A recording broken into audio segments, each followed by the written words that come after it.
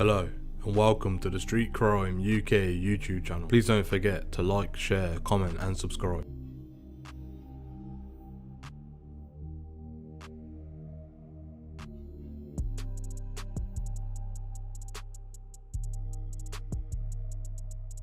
Kensal Green, or Kensal Rise, is a notorious area in northwest London. Kensal Green can be found in the London borough of Kensington and Chelsea. The surrounding areas are Halsden to the west, Willesden to the north, Brondesbury and Queen's Park to the east, and North Kensington and White City to the south. As of June 2014, the area has seen significant gentrification, attracting people from surrounding areas such as Notting Hill and Queen's Park. It was characterised by numerous independent stores, restaurants, pubs and cafes, and had earned a reputation as a celebrity haunt meets Nappy Valley. In 2009, Chamberlain Road in Kensal Rise was named the hippiest street in Europe by Vogue magazine, and in 2021 it was described as London's version of Beverly Hills. Luxury goods maker Mulberry named its handbag Kensal after launching an advertising campaign with Cara Delevingne. The area is characterised by numerous independent stores and restaurants, pubs and cafes. Popular cafes include Bell and Nev, Cable,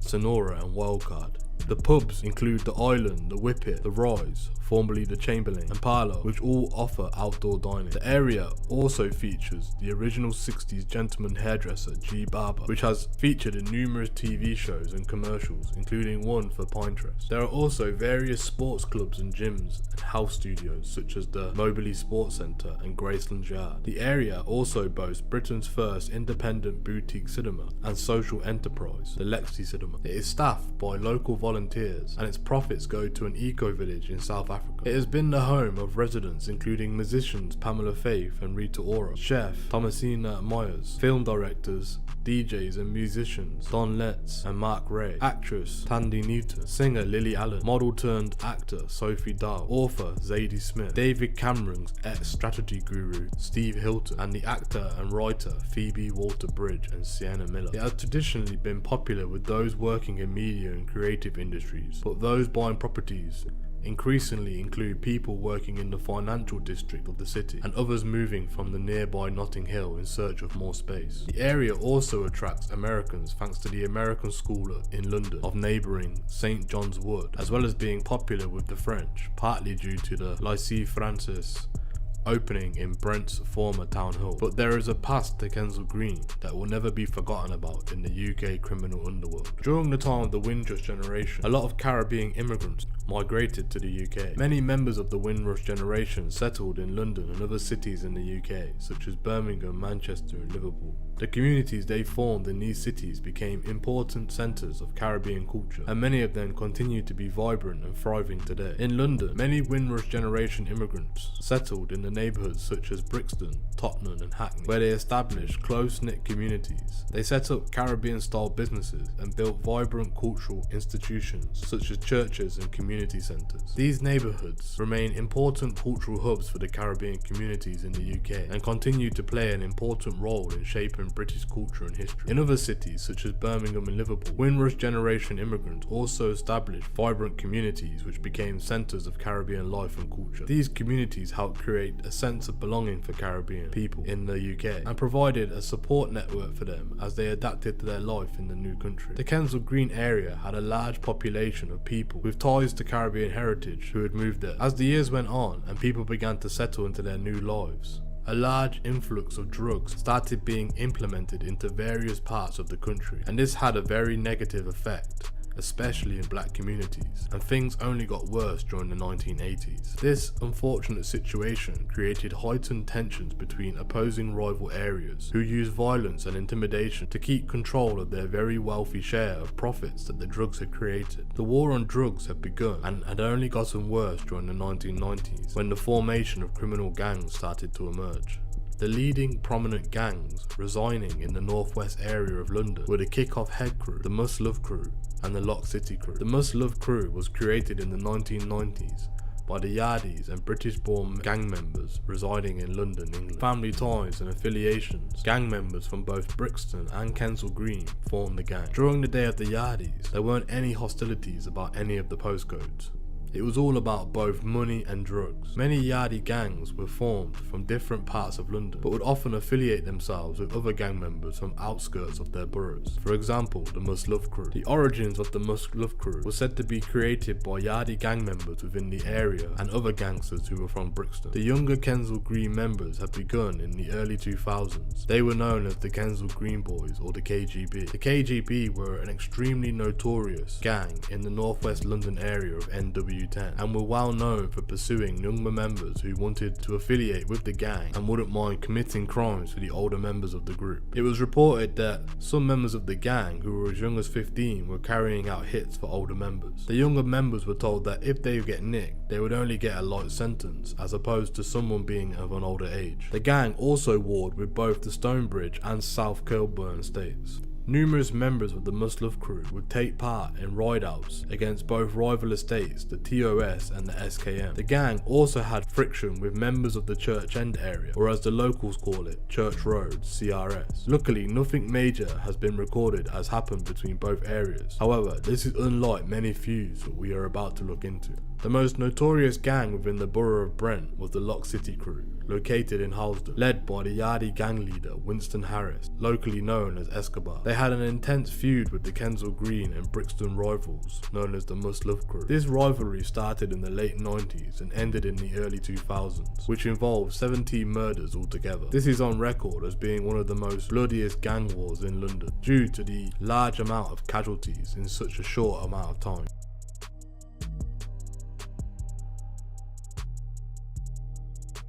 The notorious Lock City Crew, which originated from Halsden, and the ruthless Must Love Crew from Kensal Green, had what some would call one of the most intense turf wars within recent history within the UK. In total, there were 17 gun murders and 69 attempted gun murders in the borough between 1999 and 2003. The brutal back and forth violence, murders and senseless shootings had been one of the main reasons why Operation Trident had been created. Operation Trident was a specialised police task force in the United Kingdom that was established in 1998 to tackle gun crime in the black community. The unit operated within the Metropolitan Police Service in London and is responsible for investigating serious crimes including murder, attempted murder and other violent crimes involving firearms. The goal of Operation Trident is to reduce gun-related violence and bring those responsible to justice. Over the years, Operation Trident has been credited with making significant progress in reducing gun crime and gang-related violence in London, and it continues to be an important part of the Metropolitan Police Service's effort to maintain law and order within the city. However, the unit has also faced many criticisms in the past for its approach to policing and its relationships within certain communities, and it continues to be a subject of ongoing debate and discussion.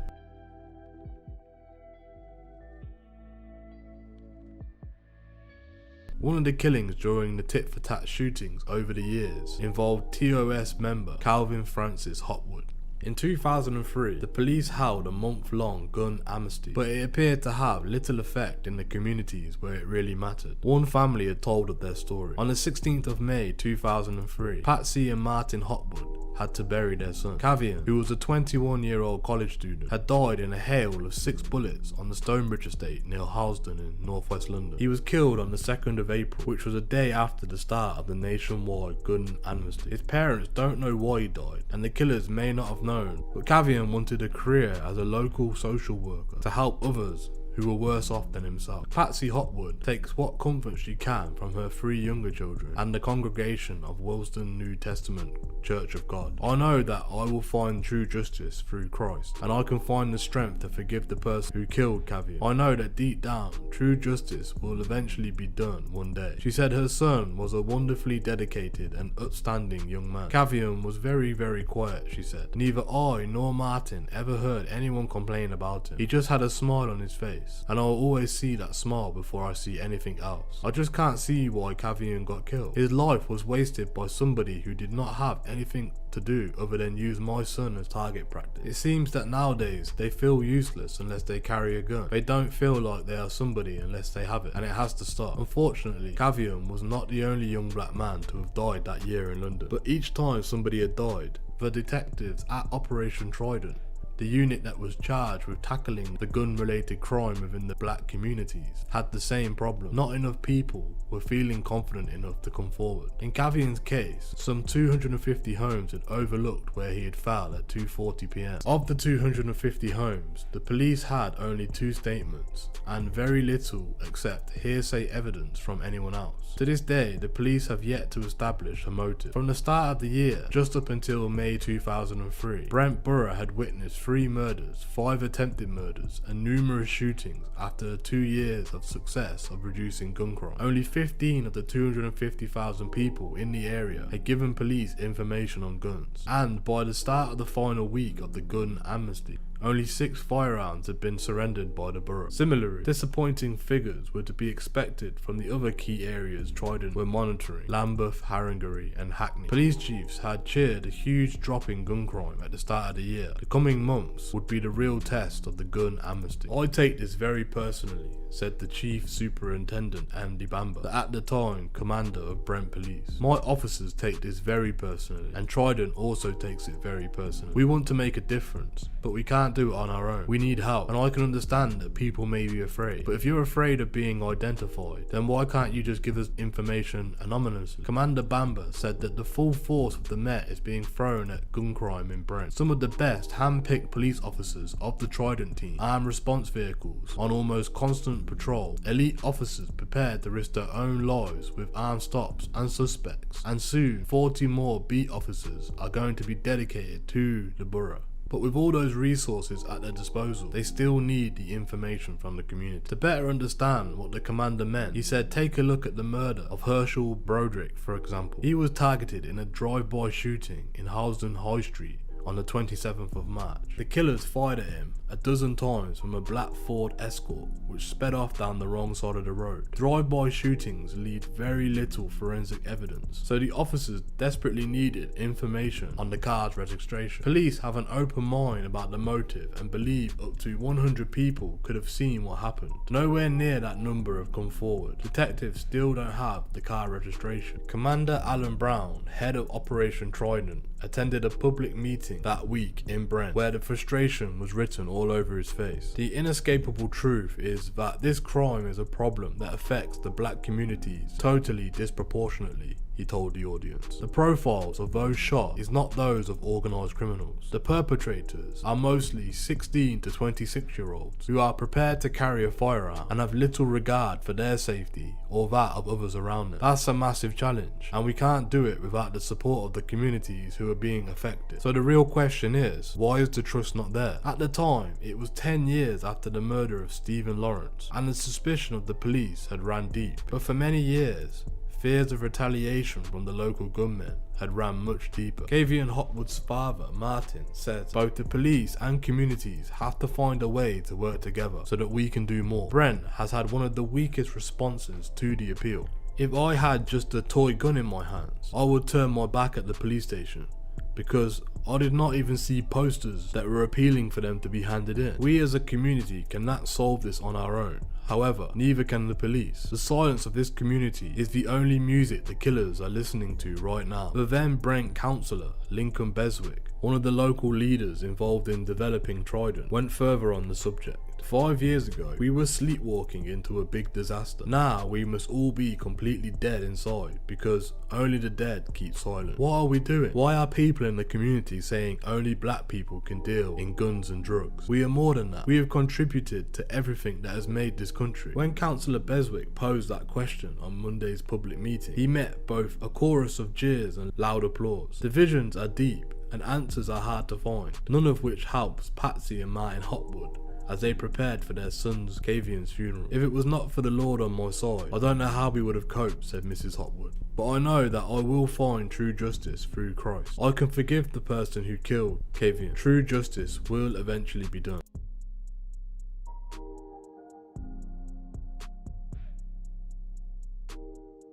Gavin Hales, who worked as an in-house criminologist for Brent Council from 2003, had this to say in 2015, after spending years studying the criminal data that had been collected from the borough. After watching the final episode of Channel 4's 3-part documentary Murder Detectives last week, I was struck by the fact that the murderer's motive was merely speculated about, and much of the wider context in which the murder took place was left unexamined. One teenager, previously unknown to the police, had murdered another, apparently in a retaliation to a firearms purchase that hadn't worked out, as is typical in the youth murders, of which there have been 15 so far this year in London. The events appeared senseless. I wanted to examine that perception of senselessness and suggest that it may, at least in part, be a consequence of not seeing the world through the eyes of the young people involved. Although that does not is to justify their actions, my intention is to try and explain, but certainly not excuse. I then want to focus briefly on what it means for the policy responses to youth homicide. In 2002, I started work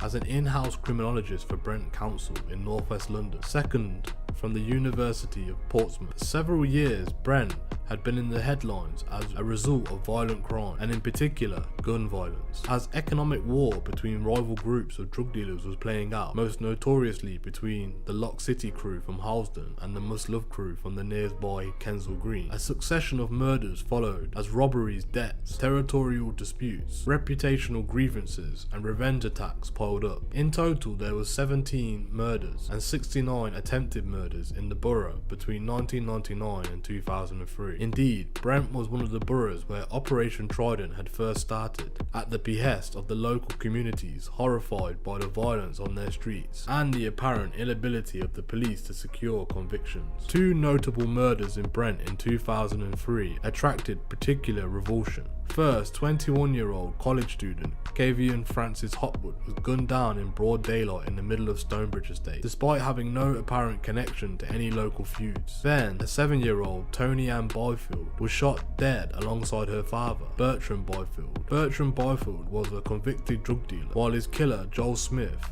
who reportedly specialised in robbing drug dealers, was a member of the Must Love crew. In 2004, I undertook a research project on gun crime in Brent with my Portsmouth colleague Daniel Silverstone, funded by the local authority. That involved detailed analysis of police data and interviews with 15 convicted gun offenders from the local area. I was also involved in the local Not Another Drop anti-gun crime initiative. Daniel and myself later teamed up with Chris Lewis to conduct a study of gun crime for the Home Office, based on prison interviews with 80 convicted gun offenders. Since then, I have spent periods of time in and around policing, including a year working for the Metropolitan Police Strategic Research Unit, where, amongst other things, I was involved in the research of local drug markets and policing of cannabis possession, and strategy-level work on gang, gun crime, and violence. I later spent 2 years embedded in the Metropolitan Police at borough level, with a desk in the intelligence unit. Drawing on all that, here's how I think you can start to make sense of the many apparently senseless murders involving youths in places like London. First, these are often young men with limited resources to build secure and resilient sense of masculine identity and esteem. They are often from broken homes that lack positive male adult role models, have poor levels of education and uncertain economic prospects. It is, in my view, that this is the first reason why disrespect is often given as at least part of the motive for assaults and even murders. The young men concerned often have a particularly fragile sense of self-worth. Second, they often have very low and narrow horizons. At my time in Brent, I was told of residents who rarely, if ever, left the neighbourhood in which they lived and its immediate surroundings, something compounded by postcode territoriality that placed young people at risk if they crossed the wrong areas. Things that might appear trivial to a privileged observer can apparently take existential proportions in the confines of a tiny social and geographical world. Third, these young men very often live in communities where there is an active and visible criminal economy into which there are low entry costs, which is cash based and which actively recruits young people to fill risky positions, notably carrying and selling drugs, but also carrying weapons. This recruitment can be exploitative and targeted at some of the most vulnerable people. It can also be encouraged or not discouraged by family members and others who benefit from the profits. Fourth, the street criminal economy and the networks that often facilitate it, gangs, peer groups, kinship networks and the like, have certain seductions, particularly if there are criminals visible in the local community who display the material signifiers of success to which young men aspire. Offending such as robbery can seem to provide credible shortcuts to satisfy unmet wants, while group membership can confer identity, status and esteem upon the members, who may perceive a sense of safety in numbers. It also exposes them to the risks of peer pressure, including to carrying weapons, collective responsibility and revenge, and the boundaries between victims and offenders are often blurred. Our gun crime interviewees describe the ways that rivals and trivial origins can persist and escalate across generations. Fifth, the criminal economy is by definition illicit and unregulated, and participants do not generally have recourse to the law, or to do so they may have to implicate themselves. It is also cash-based and generally involves the physical delivery of commodities. All of this means that the participants are especially vulnerable to criminal predation, but also that the contracts are enforced to a lesser or greater degree by threat of violence or actual violence. In this world, reputation is absolutely critical, and signs of vulnerability may be ruthlessly exploited by others. This is the second reason why there may be an acute sensitivity to the perceived disrespect. To allow somebody to disrespect you without consequence is to admit weakness and invite trouble. 6. Expectations about weapons used by rivals and potential criminal predators can influence decisions about whether or not to carry and use weapons, while group membership can facilitate access to less common weapons such as guns. In our Home Office crime study, offenders described the way that at times they felt that their choices were constrained to be shoot or be shot, which implied early recourse to extreme violence. Some also expressed the view that their risk of being injured or killed outweighed the risk of arrest and imprisonment for carrying weapons. 7. The communities from which these young men are often drawn, such as those in areas like Harlesden and Stonebridge in Brent, have had a history of difficult relationships with the police. Explicit anti-police norms are not uncommon, and indeed may be underpinned by intimidation with very real risk to anyone identified as a grass. Dealing with issues such as drug dealing and violence against the background of a poor community support, policing has tended to be adversarial in nature and typified by high levels of stop and search, with all the risk of the police legitimacy and the community confidence that can result. Among other consequences, these factors can combine to promote informal retribution. None of this is detrimental, and most young people from the affected communities will steer a path away from the worst, or indeed all forms of crime and violence. But for those who do not, cumulative impact of their circumstances can have a devastating consequence that, when understood, goes some way in making sense of the apparent senselessness of the youth murders. As to the policy of implications, it is clear that the factors outlined above are deeply rooted and are not amendable to quick or easy fixes. Longer sentences may offer some deterrence, as may tactics such as stop and search, but ultimately, policymakers aspiring to prevention must meaningfully address opportunity, esteem, and the worldview held by vulnerable youngsters. For a young person whose life is dominated by fear and survival, carrying and even using a knife may seem completely rational and indeed essential. Talk of consequences is only meaningful if understood from the young person's perspective and backed up with credible alternatives.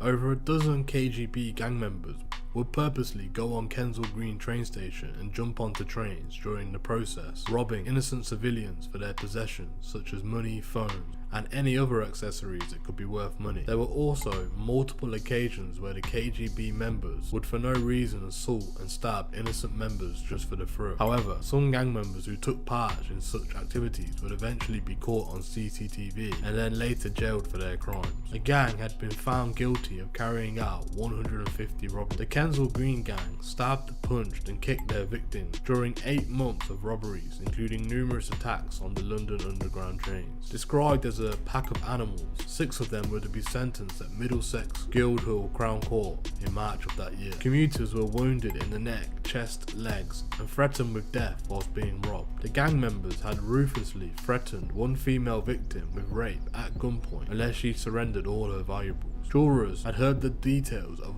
32 reported assaults in the London Underground trains, where items including iPods, mobile phones, watches and cash were stolen. The police said the gang was responsible for up to 70 attacks on the London Underground, most of them taking place in northwest London. Thousands of pounds worth of property was stolen during the crime spree. The gang had compiled a robbery guide to the underground stations, and it was found in the bedroom of one of the gang members. Mr. Dennis had an extensively mapped out robbery guide to explain to others how to rob commuters on the underground stations in the most effective and efficient ways. Underground stations were being rated according to their police presence and likelihood that the victims would resist being robbed. The Kensal Green gang's attacks had culminated in the murder of the 31-year-old Mr. Reese Price, which happened in Kensal Green tube station in northwest London. Toni-Ann Byfield, who was 18, from Stanmore, Ishmael Kowa, who was 23, and Harry Bees, who was 17, both from Harrow, and Kareem Al-Edaba, 18, from Willesden, were convicted of conspiracy to rob. Mr. Vassell, Mr. Cowell and Mr. Bees were also found guilty of 3 charges of wounding with intent to danger life. They were to be sentenced on the 19th of March, with 2 other gang members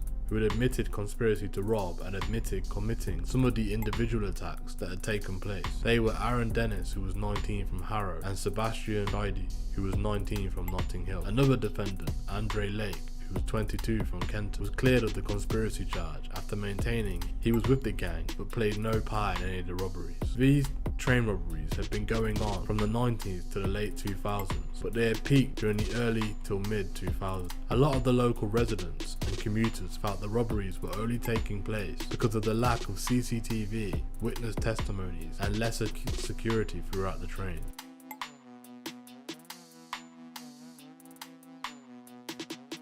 Toni-Ann Byfield was 7 years old at the time of her death. She was born in Jamaica, but raised in the United Kingdom for most of her life. Her mother, Rosalind Richards, did not emigrate to the UK with Toni-Ann and her partner, Bertram, but arrived in the UK soon after the murder to make an appeal to the public to assist her finding the killer. While she was in the UK, she claimed asylum, but her request was rejected and she was due to be deported. A former member of the notorious West London street gang who had murdered the 7-year-old Toni-Ann Byfield and Bertram Byfield, who she knew as her father, was sentenced to life imprisonment. Joel Smith had listened to the guilty verdicts at the Old Bailey and the sentence an hour later with no sign of emotion. But as he was led from the dock, the muscular tattooed 32-year-old gave the middle finger gesture of abuse at the detective who had first questioned him. Mr. Justice Goss told Mr. Smith that he had shot Toni-Ann, a lively 7-year-old of full hope and excitement, in the back at close range in a cold-blooded, cynical, callous fashion. She had been killed in a drug-related crime, either a robbery or an assassination, in order to silence her as a witness to the slaying of Bertram Byfield, who was 42. They were killed in Mr. Byfield's West London bedsit when Toni-Ann was formerly under the care of Birmingham Social Services. After the hearing, Detective Superintendent Neil Basu of the Operation Trident, Scotland's specialist squad in dealing with gun crime, thanked members of the community who were brave enough to help the police. Mr. Smith notoriously robbed crack houses, sometimes even at gunpoint. He was well known and had hung out with members of the Must Love crew, a gang who had a reputation for pulling guns at the slightest provocation. Shortly after midnight in September 2003, he and, police believe, an accomplice blagged their way into the ground floor bedsit on Harrow Road, Brent. Mr. Byfield, a Jamaican, was found on the floor tangled up in a bicycle. Toni-Ann was found cowering in her nightdress and was murdered with a single shot. Mr. Byfield, who was born Anthony Pinnock in Jamaica, had moved to England and had dealt drugs after buying a British passport in the name of Bertram Byfield. He had a 10-year relationship with Toni-Ann's mother, who bore him 2 sons. The little girl whose life was taken believed him to be her father. However, DNA tests showed that they were not related. In January 2000, while Mr. Byfield was serving a 9-year sentence in London for trafficking cocaine, Toni-Ann was brought to the UK for what was supposed to be a holiday. At first, she stayed in Birmingham with Mr. Byfield's ex-partner and one of her half-sisters, but concerns about physical abuse were raised by her school teachers. Birmingham Social Services intervened and it was decided that she would be placed with a foster care family. Mr. Byfield had only been out of prison for a year, and for the summer holidays of 2003 it was agreed that she could stay with an aunt who lived in Brent and occasionally go and see her father. An independent report had found that Birmingham Social Services was in fact seriously inadequate in handling of Tony's care. At first, the police targeted Mr. Byfield's drug associates for the murder. Although Mr. Smith had a string of offences going back to his teens, he was not on Trident's radar for heavy gun or gang related crime. But nevertheless, he had panicked, and in doing so had left a trail of incriminating conversations with friends and associates. He thought it would be more safe for himself if he headed north and stayed up in Liverpool. The public revulsion in Toni-Ann's murder meant intelligence began to filter through Trident detectives. In fact, Mr. Smith could have been involved in the murders. On Merseyside, where he now resided, he was known as Kane or Caney, short for cocaine. The breakthrough on the ruthless crime came a year later when police went on Crime Watch to appeal for information. "We aimed this directly at him," said a senior officer. The suspect, the programme was told, was a black British male in his 30s, formerly living in Brent but now in Liverpool and still involved in crime. Mr. Smith watched the show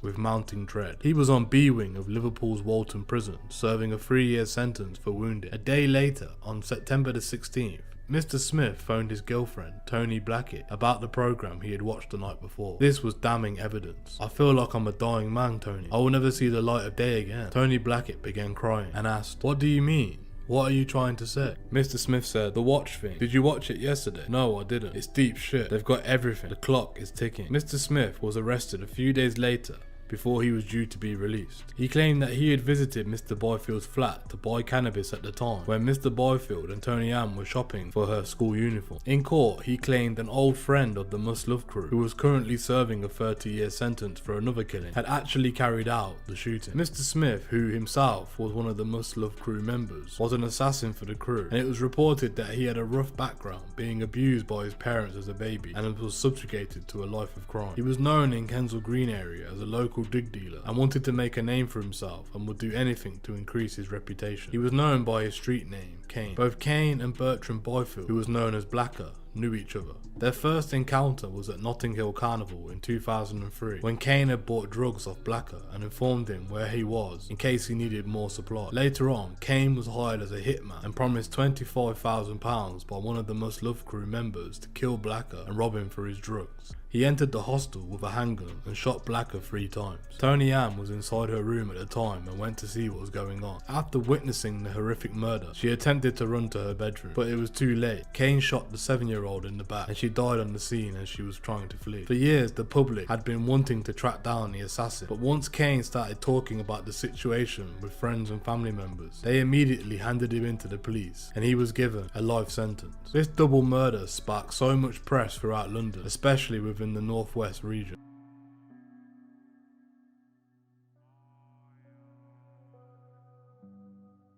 Rival gang member Rico Aubrey Joseph shot dead Sean Perch, known as Wings, in the Kensal Rise area whilst attending a partner. Both Rico and his accomplice had been after Wings due to personal disputes. They had caught up with him and they had spotted him inside a local corner shop. They waited for the intended target to step out and immediately fired 3 shots at point blank range, killing him with a fatal gunshot to the head. Rico would later be arrested but acquitted due to insufficient evidence. Years later, he would get recalled and charged for the murder due to new evidence. The others who participated in the ride-out had fled to Jamaica a year ago and changed his identity to hide from the British police. The Old Bailey heard Rico Joseph had no previous convictions before he shot Sean Perch dead outside an off-licence on Kensal Rise. Barrister said Mr. Joseph, who was at the time 23, of Alba Road, Wembley, had fallen in with those who were far more sinister. While Mr. Joseph was convicted of murder, a second gunman involved in the crime is thought to have fled to Jamaica. Mr. Perch, who was 31, had left the party to buy a beer on April the 18th, 2003, when he was shot in the street by 2 men on a motorbike. They fired 3 shots at Mr. Perch and rode off on a motorcycle, which was later traced to Mr. Joseph's home. He was seen driving away in a car in which 2 loaded revolvers were found, the court heard. Michael Borelli QC, defending, told the court Mr. Joseph had no previous convictions, adding he should not be treated as a professional killer, but rather someone who was falling in with those who are far more sinister. But Recorder of London, Michael Hayham,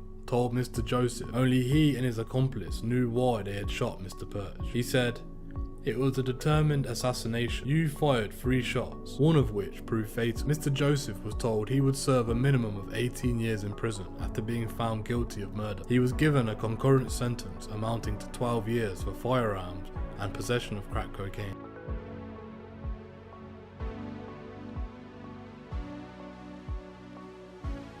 Lee Sabaram, who was 27, was dancing with friends when he was confronted by Leon Roberts of Mead Court, Buck Lane, Kingsbury, who he had dissed years before, jurors were told. The court was told how Mr. Sabaram had pleaded, now is not the time for war, but the 27-year-old Mr. Roberts and his 10-strong gang pulled out their weapons in the middle of a crowded outdoor party and started firing at him. Mr. Sabaram, known as Matt and also known as Gangster, ran through the revelers to escape, but he had been blasted in the neck and right through the chest before he could escape. He had collapsed and died shortly afterwards. The court heard Mr. Sabaram and his brother, Tyrone, had attended an after-party event in the Kensal Green shortly after the 2004 Notting Hill Carnival. Prosecutor Rebecca Pollitt, QC, told the jury they went to listen to music. There was a very large crowd of people there. Everyone was chatting and enjoying themselves. Tyrone said that his brother was dancing and enjoying the music. Not long after 10 PM, 3 men walked past the Sabaram brothers, staring at them. They then walked past them again with as many as 7 others,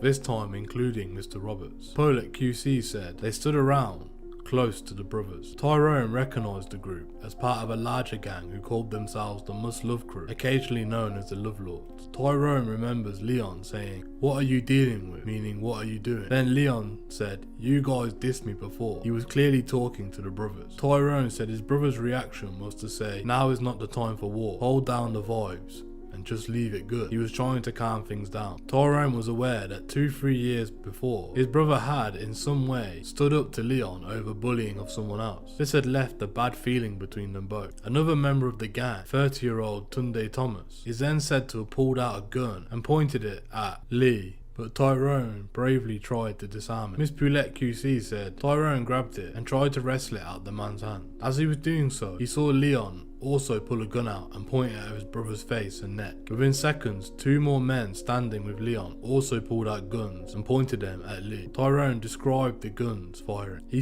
believed Leon firing at his brother's neck at close range, less than 2 or 3 feet away. He had managed to get control of the first gun, but as he did so, 3 other guns were being produced. He fell down and dropped the gun that he had managed to grab from the first man. Looking up, it seemed all 3 men were shooting at his brother. The gunfire continued as Tyrone and Lee tried to escape through the crowd. Tyrone ran towards Hazel Road and so did his brother. Lee staggered as much as he could, but then he collapsed. He had been shot already through the neck, but he had now also been shot through his back and right through the chest. That wound was the fatal one, and despite attempts at resurrection, he was pronounced dead by the time he had arrived at the hospital. Mr. Roberts and Mr. Thomas both denied murder on August the 30th, with Tafari Dacus, who was 29, and Shane Taylor, 27, and Jermaine Lebastide, 26. Mr. Dacus of Willesden and Mr. Roberts, Mr. Taylor of Willesden, Mr. Thomas of Kensal Green, Mr. Lebastide of Brixton also denied possession of a firearm. The cousin of one of the killers of the city lawyer, Tom ap Rees Price, was jailed for another murder, that of a Jamaican man at the Notting Hill Carnival. Leloywin Carty, who was 25, was part of a gang who shot dead Lee Mark Sabaran, who was 27, at point blank range for showing disrespect to a mate on the last night of the carnival in 2004. On the 13th of December 2006, he was jailed for life. A month before, his cousin, Donnell Carty, 19, had also gotten a life sentence for stabbing to death Mr. ap Rees Price near Kensal Green Station. He and Delano Brown, who was 18, attacked the young lawyer yards away from his home and took his phone, Oyster card and £20. Both murders took place within a few streets from the house in Burrows Road, northwest London, where both the Carty cousins had lived with their grandfather. The 2 men were tried at the same time at the Old Bailey, at first in courts right next to each other, but Donnell's trial, which started a few days after Llewellyn's, was moved to another floor after the coincidence that came to light. Judge in both cases made contempt of court orders banning reporting of cases together. In August 2004, the jobless Llewellyn, and about a dozen members of a drug-dealing Must-Love crew surrounded Lee and his brother Tyrone at a carnival street party. "What are you dealing with?" demanded gang member Liam Roberts. Lee replied, "I'm not dealing with anything." Mr. Roberts then accused Lee of treating him with contempt. Lee of Mill Hill, North London, tried to defuse the situation. "Now is not the time for war. Hold down the vibes and just leave it good." But the men drew up to 6 guns and fired shots from at least 3 of them, one of them a Mac-10 machine gun. The crowd of about 600 people fled, trampling some underfoot. Llewellyn Carter was found guilty of the murder alongside Halsden kitchen assistant Conroy Smith, who was 29, and music promoter Jermaine Lebastoy, 28, of Kennington in South London. All 3 were sentenced to life with a minimum term of 30 years each. Judge Stephen Cramer said, "Whatever the motives was for this cold-blooded execution, Lee did not deserve that death." In another court case, 3 more gangsters who were involved, Mr. Roberts, Tafari Dacus and Shane Taylor, were also jailed for life. The happy atmosphere of Notting Hill Carnival was destroyed the night Lee was shot, said Detective Inspector Steve Horsley, the investigating officer. "There were many witnesses to the murder who had been out enjoying themselves, who could have died or been seriously injured had they been caught in the crossfire. For over 2 years, my team has relentlessly pursued the gang responsible for this murder and these convictions, and have taken some very dangerous armed criminals off the street."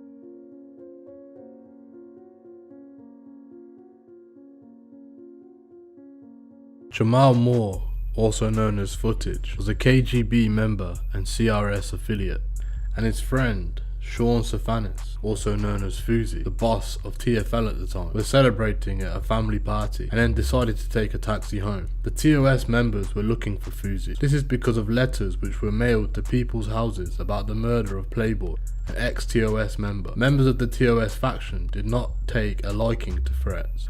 So once they got the information that a rival Feuds was nearby, they made their move. They saw Footage and immediately turned their attention to him.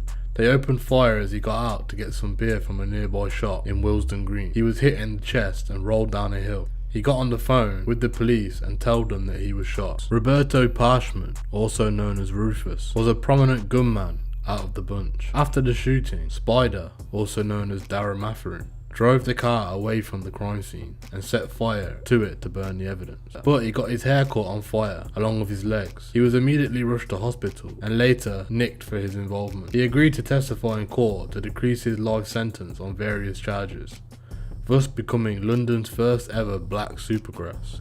All the members of the gang were later given life in jail. If you'd like to see more about Darren Matherin's case, check out our video that we've got in our crime playlist. As he was led away in handcuffs, having given evidence at the Old Bailey, Darren Matherin had the look of someone who knew he would be forever glancing over his shoulder. Supergrasses, beginning with Bertie Smalls in 1974, have always negotiated deals while in custody awaiting trial. What made Mr. Matherin's case unusual, aside from his ethnicity, is that his deal came after he had been convicted in December 2008 of murdering Jamal Moore and had been jailed for life with a minimum tariff of 22 years. He subsequently did a deal with the police and the Crown Prosecution Service, and his sentence was reduced to 8 years. In return, he agreed to give evidence at several trials. The most recent ended with 3 men being sentenced to life for the murder of Liam Lebastoy in 2004. Gavin Grant, Gareth Downey and Damian Williams were told they would spend at least 25 years in jail. Suzella Palmer, a criminologist in the University of Bedfordshire, said that there was a resistance to help police in many black communities. "There is a no grassing culture. If you grass, the repercussions are very serious," she said. Miss Palmer, who was brought up on the Stonebridge estate, said, "In 9 out of 10 cases, the community knows who is responsible. Names go round. People know who the culprits are. But whether they share it with the police is very unlikely.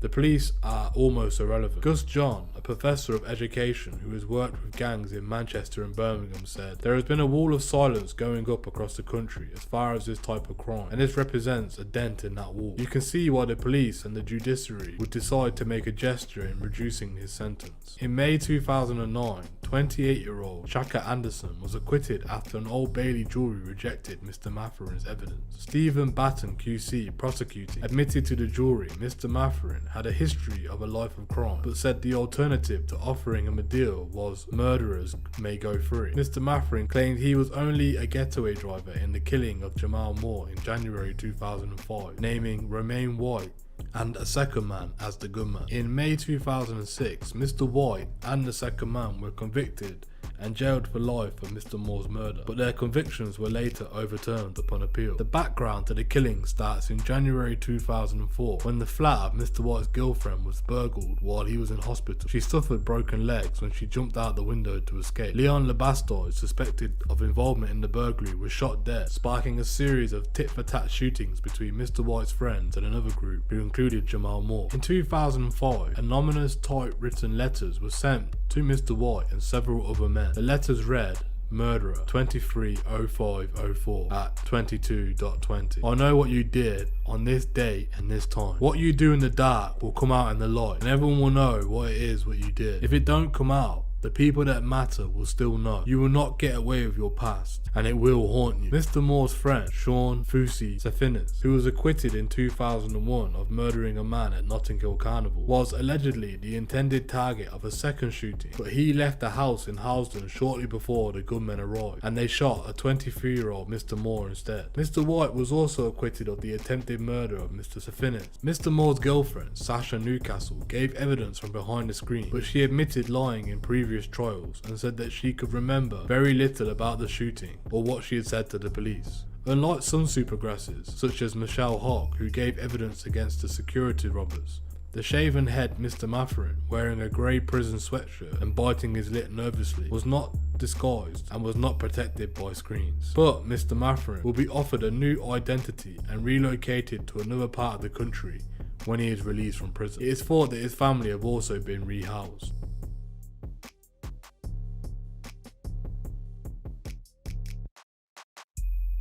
The murder of the lawyer, Mr. Price, shocked the nation for very many reasons. The victim was a well-known lawyer who worked for an international firm in London and had been murdered in London. This murder was committed by both KGB members Donal Carty, who was known as Armani, and Delano Brown, who was known as Shot, and was the end result of a robbery inside Kensal Green station. Tom was seen on CCTV making his way out of the train station, but both KGB members chased him and stabbed him numerous times all over his body. They robbed him of his money, phone and oyster card. Both members were jailed for life 6 days after the murder because of their lack of awareness and police cooperating. One of them used Tom's phone to call his girlfriend within less than an hour, and the other used Tom's oyster card for travelling. One of the girlfriends used this as evidence to help convict the KGB member. The two teenagers were convicted of the murder of a promising city lawyer who died clutching his wedding plans after being attacked outside the tube station. Tom Ap Reese Price was stabbed through the heart during an attempted robbery at Kensal Green, northwest London, as he made his way home from an after-work function on the January the 12th. Donal Carty, who was 19 of Kensal Green, and Delano Brown, 18 of Sudbury Hill, northwest London, had killed Mr. Price and attacked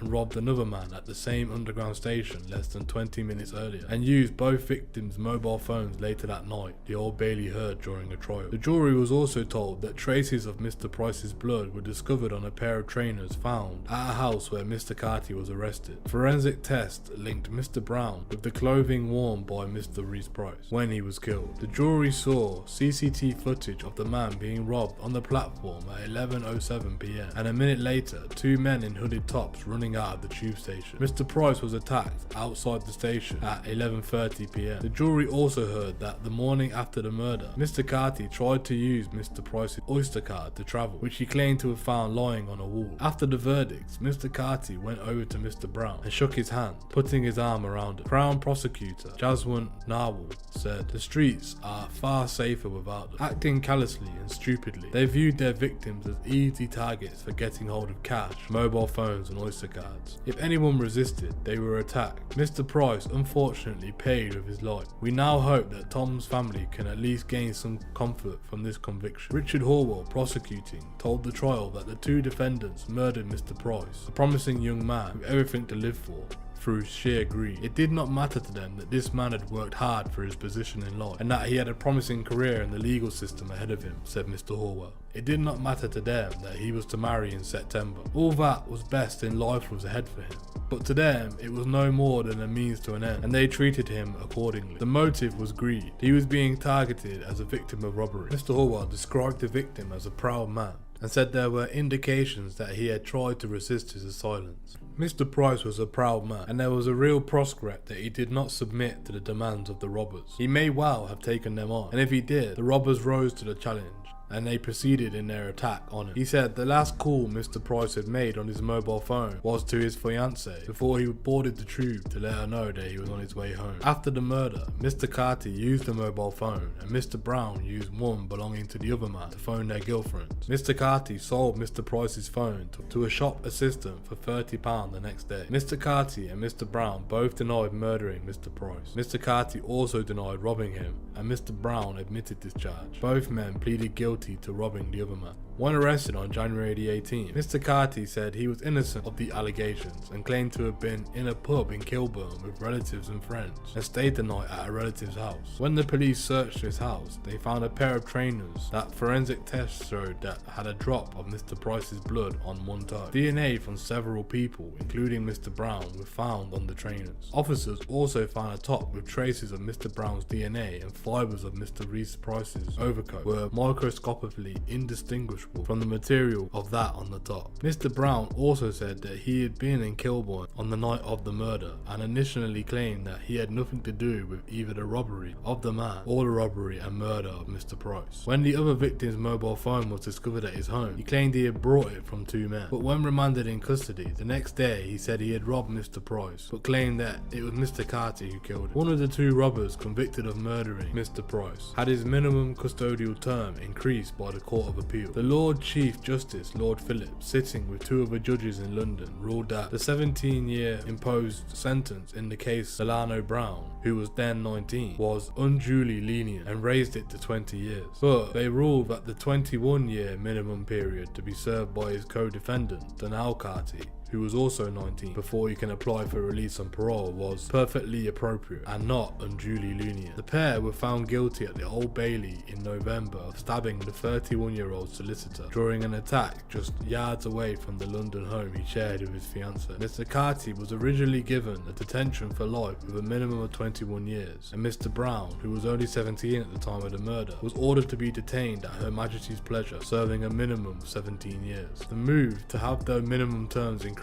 by the Court of Appeal was made by the Attorney General, Lord Goldsmith QC, who considered that they did not sufficiently reflect the very serious nature of the case. The three judges rejected submissions on behalf of Mr. Carty and Brown, who were both present in the dock for the ruling, that far from being unduly lenient, their sentences were too long. Lord Philip described it as a very serious matter.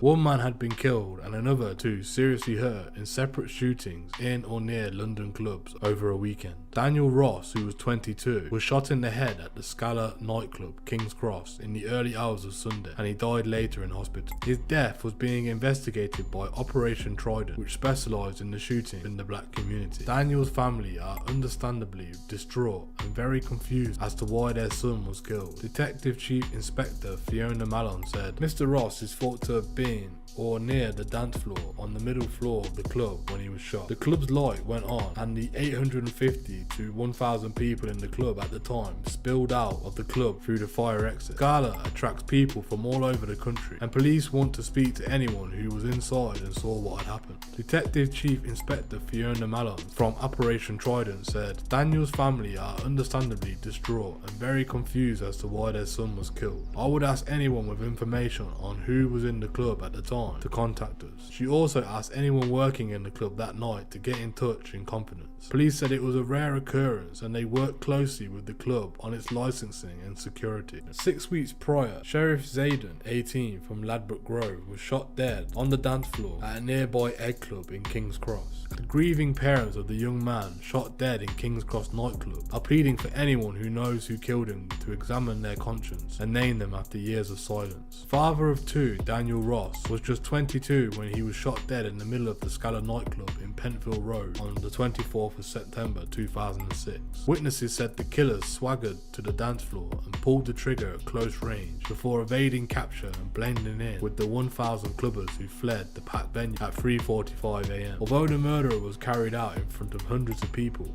the gunman is still a free man. Police were offering a £10,000 reward for capture of the young father's killer. Daniel's parents said, "We have endured an emotional emotional rollercoaster of anger, grief, pity, despair, and disbelief that people around us refuse to share the information they have about our son's murderer. There are no such words that could describe the pain we feel for not having our son Daniel in our lives. Our handsome son had natural charisma. He was full of love for his family. We loved him so much. They continue, saying Daniel would go an extra mile to help family, friends, and other people around him, even strangers. We remember not long after his death, a lady who we did not know told us that while struggling to carry her heavy shopping bags on a Saturday afternoon, she stopped and put the bags down to rest for a while, and at the time saw a car driving past her. The car stopped and a pleasant young man came out and offered to carry her shopping and asked her whether she had to go far. She told him her home was just a short distance away. Daniel took the bags and walked and chatted with her all the way home. She did not know his name at that time. Indeed, she did not know Daniel, nor did he know her. When she saw Daniel's picture in the paper, she told the people of his kindness, and someone told her where he lived. She came and told us of our son's kindness, and that he was such a lovely young gentleman. That is the essence of our son. Daniel's parents recalled how he had spent time that evening before he died with them, and the moment he received that fatal call that made him decide to go to the nightclub at 1 AM. Nearly 3 hours later, he walked onto the dance floor near the DJ box to tell his friends he was leaving when the shots were fired that killed him. The 950 plus people at the club ran for their lives. But for our son, running was not an option. They said he couldn't run, he had been shot. We thanked the very kind young lady who stayed with him, held him, and gave him his first aid until the paramedics arrived.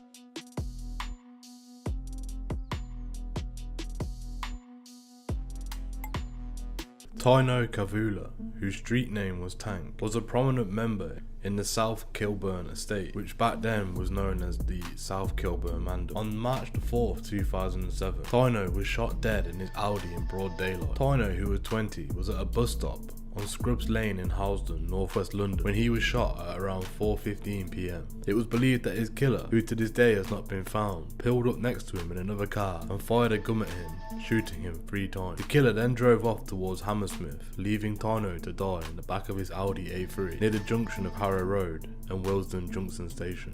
He was pronounced dead at the scene, and his post-mortem gave the cause of death of being multiple gunshot wounds. Rumour has it that it was the members of the KGB that commenced the hit. This sparked a lot of heightened tensions between both SK and the KGB at the time, with tit-for-tat shootings going back and forth along with the TOS. Tino Kavula, who was known as Tank, is thought to have been part of a South Kilburn gang, and his murder is believed to have been part of a feud between his gang and the rivals of Kensal Green boys. His older brother told a newspaper that he was shot 3 times, twice in the shoulder and once in the neck.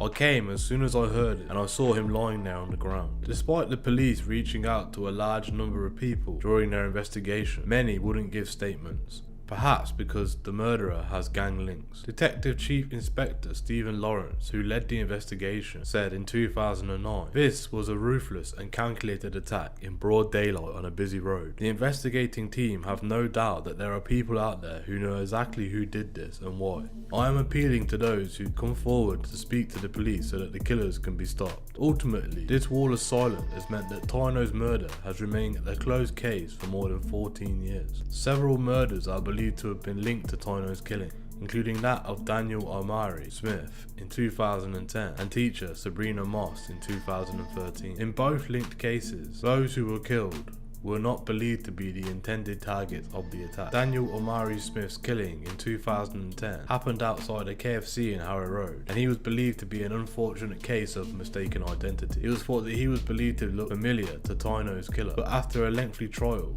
the suspects who were accused of Mr. Smith's murder were ultimately found not guilty. A post-mortem revealed Mr. Smith was shot in the back and the left shoulder and the upper arm, with a bullet travelling into his chest causing fatal injury. He was just 22 years old. It was believed that the rival gangster who suspected the shooting of another man dead had gone into KFC just moments before Daniel, and he was unfortunately mistaken for him. Daniel Smith had never had any involvements with the police or gangs, but the court heard that he bore a striking resemblance to the person who was believed to have killed Tino. 2 years after his death, Tino Kavula's brother, Kervin, and 2 others were found not guilty of his murder. The BBC reported at the time that the trial in 2012 that the prosecution said the murder in revenge for the shooting of Mr. Kavula's brother, Tyner, who was found shot in his car in Scrub Lane, North Kensington in March 2010, the victim of disputes between 2 Kilburn gangs. But Mr. Kavula told the courts he suspected the police of shooting his brother. He said he had nothing to do with Mr. Smith's death, and he was with a friend at a social event at the time of the murder. John Cooper QC told the jury that any suggestion that the killing was a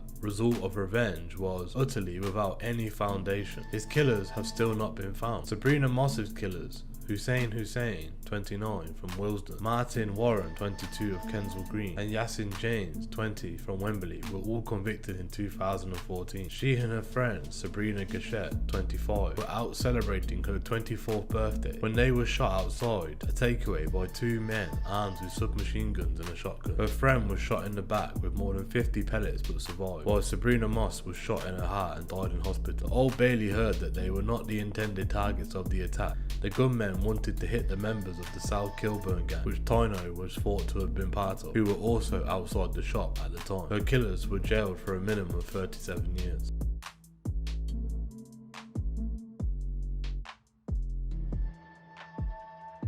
Daniel Dennis was shot in his car as he drove along Brassey Avenue near East Acton Tube Station. He had been driving along in a black BMW 118 5-door saloon car when another car drove alongside his car and fired shots at him at 10:30 PM on Wednesday the 17th of September 2007. The other car then sped up. A few moments later, before 10:30 PM, 2 vehicles came up Brassey Avenue on Old Oak Common Lane. They stopped at Brassey Avenue at the junction with St Andrews Road. Shots were fired from one vehicle to the other. A single occupant of the targeted vehicle was a local man who we now know as Daniel Ezra Dennis of Ekron Wold, St. Dennis was 26 years old. He was attended to by the locals who came out to assist, but sadly died in Charing Cross Hospital, where he was taken by the ambulance which attended the scene. The victim was in a black BMW 118 5-door saloon. After the shooting, the other vehicle drove up Brassey Avenue towards Long Drive, according to the witnesses. We have no description yet of the other car, and no witnesses to the shooting itself. Obviously,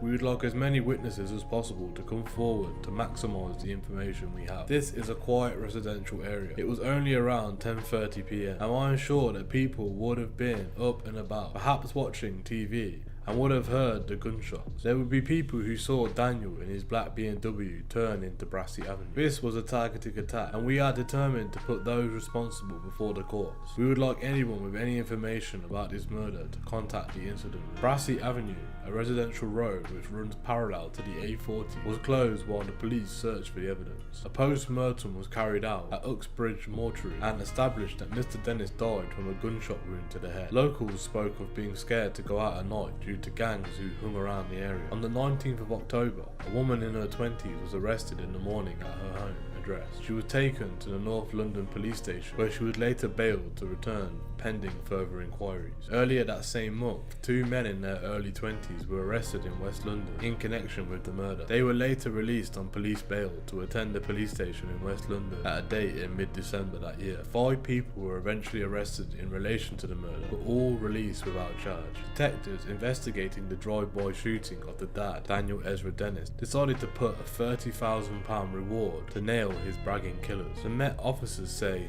they want to attract the basic instincts of reluctant witnesses by posting £20,000 for information leading to a conviction, plus £10,000 for the murder weapons recovery. Mr. Dennis, who was 26, was the 7th person to be killed by one of the 90 Mac 10 machine guns reactivated by Armour Grant Wilkinson, who was 34. His BMW was hit by 17 bullets in Acton in London. The Met Detective Inspector Dave Rock said, "Some people have been bragging about the shooting. We've got to appeal to the basic instincts of people with information." It was thought that his killers might have come from the Housden or Brixton area. The murder remains unsolved, and rumour has it that it was done by rival members of the Kensal Green and Brixton, i.e. Muslove crew.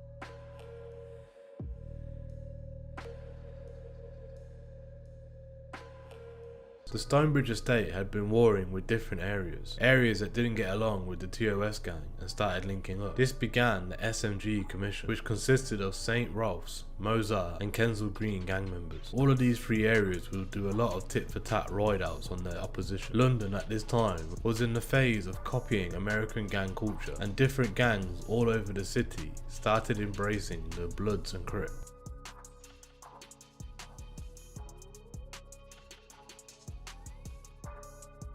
That year was also crucial for a lot of reasons. When the bandana movement came to northwest London in 2007, more areas linked up. TOS and other affiliated sites resurrected the 18. Their ops did the same by creating the commission of SRS, HRB and KGB. The blue flag represented South Kilburn, the SKM, Stonebridge, TOS, Chalk Hill, CHB, Monks Park, MPM, and they all equaled the 18. The red flag was the Mozart, HRB, St. Ralph's, SRS, and Kensal Green, the KGB, and together they were SMG. From then on, the KGB members flagged the red bandana to represent their affiliations with other areas that didn't get along with both South Kilburn and Stonebridge Estate. Some prominent members of the gang, some from different generations, included Bully, Kenny, Slice, Risky, Stutter, Looney, Crib, Max, Ice, ZZ, and many more.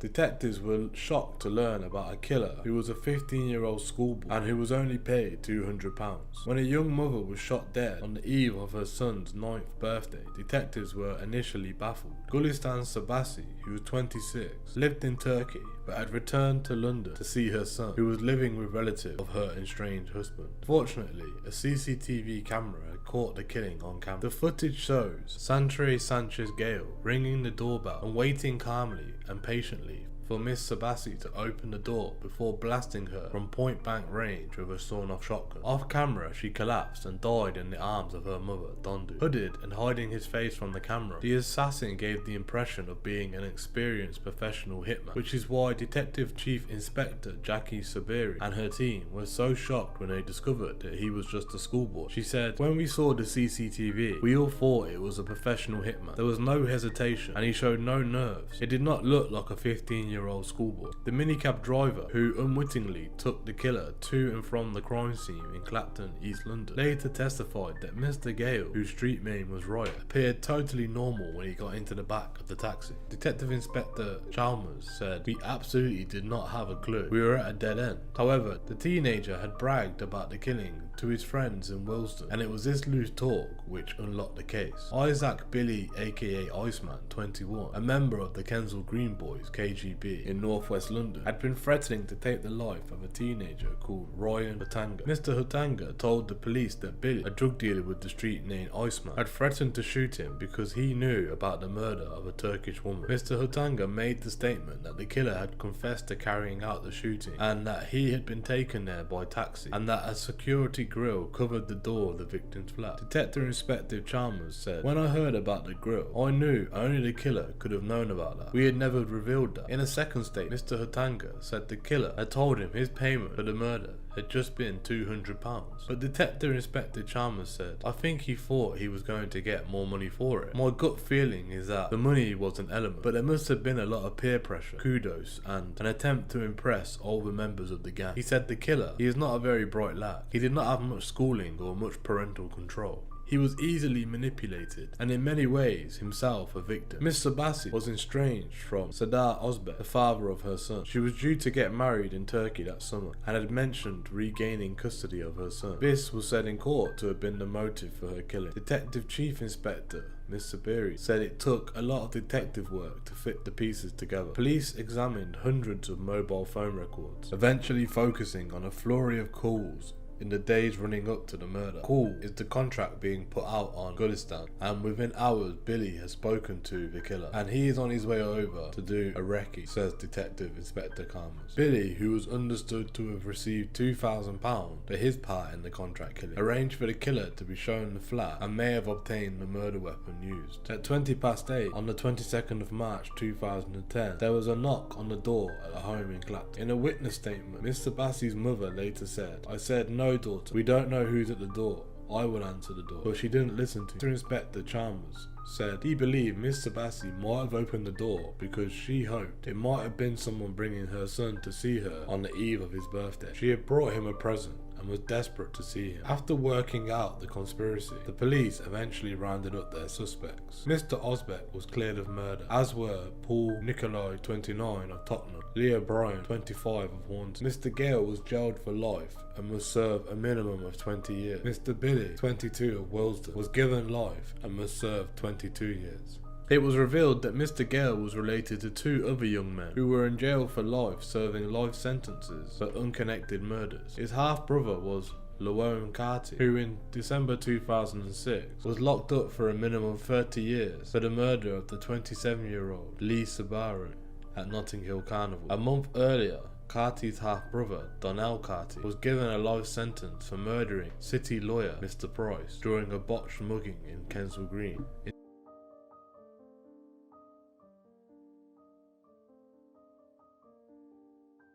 In 2011, Martin Phillips, chief feature writer at The Sun, wrote an article in which he said, "The neat street of bay-fronted Edwardian houses where Santress Gale grew up is not a picture of inner city squalor. The rows of lace-curtained homes in West London echo the footsteps of hard-working young families. But the footsteps Mr. Gale followed in were imprinted with blood. The teenage hitman was jailed for a minimum of 20 years for the cold-blooded contract shooting of a young monk, Sabassi, carried out when he was just 15 years old. His older half-brother, Llewellyn Carty, is already 4 years into a life sentence for a separate murder. He was jailed 2 weeks after another half-brother, Donnell Carty, was caged for life for his part in another brutal shooting. Family ties and 3 murders, which begs the question, were the violent destinies of these 3 young men written in their genes? Some academics believe that some people are just born bad, and that these 3 illustrate that fact. Yet in America, Kevin Beaver,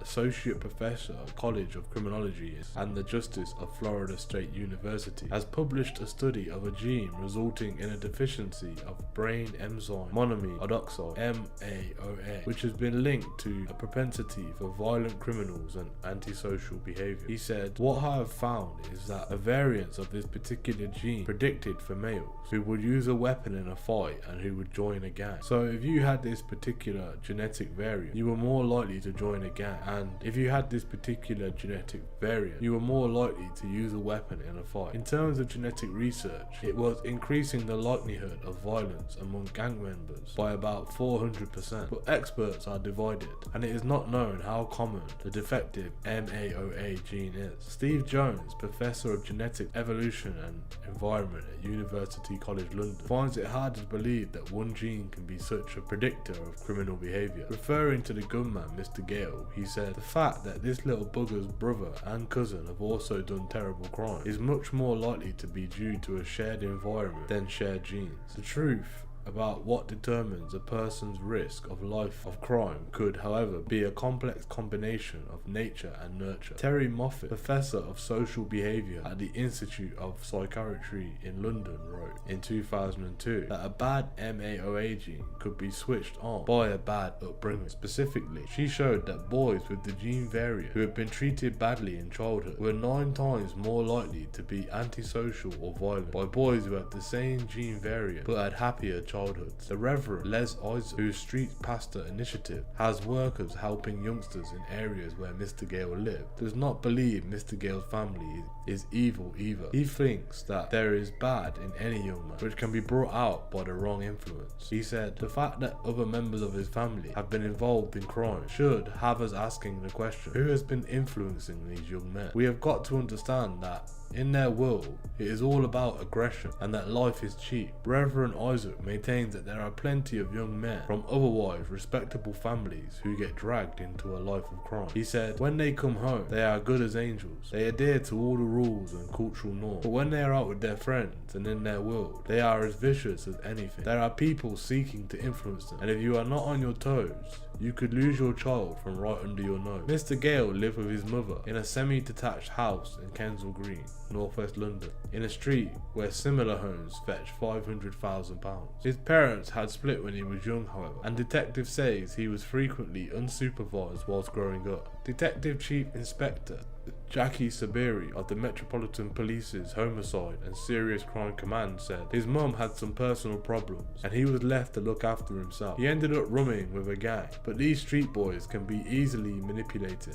With his family connections, it was almost inevitable that Mr. Gale, left to his own devices, would be drawn to street gangs. He joined the Kensal Green boys, the KGB, which had evolved from the Kensal Green tribe gang to which his murderer cousin Donnell had belonged. The sadistic KGB were responsible for carrying out hundreds of robberies and have even written a good mugging guide for recruits. Mr. Gale became a gang younger when he was 13 and, using the street name riot, was desperate to prove himself. Detective Inspector Andy Chalmers said of him, he was a bit of a wannabe. Mr. Gale was just 14 when he was expelled from the Capital City Academy in Willesden in 2008 for violent behaviour towards staff and fellow pupils. He was sent to a special exclusion unit in Housden, the Brent Pupil Referral Unit, but police say he rarely attended. Mr. Gale seemed to be already set on imitating the murderous examples of his relatives. His mum had an older son, Llewellyn Carty, by her former husband, Jeff Carty. Llewellyn, who was 24. Llewellyn was 24 when, after Notting Hill Carnival in August 2004, he was part of the Must Love crew who gunned down Lee Suburban, who was 27, in a revenge for showing disrespect to the gang leader. Llewellyn,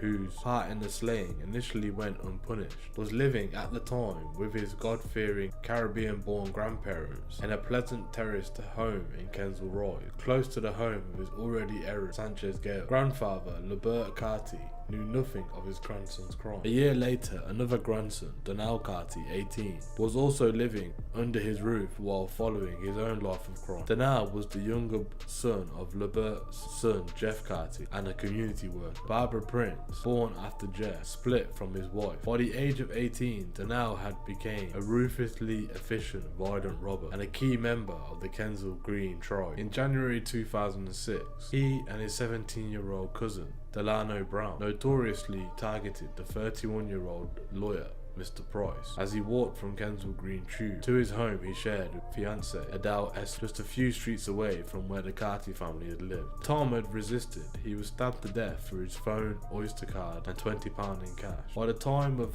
Donnell Carty's trial, his half-brother, Llewellyn, had been arrested for the murder of Lee Suburban. Within 2 weeks of each other, in December 2006, both youths were jailed for life. Now, with Mr. Gale being jailed, it has made 3 murders, all with family ties.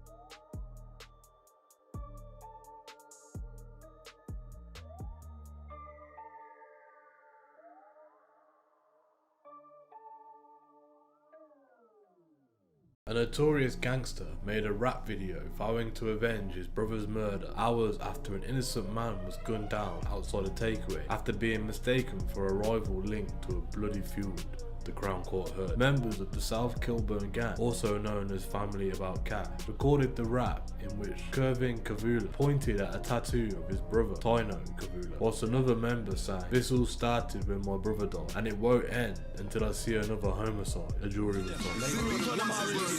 Yo, this shit's been going crazy ever since my brother died. They keep on asking why you warring with the other side. Why? I'm riding on the blood, I keep on banging on them, and I ain't stopping till I see another homicide.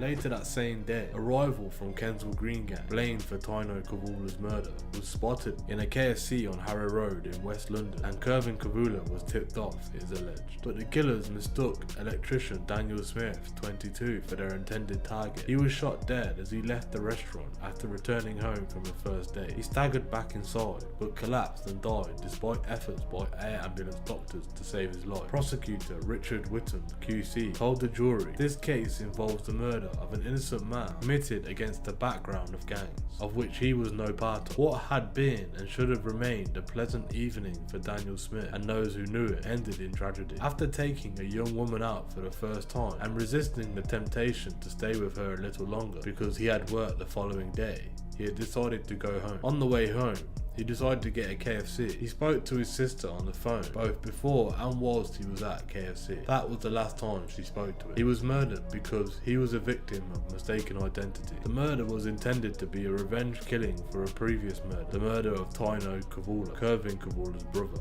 in 2007. His life was taken all too easily. He was shot barely a quarter of an hour after a phone call was made from the area of KFC, and the man for whom he was mistaken to had entered the shop. In that short time, a loaded firearm was obtained and taken to outside the KFC where it was used to kill him. The Old Bailey jury was told that in 2007, a Class A dealer, Toni-Ann Byfield, known as Tank, was shot dead as he sat in his car, allegedly by rivals of the Mozart Kensal Green gang. However, no one has ever been charged with his murder. In May 2010, his brother, Kavula, 27, and Zaliki Ford, 30, and Jonathan Yaboa, 25, who had recorded the rap video entitled Cowboy Freestyle uploaded onto YouTube, were tipped off that rival Stacey Theopen, who was linked to the murder, was inside the KFC, it was claimed. It was alleged that Mr. Kavula is said to have told Mr. Yaboa to go and get him a gun. Police do not know who pulled the trigger, but all three men were charged because they are said to be connected by phone calls. Mr. Kavula's fingerprints were also found on the outside of Mr. Smith's car. Mr. Kavula, Mr. Ford, and Mr. Lewis all denied murder. Mr. Yaboa denied trying to get a gun to use in the murder or to endanger life. Mr. Whittam QC told the jury the prosecution could not say who shot Mr. Smith, but said all three were guilty of murder because they had acted together by tipping each other off. He said Kevin Kavula would not have known the presence of Stacey Theopen in the KFC had it not been for the action of Shane Lewis and Zaliki Ford. They made the calls in clear knowledge that there was a real risk that, in the context of this case, Kevin Kavula would then try and kill Stacey Theopen. It had been 13 years since Daniel Omari Smith's life was brutally cut short as he walked to his car. The 22-year-old electrician from Paddington was gunned down by at least one suspect after collecting food from his local KFC on Harrow Road on May the 22nd, 2010. Police believed the murder was a case of mistaken identity and that Daniel was not the intended victim of the crime. Almost a decade had passed and nobody had been brought to justice for the killing of Daniel, although there had been numerous arrests and even a trial. His heartbroken mum, Winnie, made an emotional plea as police renewed their appeal for information. She said, "Daniel was my light and my life. He filled my heart with joy and was a son to be proud of. I'm still very proud of Daniel and I miss him very much. He held me up whenever I was down. His favourite line was, 'Mum, we can do it,' and I miss hearing him say that. I used to feel like we were a family that stood on 4 pillars, but 9 years ago, our biggest pillar was removed. That was my son Daniel. He filled the gap in all of our lives because he was there for all of us. Daniel, like the rest of us, enjoyed family. Family meant everything to him. His sister is getting married next year. We talked about times like that and how he would walk her down the aisle. He was such an inspiration. Now I have 2 grandchildren and they will grow up without knowing their uncle and the amazing person he was. This is often very hard as the eldest one always talks about him and wants to know so much about her Uncle Dan. Moments like these are extremely hard and painful, but they bring so much joy to our lives and that helps bridge the gap at times. What has bothered me so much for the last 9 years is how people can live with their conscience knowing that we have never had justice and that the people who killed my son, an innocent man, still walk these streets. I would like to appeal to those who have information and know who killed my son. I would like for you to free yourselves, your minds and your conscience, because I am sure, as hard as it has been for my family for 9 years, it must be troubling you too, and an important part of your lives. The main suspect taken in for questioning was the South Kilburn rapper known as Justo from the South Kilburn estate.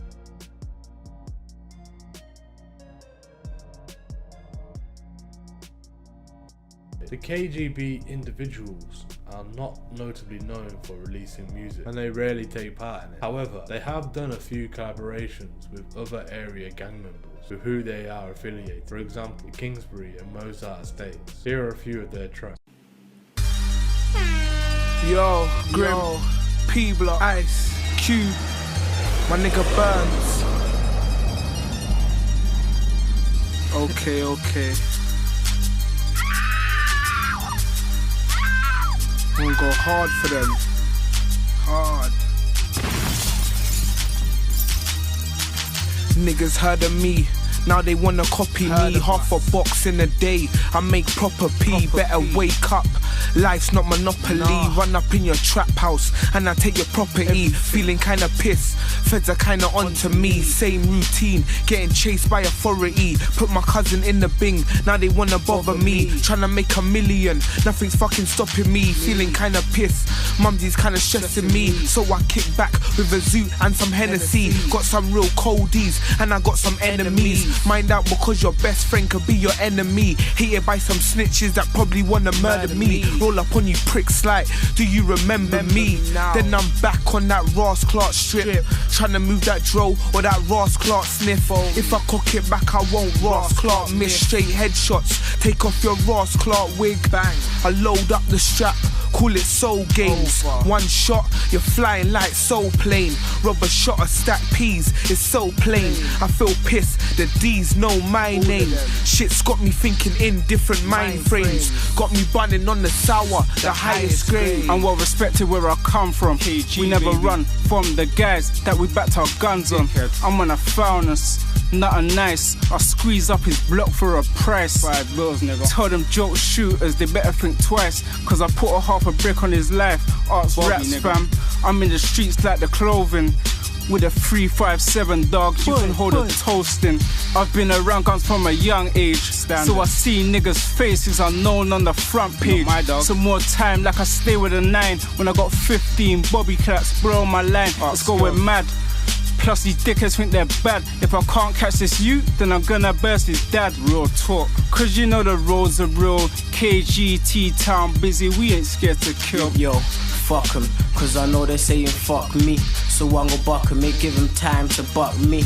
Ban, I'm laying fam, I'm spraying, fuck a pagan and all these fake friends hating. Burst a prick that's working with Satan. Got an eye and a friend that's working with the enemy. Fam, I got frenemies and friends that pretend to me. But it's love and loyalty to the end for me. And rules and regulations can't bend for me. But if it does cut, scales, Q, straight bullet off a send for me. And I ain't asking anyone for fend for me. I know I'm kinda fucked up and got bad tendencies, but he's saying he's come back with a vengeance. He don't remember me. Say nothing, these niggas I don't penny G. When it goes down, these little tongues are gonna remember me. I don't fuck around for my cause, I will dead G. I'm ready for the challenge, you testing me. Know my man's blessing me, I'm confessing B. Sometimes I feel like a celebrity. Nah, I ain't begging G. Yeah, we move everything. All about the cheddar guys getting P. Feds on the beat, taking man off the street. You might see me in a ding dong, Q7 ride or the bike. I'm the type that don't let shit slide. Catch you by myself, I'm looking angry in my ride. The truth is there's bare pricks in the ends that I don't like. The 380's alright, it busts kinda fine. When you wear the 4-5 have jeans that are tight. It might fall down your trousers and get you 5. Got CID in the end, they're trying to play I Spy. Hair's kinda tricky, my fingers kinda itchy. My dog's got the ding dong that's moving kinda nippy. If you're thinking about Strizzy, 380 daily, I'm starish fam. I shot food to the kitties, my ends is kinda tricky. The feds are trying to nip me, so I stay diplo, I'm shotting coke to the nitties. Whole time with niggas that put in the work like DB9, Slim Bums, Mouse or Mickey. Yeah, you done know, free Slim, free Bums, free Mouse, Mickey, all the official dons that put in the work. A little mission to the prison, soon come home. Big up my KG dons, big up my busy block dons, big up my farm dons, real niggas do this thing. Get peas, squeeze on set. If you want it, you know where we are on it. If you don't, then humble yourself, say nothing, starish. Free shotgun show, free biff, you done no busy all day, you done no GMG farm.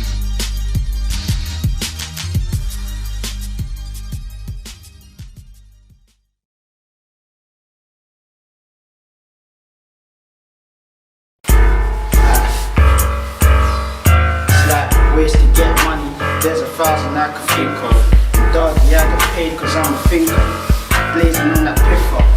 I'll do anything to get my figures. I'm a grinder, I'm trying to get more paper than the printer. A lot of niggas claiming that they're killers, but if shit gets peak, I take that 4-5 and clip up. The Jakes to be surveilling, taking pictures, but I'm still doing dirt. I'm popping shit, shotting it, burglaries and traces on my fingers. Weren't at the scene, that's what I leave them Jakes thinking. And look, Me, I don't talk, so keep your fucking faces out my business. If you're trying to get me rage, I get it finished. Listen, dog, you better listen. Real talk, cause I ain't on this boxing. I pull out the 3-8 and leave me out of boxing. In a sticky situation, pull it out, I'll be popping. Big strap, a couple shots will take this out of often. Look, spend on gums, family might need guns.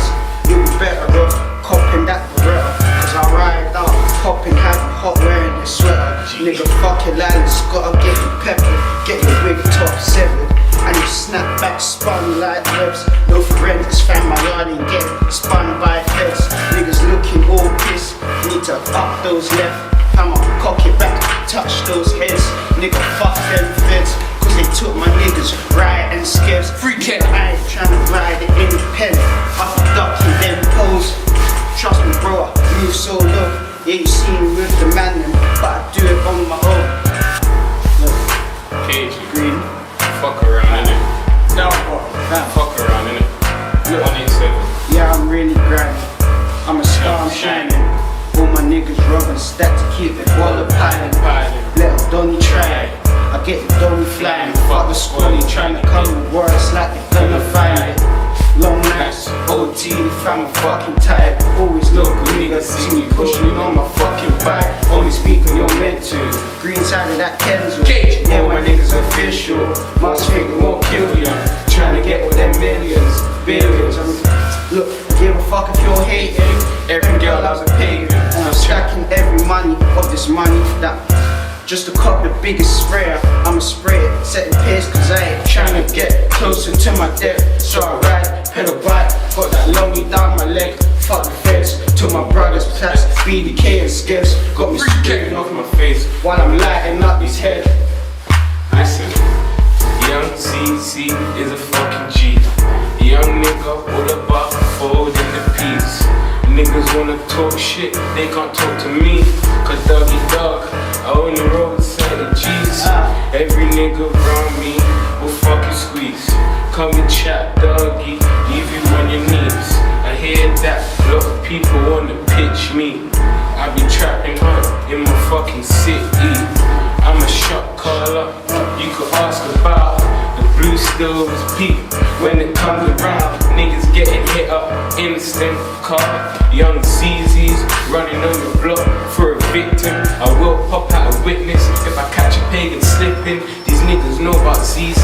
I will shove the clip in. It's them KG boys, nigga, it's that trap city. We'll be trapping so hard, I be slanging to the knees. You can phone up my phone if it only mean cash. All the bitches are premium because they love the flash. Got that watch up on my wrist, you know I take the piss. I'm stunting on your bitch, who wants some of this? Got the light and the dark, I was trapping in the park. You was in college, nigga, I was in the park. Hitting bird cells, it feels like I'm in hell. Under 80, and niggas tryna get at the kid. Wanna rap me, if you want the zest from the trap. I be about doggy, all about flipping packs. Get that money in my chauffeur. Got your bitch screaming bird. KG niggas, don't come with no Tony bro. I come around, let the sun sound, I hit him up. Niggas pissed off cause man that icky will hit him up. I ain't got a chat, my circle does this. OJ, the juice make me round it. Trapping, teats be slanging, and kite be banging. Swaps is anti, and you know that we're slanging. Man like H will hit you up, the trade pan will lift you up. Leave a nigga dead when I come with a fucking clutch. Cagey. Done bang, bang. Fuck all the pagans. Free the fucking man them. Free bully, free young slash. Free Kenny, free Ross Clark Riot. Free Kenny, free Ice. Free Platinum, free Ross Clark Big. Free Ross Clark Biggie. Free Risky, free Stutter. Shit, you feel me dog? Free Looney, free Gas, free Crew. You feel me dog? Some real nigga ish. Maxu Land Road. Free Max. Free Max. But these niggas trying to act bad man, and they know that ZZ's a madman. If I grip that tool, I'ma bang that. Bullet in his face, man, all his guns full back. I don't really have to chat, I do this act. Icky done lift off, they fucking snap back. I grip that, and I motherfucking clap that. Flash, bang, niggas getting flashbacks. One shot to his head, that's a dead nigga. Flip a pack in the trap, that's a Z pickup. These niggas know me, I'm a lead spitter. A red rapper, blue youths come better. Beretta rise up in any type of weather. Bully say the words and I put on the levers. These niggas are light works, the real feathers. Old 12 don't slip, we'll get wetter.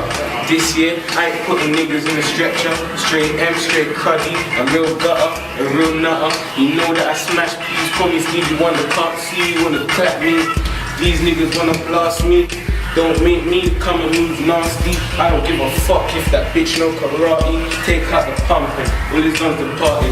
Talking all the beef, but doggy restarted. Niggas know the Harlem, doggy I've lasted. Couple man in the ends, doggy is riding. So when we're riding, you know that we're smiling. Niggas gonna be pissed, we come round and climbing. Over buildings when the 4-5 stop banging. Niggas wanna act, but my team ain't jamming. If I back out the yank, they know I'm gonna shank him. Niggas know me, I ain't motherfucking wet. If a nigga diss me, I'ma tech out the tech. It's them KG boys, you know what I rep. Subaru is my set. Violate, you're gonna dead. Ask around doggy, I line up the Z. Phone up the bitch and line up the peps. Niggas wanna talk till I line up your head. Man like skins and icky, eat. Me, I'm on the grind tryna rape them rats. All the OT, nigga, I be trapping. Feuds on the block, tryna get a nigga wrapped in. But I ain't going jail, nigga hit them alleys. And I duck that, I'm back to the block with a man them. And if I move Z, then fam, it's angry. If I move teaks, then dog, it's madness. Don't get gas like it can't be a man to me. What you think, man like icky is ramping. Till he comes out with that flip and stabs him. What you think, nowadays ain't happens. Smoking on cheese, fam, it can't be standing. Building up facts, get them zoot strapped. Chipping in bills, trying to get them straps. You be on the block, all you do is chatting. Niggas turn bad, all of a sudden full fashion. Thinks that you bad till a gunshot catch you. Me and my Okay, Mel Dizzle, any guy, KG, TFL. You get me, man's here. I've been in the box for a hot minute. Get me, I hear a lot of grease going on. But, right, listen, look, yo, they tried to kill me, but my life they couldn't take away. I spent years in jail, I need to break away. And I've paid for my sins, so it's safe to say. Used to go hard in the street, delivering crack like takeaways. And music's the key, I'm a breakaway.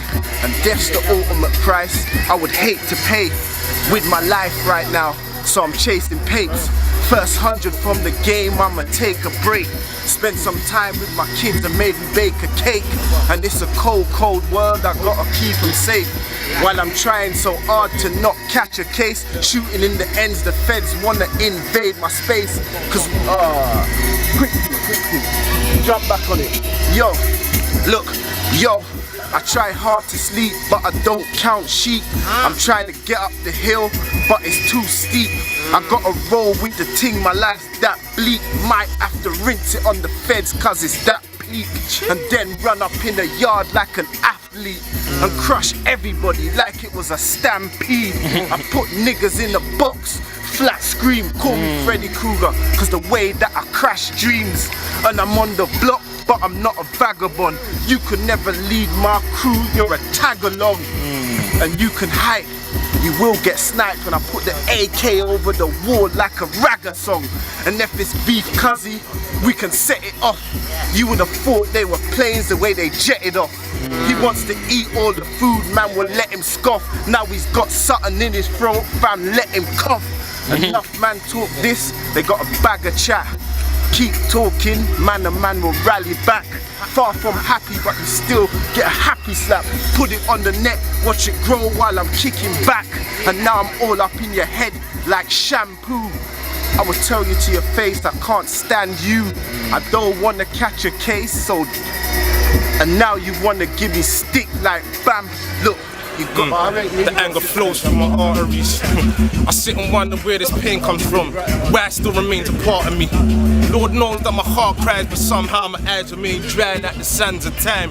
You know, I realized last year, I don't know how to shed tears. These parasites live in fear, I ain't living on. It's on just first son. I'm proud of the guidance that I gave the youngest one. I'm 26, so clued up and nothing like the old me.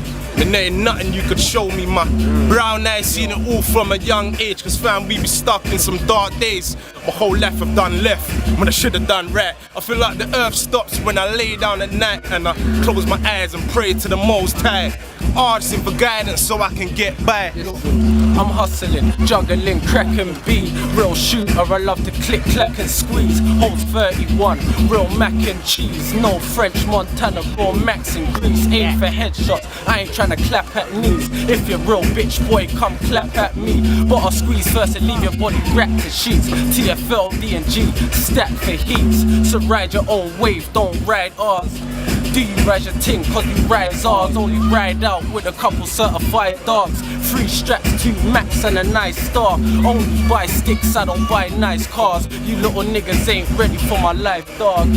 Most of my niggas are behind bars. Shoot bare face, I don't really like Mars. Get me, it's rage. With air. Get me out all the dons. Nothing. Listen, that's what I'm saying. Get it, man. Yo, listen. Yo, listen. That's what I'm saying. Big up all the Spliff TV gangsters. Nothing. Listen. Big up. TFL, bang bang. Yo, we get a roundabout. If we caught slipping, you better know what's down and out. More streets thinking they're hard when they're softer than the baby's bottom. Me and my vocab's got them from 16 to 32, 32 to 64. Bring your whole block to the booth, man will drop them all. Me, I say what I feel, yeah, I lived it all. Say what's on my mind, so now I'm gonna give you more. Don't trust no chick, but yeah, I like to fuck them all. Wifey's on me, but still I'm out ducking calls. I can't help it, I'm still young. I gotta move the way, get the cash, roll with the real ones.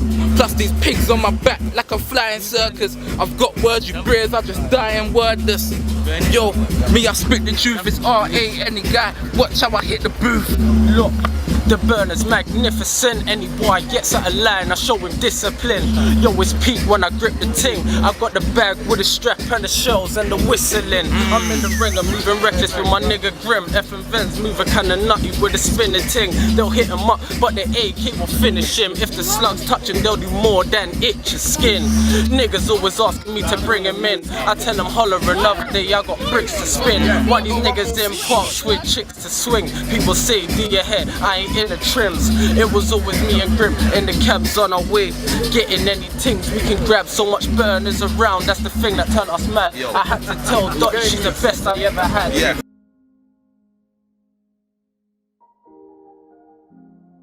Sabrina, who was a teacher, had been out celebrating her birthday with friends and family members in Kilburn. Her and her friend were shot from near point-blank range. Although they were not the intended targets, the jurors were told. Hussein, 29 from Willesden, and Martel Warren, 29 from Kensal Green, as well as Yasin James, 20 from Wembley, were convicted at the Old Bailey. Miss Moss and Sabrina Cochet, 25, were outside a takeaway shop, the Woody Grill, with other people when they were shot by 2 hooded men armed with submachine guns and a shotgun. Miss Moss was shot in the heart and died in hospital. Miss Cochet was hit in the back with more than 50 pellets but survived. Drug dealers Mr. Hussein, Mr. James and Mr. Warren were also convicted of the attempted murder of Miss Cochet. They were also found guilty of 2 further counts of attempted murder of Mahad Ahmed and Edson De Silva, possession of a MAC-10 machine gun with intent to danger life, and possession of a shotgun with intent to danger life. The court heard the women were not the intended targets, but the gunmen wanted to hit the South Kilburn gang, who were also present outside the shop. However, Mr. Hussein discharged the MAC-10 spray and pray machine gun 6 times anyway, and Mr. James fired both barrels of the shotgun at near point-blank range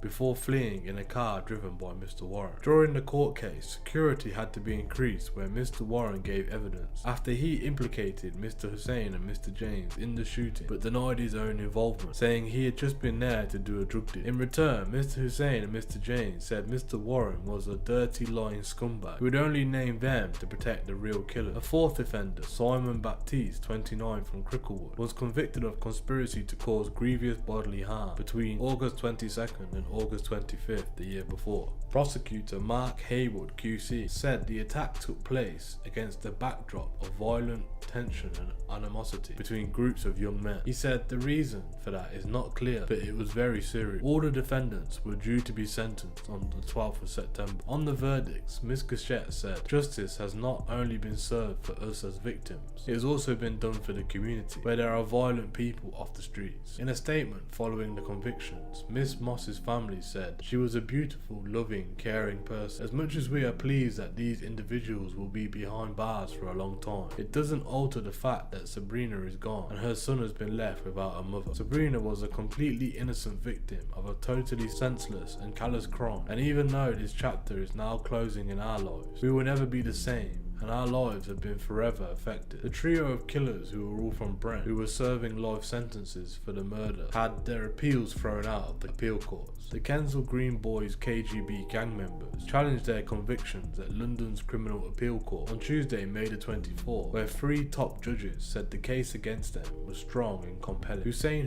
who was 31 of Cranhurst Road, Willesden Green, and Martel Warren, 24 of Napier Road, Kensal Green, and Yazin James, who was 21 of Chaplin Road, Wembley, had fired indiscriminately into a crowd of people, killing a nursery teacher, Sabrina Moss. She was shot in the heart while celebrating her 24th birthday in Kilburn Highborough. Her friend, Sabrina Gachette, suffered life-threatening injuries but survived, while 2 other people were hurt in the shooting on August 23rd, 2013. The appeal court also rejected a bid by Mr. Warren and Mr. James to have their minimum sentences cut, with Lady Justice Hallett saying long sentences were reserved for the gravest crimes, which this was. All 3 men were found guilty of murder, 3 counts of attempted murder, conspiracy to cause grievous bodily harm, and 2 counts of possession of a firearm with intent at the Old Bailey in August 2014. They were ordered to serve 37 years in jail before they can apply for parole. After the sentencing, Sabrina Moss's uncle spoke about her as an angel and was thankful to the justice system following the sentence of her killers. The prosecution's case was that Mr. Warren, Mr. Hussein, and Mr. James, who were members of the KGB, which had a long-standing feud with a rival gang, South Kilburn. Mr. Warren, Mr. Hussein, and Mr. James all denied the charges against them, with Mr. Warren claiming the other 2 had used him as an innocent dupe to drive them to and from the scene, while they denied any involvement whatsoever. Lawyers for all 3 argued the jury should have been discharged after an unidentified witness was only revealed during the trial, and that the detectives' evidence on gangs in the area should have been excluded. Dismissing their appeals, Ms. Hallett said the trial judge handled both issues appropriately and no undue prejudice was caused. She added, "For reasons that remain unknown, they planned a revenge attack upon a rival gang using 2 particularly deadly weapons. They could have killed far more people and could have faced multiple charges of murder. As it was, 1 young woman lost her life, and her family are grieving at the loss of Sabrina. For the other young woman, her life will never be the same again. We are satisfied that the sentences imposed, albeit extremely severe, were merited on the very grave facts of these offences."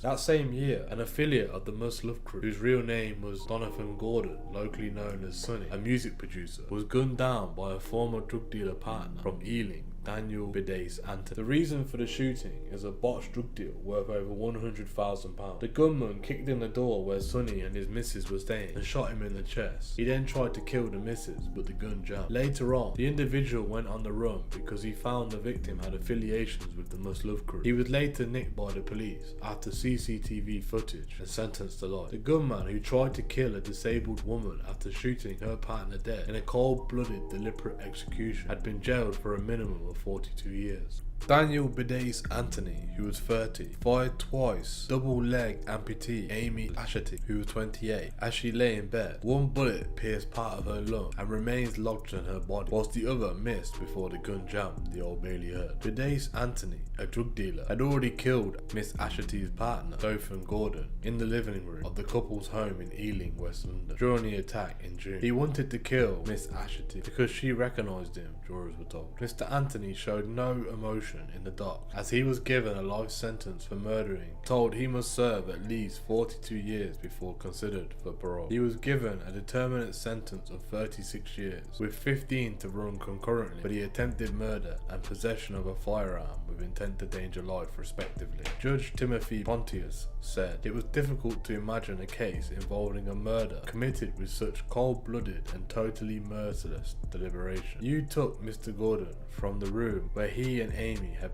quietly been watching television into the living room where the evidence makes it abundantly clear. You made him kneel on the floor, forehead against the stool, and then executed him with a single shot in the back of the head. Judge Pontius said there was a genuine and understandable public concern about the availability of guns in major cities, and that the sentences made it abundantly plain that the courts will punish those convicted for gun crimes with exemplary severity. In light of the horrifying brutality of these crimes, I am wholly unable to regard you other than someone to whom deliberate violence comes very readily available. Despite having no previous convictions for violence, the judge said the defendant's large-scale dealing in Class A drugs meant he could not be treated as a person of good character. Another defendant, Tony Joseph, walked free from court after he was cleared of assisting an offender. In a statement read to the court after the verdict, Miss Asherty paid tribute to her partner, who was known as Sonny, as the father of their two beautiful girls. But Miss Asherty said she had hoped to walk down the aisle with Mr. Gordon, who was 32, at a wedding ceremony planned for August that year. He was such a huge part of my life, she said. In her statement, Miss Asherty said the bullet in her body was a constant reminder of what had happened. Prosecutor Jonathan Rees QC previously told the court that Mr. Gordon was shot in the back of the head as he tried to act as a middleman in a £100,000 drug deal. He said the case involved the cold-blooded execution of a man with a callous attempt of a murder of a double amputee lying in her bed when she was shot. The man was trying to kill her because she had recognised the killer. Bidace Anthony of Earls Court, West London, denied the charges but was found guilty on a majority verdict.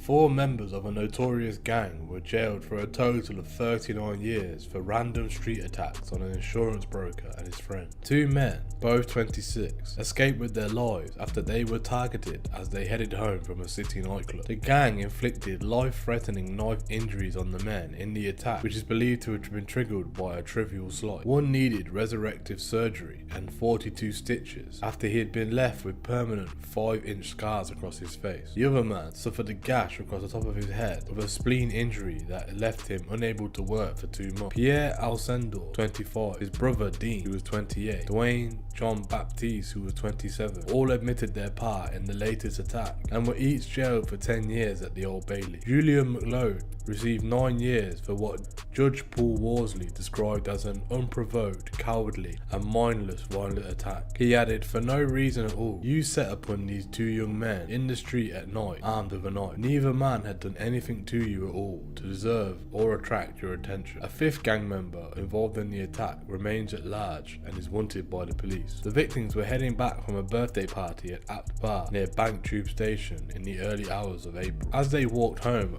nearby King Street, one was struck across the head and fell to the floor before both were attacked with at least one knife. The attackers then left their victim for dead and fled the scene in 2 cars. City of London detectives were able to track the vehicles using CCTV and link the gang members to the stabbing. DI Doug Blackwood said these men came to the city and violently and randomly launched a violent assault which left one young man needing reconstructive surgery to his face. Pierre and Dean Alcindor, both of North Holt, Middlesex, Mr. McLeod and John Baptiste, both of Kensal Green, all admitted 2 counts of wounding with intent.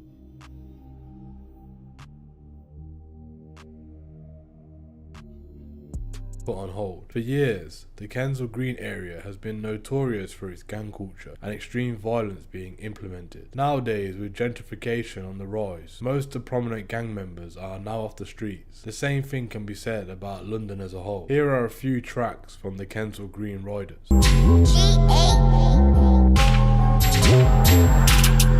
Keep running your lips. I was OT, sandwich and Chris. Dishing out 6th for 5th, no ticks. Lord knows I take these risks. Bang that pack, got a vast that quick. Doing up country, I love these trips. Morning, doing up nighttime shift. Rising jet when I rotted split. Hands on hips, let me tap that quick. hands on deck, arch, bend your back and then dig it. Then she fuck with me cause I'm hitting it, so don't ask for no bringing ins. I'm back. She hold my rams and my pack, that's facts. I only hold on to cash.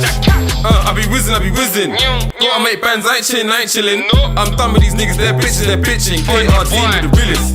Bad beat, come here, you're listening. There's no talking, no kissing. Straight D, feel it in your system. She be tripping, the set's got her lusted. Now she's texting me, talk about cuffing. I'm married to the money and Elizabeth, who I'm loving. These niggas are bluffing, who you touching? Look back to the photo cutting.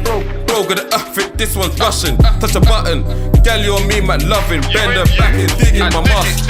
Give it that unknown something. If her friends on me, she can hold this something. Oxtail or curry, mutton, serious munching.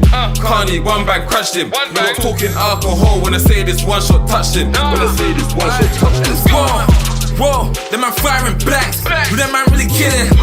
They ain't doing no drills. So why them man they fearing? Man pull up and shoot. Pray my man don't hit him. Try violate us. I'm like, nah, I won't let him. Man do drills on the main road, yeah, they shoot when I say so. Big ting do the flame throw, see that's word to my cane roll. Every day be the same, bro, I just grind for the day, yo. Tryna make me a way, bro, I soon find me a way, though. See my slide with a Nina, on my schemes, she a beater. Yeah, your bitch, she a eater, she give me brain, she a cheater. I just grind, get my peas up, see Feuds tryna speed up. I do the dash and I leave her, man slide and breeze up.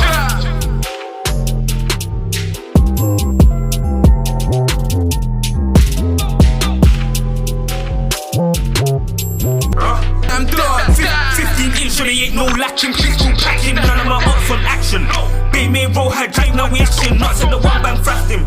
If I see her up, I'll grab him. Back up my knife and stab him. I ain't into the chatting. Schemers known for attacking. I come like Marcus Rashford. I'm like, why does the ops then run? Back out shank is the longest one. Go on my own, are you dumb? Man get chef, he shanks in lungs. Test man that certified one. Manipin tracks, that where's that grub? I see him, run him down. Back out shanks and I'm steering out. Ford all trucks and we're steering out. Whoa, niggas know that I'm 30. KG from early. Whoa, pat fly like a birdie. I'm sure you fuckboys heard me. Whoa, niggas moving all girly. When I back it like Shirley. Whoa, up block or swervy. Tryna leave him like curly. Local, exercise with no social plus, no phone calls, it's crazy. First time I held that dot, I held it like a newborn baby. Up in the 12 section was shady. How you gonna talk about beef if you ain't got gravy? Dirty dancing like Patrick Swayze. From my brothers, I do damage. Slice man up in his head and I turn him cabbage. Like how you got cope, how you got manage. Shot the white thing right now, I'm bringing the pack in. I get that grub, band we're bagging. 25-8, bro, that's KR trapping. Kicking back in the band, no smoking that broccoli. Like wow, this Ami is banging.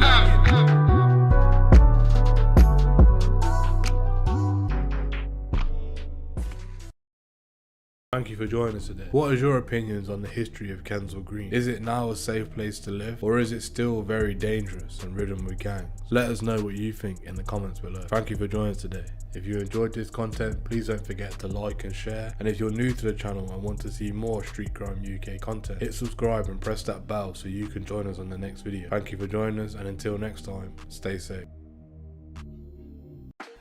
Hello and welcome to the Street Crime UK YouTube channel.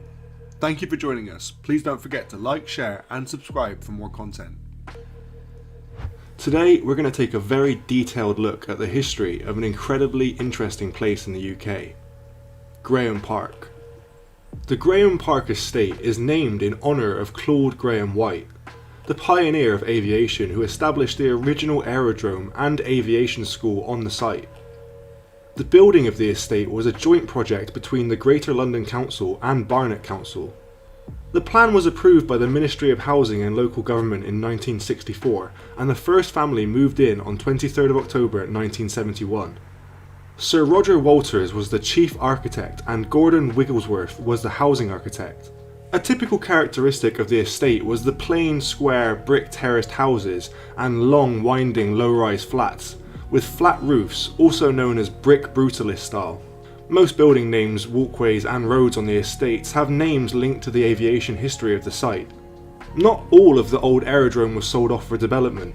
The Royal Air Force Museum is situated immediately to the southeast of the estate with free entrance.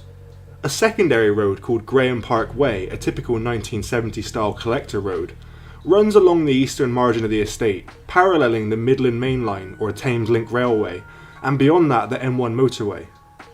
The estate became the sole site of St James Catholic High School in 1996. Transport-wise, the London Underground Colindale station on the Northern Line Edgware branch is within comfortable walking distance of at least the southeast corner of the estate. The next tube station north, Burnt Oak, is also accessible. Mill Hill Broadway Thameslink station lies to the north, a bus ride away. Several bus routes run into or near the estate.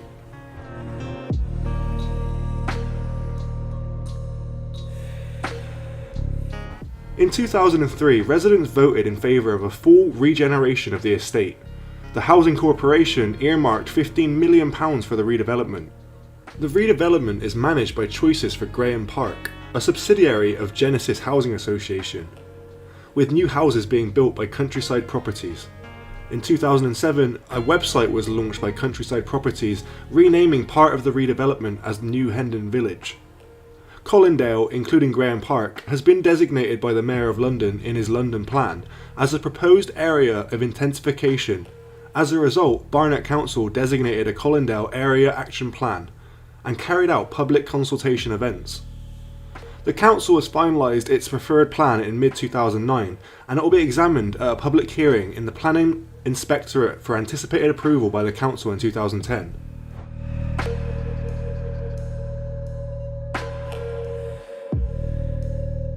In the 1990s, certain well-known figureheads from the Kingsbury and Neasden area used to associate and hang around the Graham Park estate, cementing their dominance over the local residents. Prominent figureheads were Fat J and Dada Mills from the Kingsbury area, both who also had affiliations with the notorious Press Road crew. The dominance of Graham Park had occurred from the late 1990s till the early 2000s. Graham Park was very well known for many years as being a breeding ground for drug dealers, due to its size and the amount of addicts that the area had at the time. A lot of the local gangs would be in small groups hanging around freely, being instructed by senior PRC and Kingsbury members.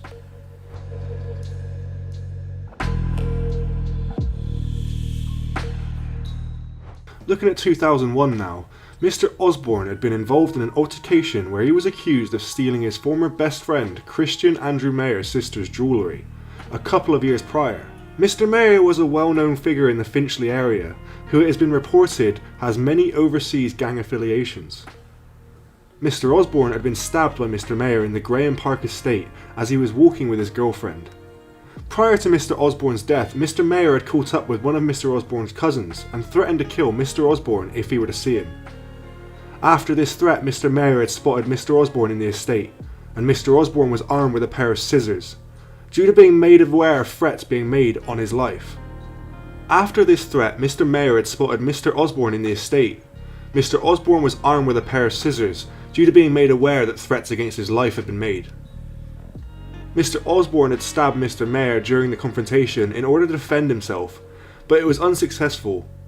Mr. Mayer was later arrested and charged for the murder of Mr. Osborne. The reason police were able to identify the killer so quickly is because of Mr. Mayer, who was apparently boasting about the murder to family members and friends. Some people who didn't like Mr. Mayer's boasting reported the problem to the police. After this information was passed over to the police, Mr. Mayer would be charged later on. Prior to the altercation with Mr. Osborne, Mr. Mayer had not long been released from prison in St. Lucia.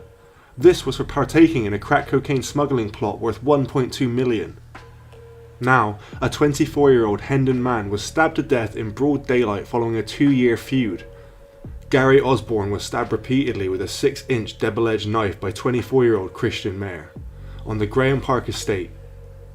Mr. Osborne was found lying injured in Corner Mead at around 2:45 p.m. on April the 9th.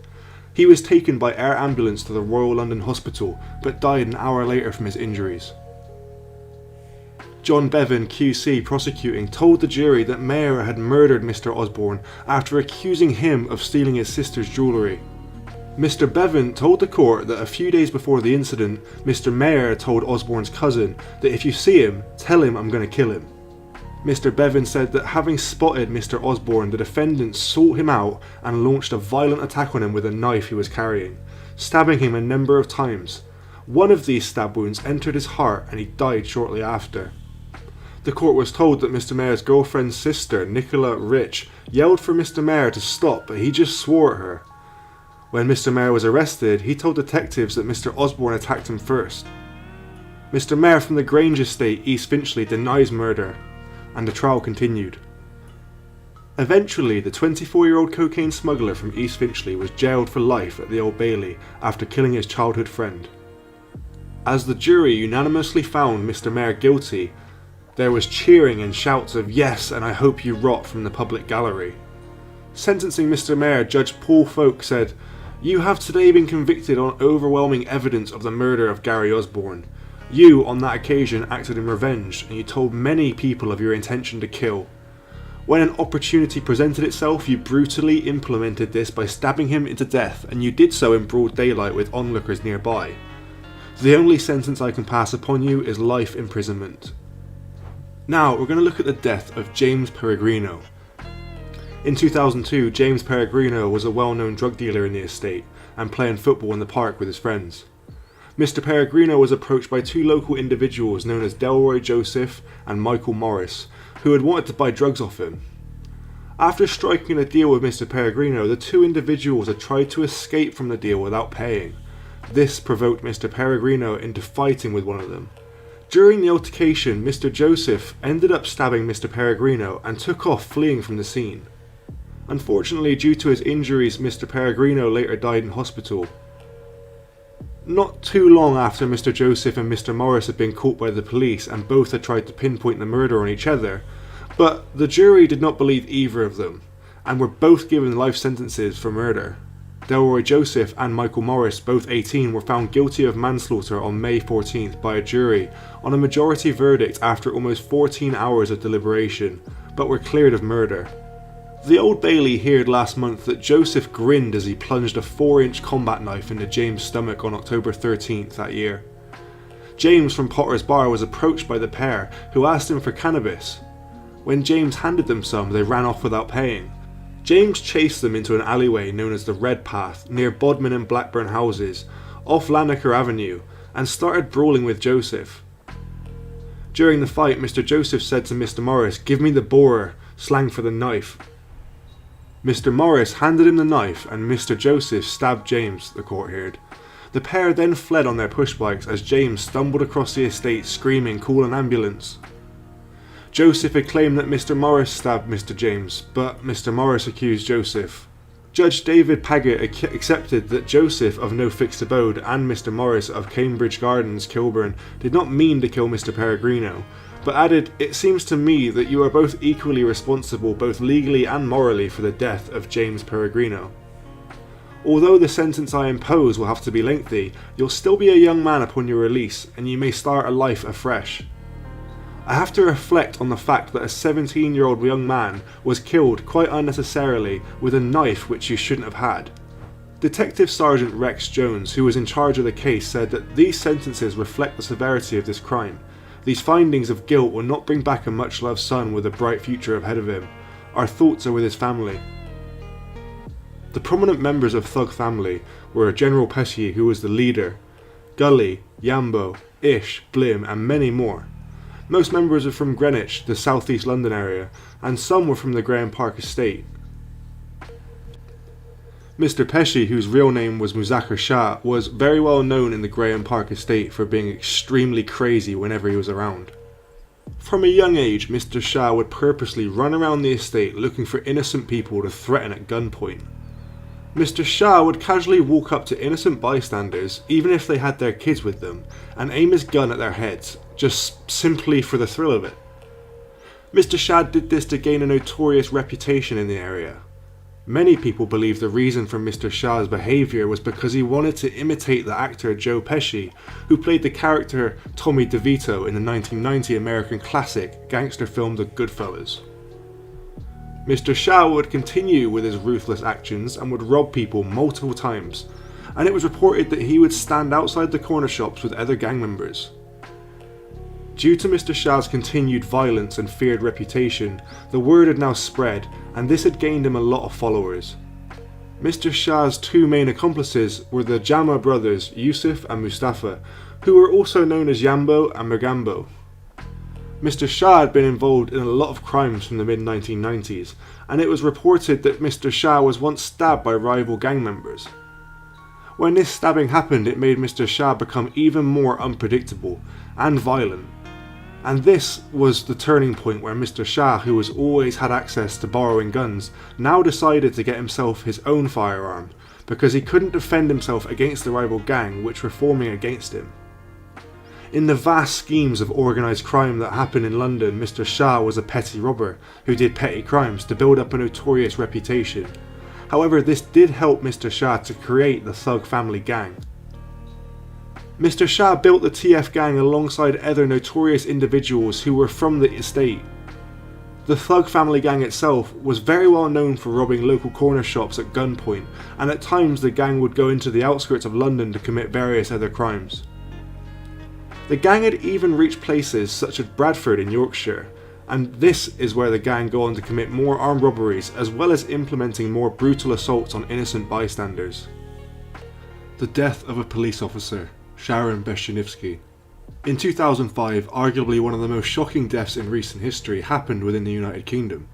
Thug family members Mr. Pesci and the Jama brothers were in Bradford robbing a local shop using both guns and knives in the process. The customers and employees were tied up and pistol whipped multiple times as the members of the gang had demanded money. One of the employees was able to alert the authorities by activating a panic alarm.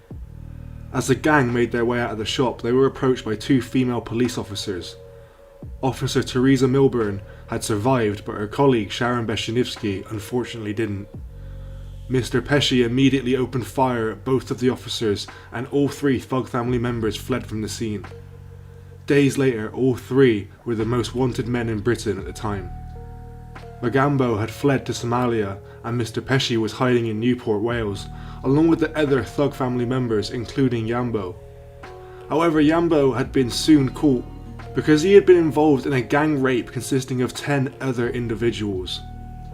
Mr. Yambo was also seen on CCTV purchasing resources from a shop, which police were then able to identify him. Weeks later, Mr. Pesci was arrested in a flat.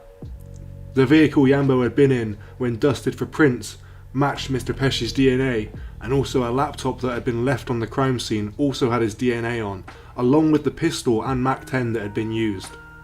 One of the members, whose whereabouts is still unknown to this day, had offered to testify on the gang members by informing the police officers on everything that had happened. After one of the Thug family members had given evidence against the gang, the other Thug family members were also arrested and had been given lengthy sentences. Magambo had been in Somalia around this time. He had been caught by British police, and the Somali authorities had agreed to help track him down. He would be later caught and brought back to the UK to serve his jail sentence for the murder of P.S. Sharon along with his accomplices. Hassan Razak, 26, of Forest Gate, East London, was found guilty of manslaughter, robbery and gun offences after an 11-week trial. He was cleared of murdering the 38-year-old who was shot dead after a bungled armed raid at a travel agent's in Bradford in November 2005. Sentencing him, Mr. Justice Andrew Smith said, "It's the implication of the jury's verdict that you knew that loaded guns, both the highly dangerous machine gun and the fatal pistol, would not only be carried by the raiders, but used to threaten those who got in the way. You were involved in planning the robberies several days before. This was not impulsive behaviour, but measured and determined offending." Outside court, Detective Superintendent Andy Brennan said that Mr. Razak had played a pivotal role in the planning and organisation of the robbery. Mr. Shah, 25, of no fixed address, and Mr. Yusuf Abdullah Jamar, 20, of Small Heath, Birmingham, have both been found guilty of murder and sentenced to life with a minimum term of 35 years. Mr. Razak's younger brother, Faisal, 25, also of Forest Gate, East London, was cleared of the officer's murder, but convicted of her manslaughter, robbery and firearm offences. He was given a life sentence and told that he must serve at least 11 years before being considered for parole. The 300 Blocks Plus gang also referred to themselves as Brown Block City and G Block. The well-known and prominent members of the gang were, young and older, Slooky, the leader at the time, Kingy, Vitz, Persia Dan, Sedge, Spooky, Mad Money, Nizzy Numbers, Larry B, BF, TT, Sav, Troops, Biggie, Capo, AJ, Dagger, Blacker, Ours, Major, Shanklin, Minnie, Coco, Slicer, Wheezy, Bow, Goonie and many more. The gang consisted of many individuals from both neighbouring boroughs of NW7 and NW9, Edgware, Mill Hill and Graham Park. The G-Block gang also had blood gang affiliations with other well-known gangs in areas throughout London. Later, the members of the gang would also become a part of the SUK blood set in 2006. The death of Azalea Rodney. Azalea Rodney, locally known as Slooky, and was the main figurehead in the area at the time for the gang. Mr. Rodney was in a car with two other 3PB members. They had been under surveillance by police and were chased by armed police, Operation Trident. Trident officers opened fire and killed him, and he was shot up to 8 times and at point blank range. The police heard a few firearms stored inside of the car afterward. The reasoning for the shooting was that one of the officers thought that Rodney had a gun in his hand, which is what had led to the police officer's reaction. The police officer, known as E7, has had a history of killing people already, as prior to this incident he had killed 2 other people. However, Officer E7 was later acquitted of murder. It was later found out that police had no lawful justification for shooting dead Mr. Rodney. Mr. Rodney's mother, Susan Alexander, has demanded an apology from the Met for his execution. The former High Court Judge, Sir Christopher Holland, has released his findings following the public inquiry into the death. He said that Officer E7 could not rationally have believed that Mr. Rodney had picked up a firearm. Miss Alexander said that she believed none of the 8 shots fired at her son were lawfully discharged by the officer concerned. When I gave evidence to the inquiry on September the 4th, 2012, I said that it seemed to me that Azael was executed, said Miss Alexander. The chairman's report after detailed study of the evidence is that he is sure and satisfied that he shares my view. The fact that he was strongly suspected of being involved in crime does not justify him or anyone else being summarily killed. The police owe me an apology for the unlawful killing of my son. I await an apology from the Commissioner himself. Met Police Commissioner Sir Bernard Hogan Howe said the Independent Police Complaints Commission (IPCC) had referred the case against Mr. E7 to the Crown Prosecution Service. I have read the findings carefully and want to express my personal sympathy to Mr. Rodney's family, Mr. Hogan Howe said. The Met Police Service deeply regrets his death, and I recognise how distressing the inquiry must have been for them. Mr. Rodney, who was described in the report as a mid-level career criminal, was killed when the VW Golf he was in was stopped by police, who had it under surveillance for hours. E7 told the inquiry that he opened fire after fearing the gang had a submachine gun in the car. 3 guns were found in the Golf: a Colt .45 caliber pistol, a Baikal pistol and a smaller gun described as looking like a key fob. Miss Alexander's lawyer, Daniel Machover, criticised the IPC for its initial findings about the shooting. Not only is it shocking that the IPC's investigation found nothing to criticise as regards for the shooting itself, but it found the whole operation virtually faultless, whereas this inquiry has found the whole operation deeply flawed, he said. Deborah Glass, IPCC Deputy Chair, said, "We welcome the fact that Azael Rodney's family have finally seen and heard the evidence in this case as a result of this public inquiry. We understand their anger and frustration about how long this has all taken. The inquiry was held instead of an inquest because of sensitive intelligence information that would have had to have been withheld from a coroner. The other 2 people in the vehicle, Frank Graham and Wesley Lovell, were jailed for possession of firearms." The death of Kian Prince. In 2006, the murder of Kian Prince gained a lot of attention, especially considering that the victim was the son of a boxer, Dr. Mark Prince OBE, who at the time was still fighting. He retired in 2015 and made his debut in 1993. Mr. Prince, who had been attending London Academy, was fatally stabbed by thug family member Hanad Hassan. It was said that the reason for this fatal attack is that Mr. Hassan was envious of Mr. Prince's success as a rising footballer, and Mr. Hassan couldn't stand the fact that someone around him had become more successful than himself. Mr. Hassan had taken his anger and frustration out on Mr. Prince by attacking him. Mr. Prince's friend had intervened and started fighting with the individual. As Mr. Prince was beating up the TF gang members, Mr. Hassan stabbed him outside the school gate and bystanders looked on in horror. Mr. Hassan had recently moved from Somalia into the UK, and this was something that was idolised by the Thug family members, especially Mr. Pesci. Due to their ruthless reputation, Mr. Hassan would often be instructed by older Thug family members to carry out crimes in order to be considered as somebody in the area. Prior to Mr. Prince's death, the school he had been attending had been terrorised by members of the Thug family for weeks. This included both pupils and teachers. Mr. Prince's death led to major frictions between both Graham Park gangs. There were a few altercations involving tit-for-tat stabbings, shootings and assaults from both gangs. No one died from this turmoil, however, this did divide the area even more. Because both gangs prior didn't get along due to other circumstances, so Mr. Prince's death had only increased tensions. Not long after the internal Graham Park beef would later be resolved, despite both gangs not getting along, they had kept themselves to themselves, supposedly to make money and stop police presence in the area. On the 2nd of July 2007, following a trial at the Old Bailey, during which Mr. Hassan denied murdering Mr. Prince, but admitted manslaughter, he was eventually convicted of murder and sentenced to life imprisonment with a minimum of 13 years to be served. Mr. Hassan claimed that he had carried the penknife used in the attack like a toy.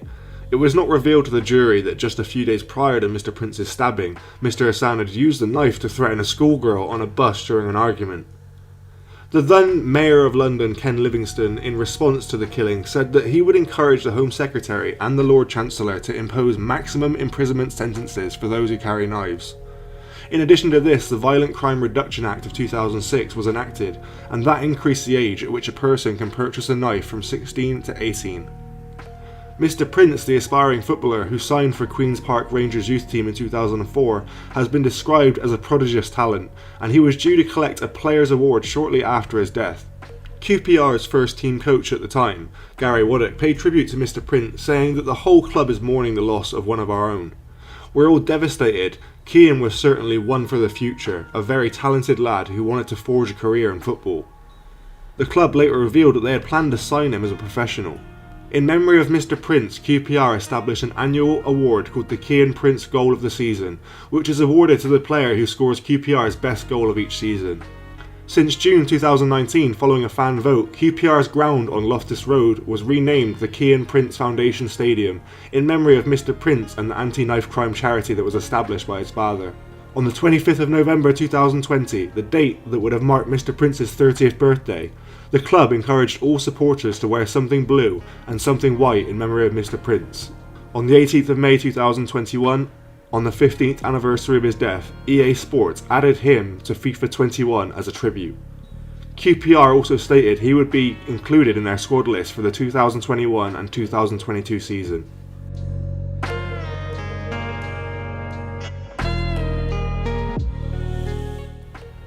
Spurred by this personal tragedy, Mr. Prince's father, a former boxer and ex-international IBF and WBO champion, Mark Prince, founded the Keane Prince Foundation, or KPF, in early 2007. The not-for-profit organisation is committed to using Keane's legacy to combat knife crime and other forms of youth violence. The Keane Prince Foundation's mission is to work with young people to increase awareness and address the consequences of gun and knife crime through education. It aims to empower young people by promoting a sense of belonging, self-worth and purpose that can be found outside of gang culture, and offending behaviour through providing access to diversionary and preventative activities. Mark Prince was made an OBE in 2019 New Year's Honours for services to tackling knife and gang crime in London. The rise and fall of Mad Money.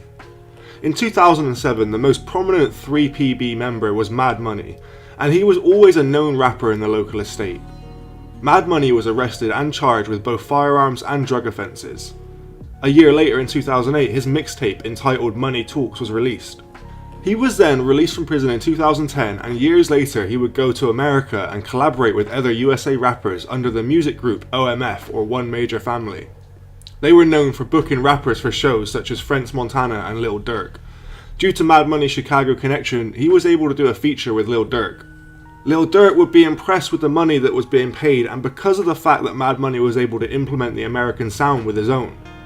Whilst Mad Money was in jail, he had also managed to build a connection with individuals from Peckham, which is what led to the Gunna D being featured on the track. Later on, Mad Money was set up by an undercover police officer, and he was recorded supplying him with drugs. Mad Money would later be arrested and charged. Nowadays, it's reported that Mad Money doesn't take music too seriously. Well, not as much as he used to anyway.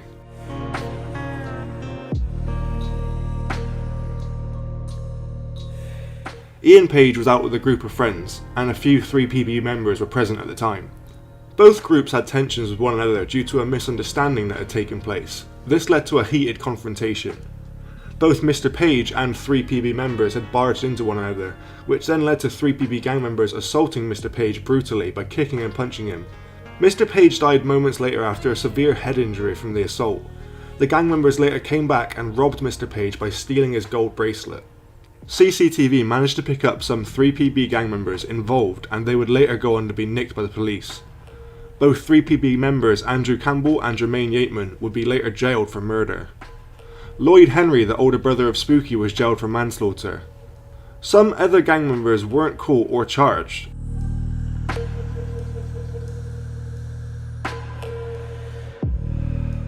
Mikel Amin, the brother of famous British actor Amel Amin, who grew up temporarily in the Graham Park estate, started releasing music dedicated to positivity and his surroundings. Mr. Amin had started rapping when he was 14 and grew up with most of the gang members on the estate. Years later, he would release his first EP in 2012 called World Changers. The EP got a lot of attention from different platforms such as Radio 1 Extra and other underground stations. Caught up from good boy to bad man, from playing to chat to hangman. Young age, good place to gangland. It's that NW9, 3BP, GP. Yeah, I rep my family. I don't rep ends, I rep family, rep me. I ain't got friends, I rep men who fret me. Like Tetley, it's up to the T. Walking around gun on you cause you're hot for the B. Hotter than hoodlums, are hot for the P. Leave your brain to dun, this hot scotch on your cheek. Some guys are weak, but they're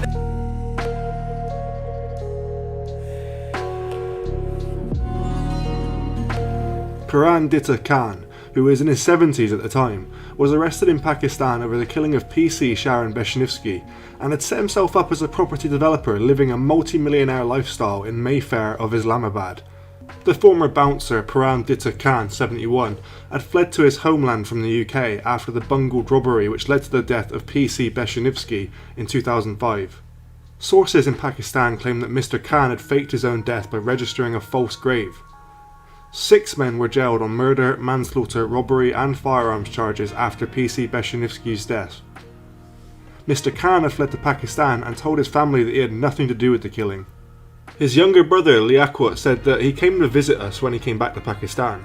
He told us about the incident and he said that he didn't do it. After that he went to Islamabad and we haven't had very much contact with him at all. All these years he has had a property business. Mr. Khan had only returned to his village, which is a notoriously crime-ridden area, once since that time, and that was for another brother's funeral. Mr. Liaquat said that he came and stayed for 4 days. One day, Mr. Khan was heading by motorbike to view a property with an associate near his home in Baraya town, when 2 cars sped up and he was arrested by officers from the British National Crime Agency and Pakistan's Federal Investigation Agency. Once arrested, he was told that he now faces extradition. Police said that Mr. Khan had used several aliases to evade capture, and it is claimed that his death was faked by registering online a grave in his name in his village. Intelligence sources allege that nobody named Karan Ditta Khan had died or been buried there. A source claimed that Pakistani intelligence say a grave under this man's name had been registered in the area, but the man was not dead. This is a very difficult and dangerous part of Pakistan, so it was too difficult to enter his village and make inquiries. Mr. Khan is now behind bars in Adalia jail. He fled the UK after PC Beshnivsky, 38, was shot dead on her daughter Lydia's 4th birthday, after answering a call to a robbery in Bradford, West Yorks in November 2005. She was shot in the chest with a submachine gun. Her partner, PC Teresa Milburn, was seriously injured but survived being shot in the shoulder.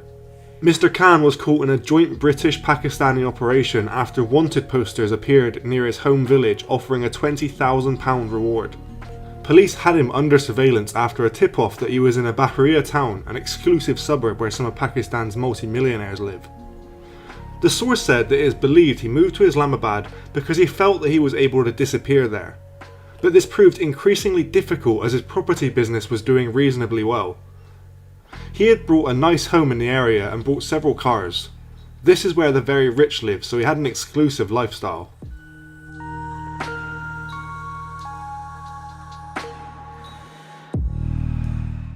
SRE was a music group which was created in the early 2000s and consisted of a variety of different artists who were from the northwest of London. Areas such as Harlesden, Kilburn, Graham Park and more. The prominent members of the group were Scatter, Smizzy, Dirty Daps, Dostar, Larry B, Flirta D, Dice and many more. The music group took a hiatus around the mid-2000s but would later make a comeback in 2010 until 2012. Some of the members of the group still do music, but not as often as before.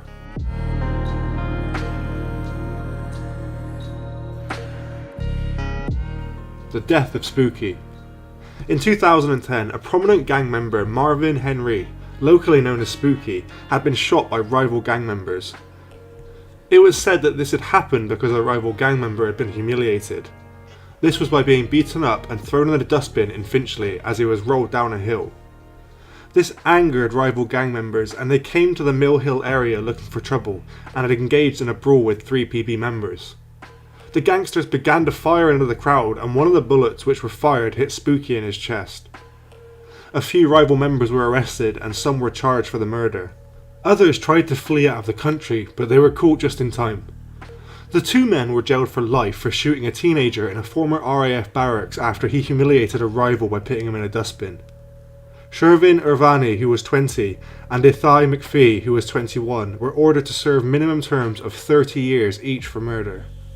Judge David Paget said that you and others went armed with loaded guns to seek out Marvin Henry, who was only 17.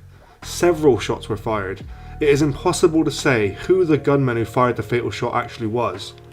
Mr. Henry's brother Lloyd, who was 20, and half-brother Andre Campbell, who was 24, were jailed in 2007 for the killing of Ian Page, who was 19. Mr. Page was kicked to death in a chilling attack by 3 men after a row in the street. Lloyd Henry was convicted of manslaughter and jailed for 8 years, whilst Mr. Campbell was jailed for life with a minimum term of 15 years for murder. 3PB's music.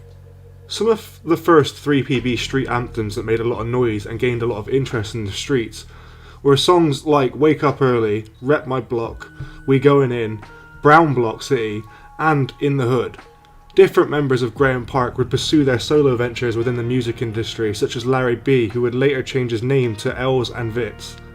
However, they would reunite with other members and feature freestyles and songs on YouTube.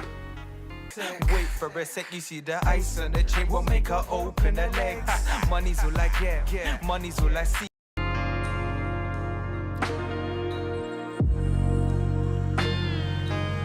Pharrell Benjamin, locally known as Kingy, who was an older prominent figure in the estate, had been kidnapped by rival gang members from Harrow. The cousin of Kingy's wife had visited the house he was staying in and proceeded to let in the rival gang members inside. He had been beaten and tortured to death for weeks in a toilet hostel. He had been drowned, punched, kicked, and also had boiling water thrown over him. All of this was carried out because the gangsters wanted his stash of both drugs and money. All members who took part in the kidnap had been later arrested and charged for the brutal murder. The jurors at the Old Bailey were left in tears after a gangster whom they had just convicted of torturing a father to death with boiling water yelled at them in court. Craig Smith, who was 23, and Tex Crawford, who was 20, were both facing life sentences after they were found guilty of killing 28-year-old Pharrell Benjamin and dumping his body in a hostel toilet. But the solemn atmosphere of the court had turned to drama when a juror tried to storm out of the courtroom as fellow jury members announced they had reached a majority verdict. The male juror, who cannot be identified, was ordered back into his seat by Judge Stephen Kramer QC. But by then the damage was done. After the judge ordered the public gallery, dock and jury box be cleared, uproar broke out and another juror refused to return to court following the interruption. Others were left in tears after Mr. Smith shouted across the courtroom, "You haven't been listening to the evidence. 10 weeks you've been listening to it and you still come back with guilty verdict. It doesn't make sense." Mr. Smith was found guilty by a unanimous verdict while a majority verdict was recorded against Mr. Crawford.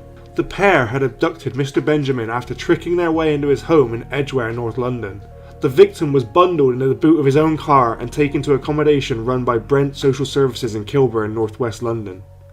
Mr. Benjamin was then beaten and scalded with boiling water until he handed over information about where his stash of money and drugs were hidden. Mr. Benjamin was then left to die on the floor of the communal toilet, and residents did not alert police until the following day. Mr. Smith was unanimously convicted of murder, kidnap, false imprisonment and conspiracy to rob, whilst Mr. Crawford was found guilty of identical charges by a majority verdict of 10-1. Tashika Campbell, the 22-year-old cousin of Mr. Benjamin's partner, also faced years behind bars after being convicted of conspiracy to rob. She was, however, cleared of kidnap. Hostel resident Samuel Prime Fearon, 25, walked free from court after he was unanimously cleared of murder, manslaughter and false imprisonment. He claimed that he had been in his room listening to loud music when the killing took place and insisted someone else must have let Mr. Smith and Mr. Crawford into the building. Mr. Smith, Mr. Crawford and Miss Campbell were due to be sentenced that Monday. Miss Campbell let the gang into the home of Mr. Benjamin and his girlfriend Carleen Wellington after making a surprise visit on the afternoon of November 14, 2010. The gang then bundled Mr. Benjamin in the boot of his car outside the house in Overbrook Walk, Edgware, North London and drove off. Mr. Benjamin was driven to the hostel in Burton Road and ordered to hand over his mobile phone and the keys to a flat in Aquaton Drive on the Graham Park estate in Colindale, North London. His body was discovered at the hostel at lunchtime on November the 15th. His body had in fact been seen there by one of the other residents in the early hours of the morning, but she hadn't looked closely at him and thought that he was just sleeping. If she had been looking closely, she would have seen that he had been stripped naked apart from his boxer shorts, and his back had been severely scalded by burning liquid, probably boiling water. Blood spattered on the walls around where he lay, and pools of blood on the floor beneath him showed that he had been beaten and killed in that area. He died from head injuries. The police investigation revealed that Mr. Benjamin was leading a secret life as a Class A drug dealer who went by the street name of Kingy or Blacks. Detectives believe that Miss Campbell was recruited by her boyfriend Mustafa Ali, a rival drug dealer, to help stage a robbery. Mr. Ali also took part in the attack on Mr. Benjamin but has since fled the country. Another suspected kidnapper has never been identified. Mr. Smith and Mr. Crawford both denied conspiracy to rob, kidnap, false imprisonment and murder and were convicted. Mr. Prime Fearon of Kilburn denied false imprisonment and murder and was cleared. Miss Campbell denied conspiracy to rob and kidnap and was convicted. A lot of music for 3PB had been put into YouTube, and some members from outside of the Graham Park areas such as Edgware and Mill Hill would also do some solo music tracks. Other splinter groups had formed such as SUK and Mullen Machines, but they weren't consistent with the music. Over the next couple of years, many members were nicked for both guns and drug possessions. Some left the street life and others got deported. Vitz would still continue to make music after taking a short hiatus with his Pound Cake remix. Them young bucks, cause them young bucks when they got their guns up.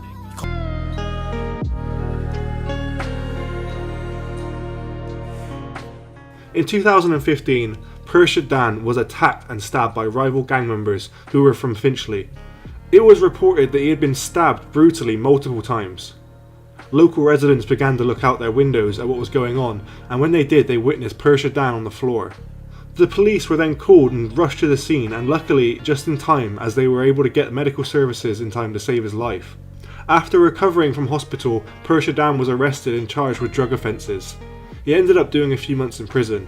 After his release, Persia vowed that retribution was going to come to those who stabbed him, so he began asking for any information on where any of the rival gang members lived. Persia Dan managed to get an address of the gang members who lived in East Finchley.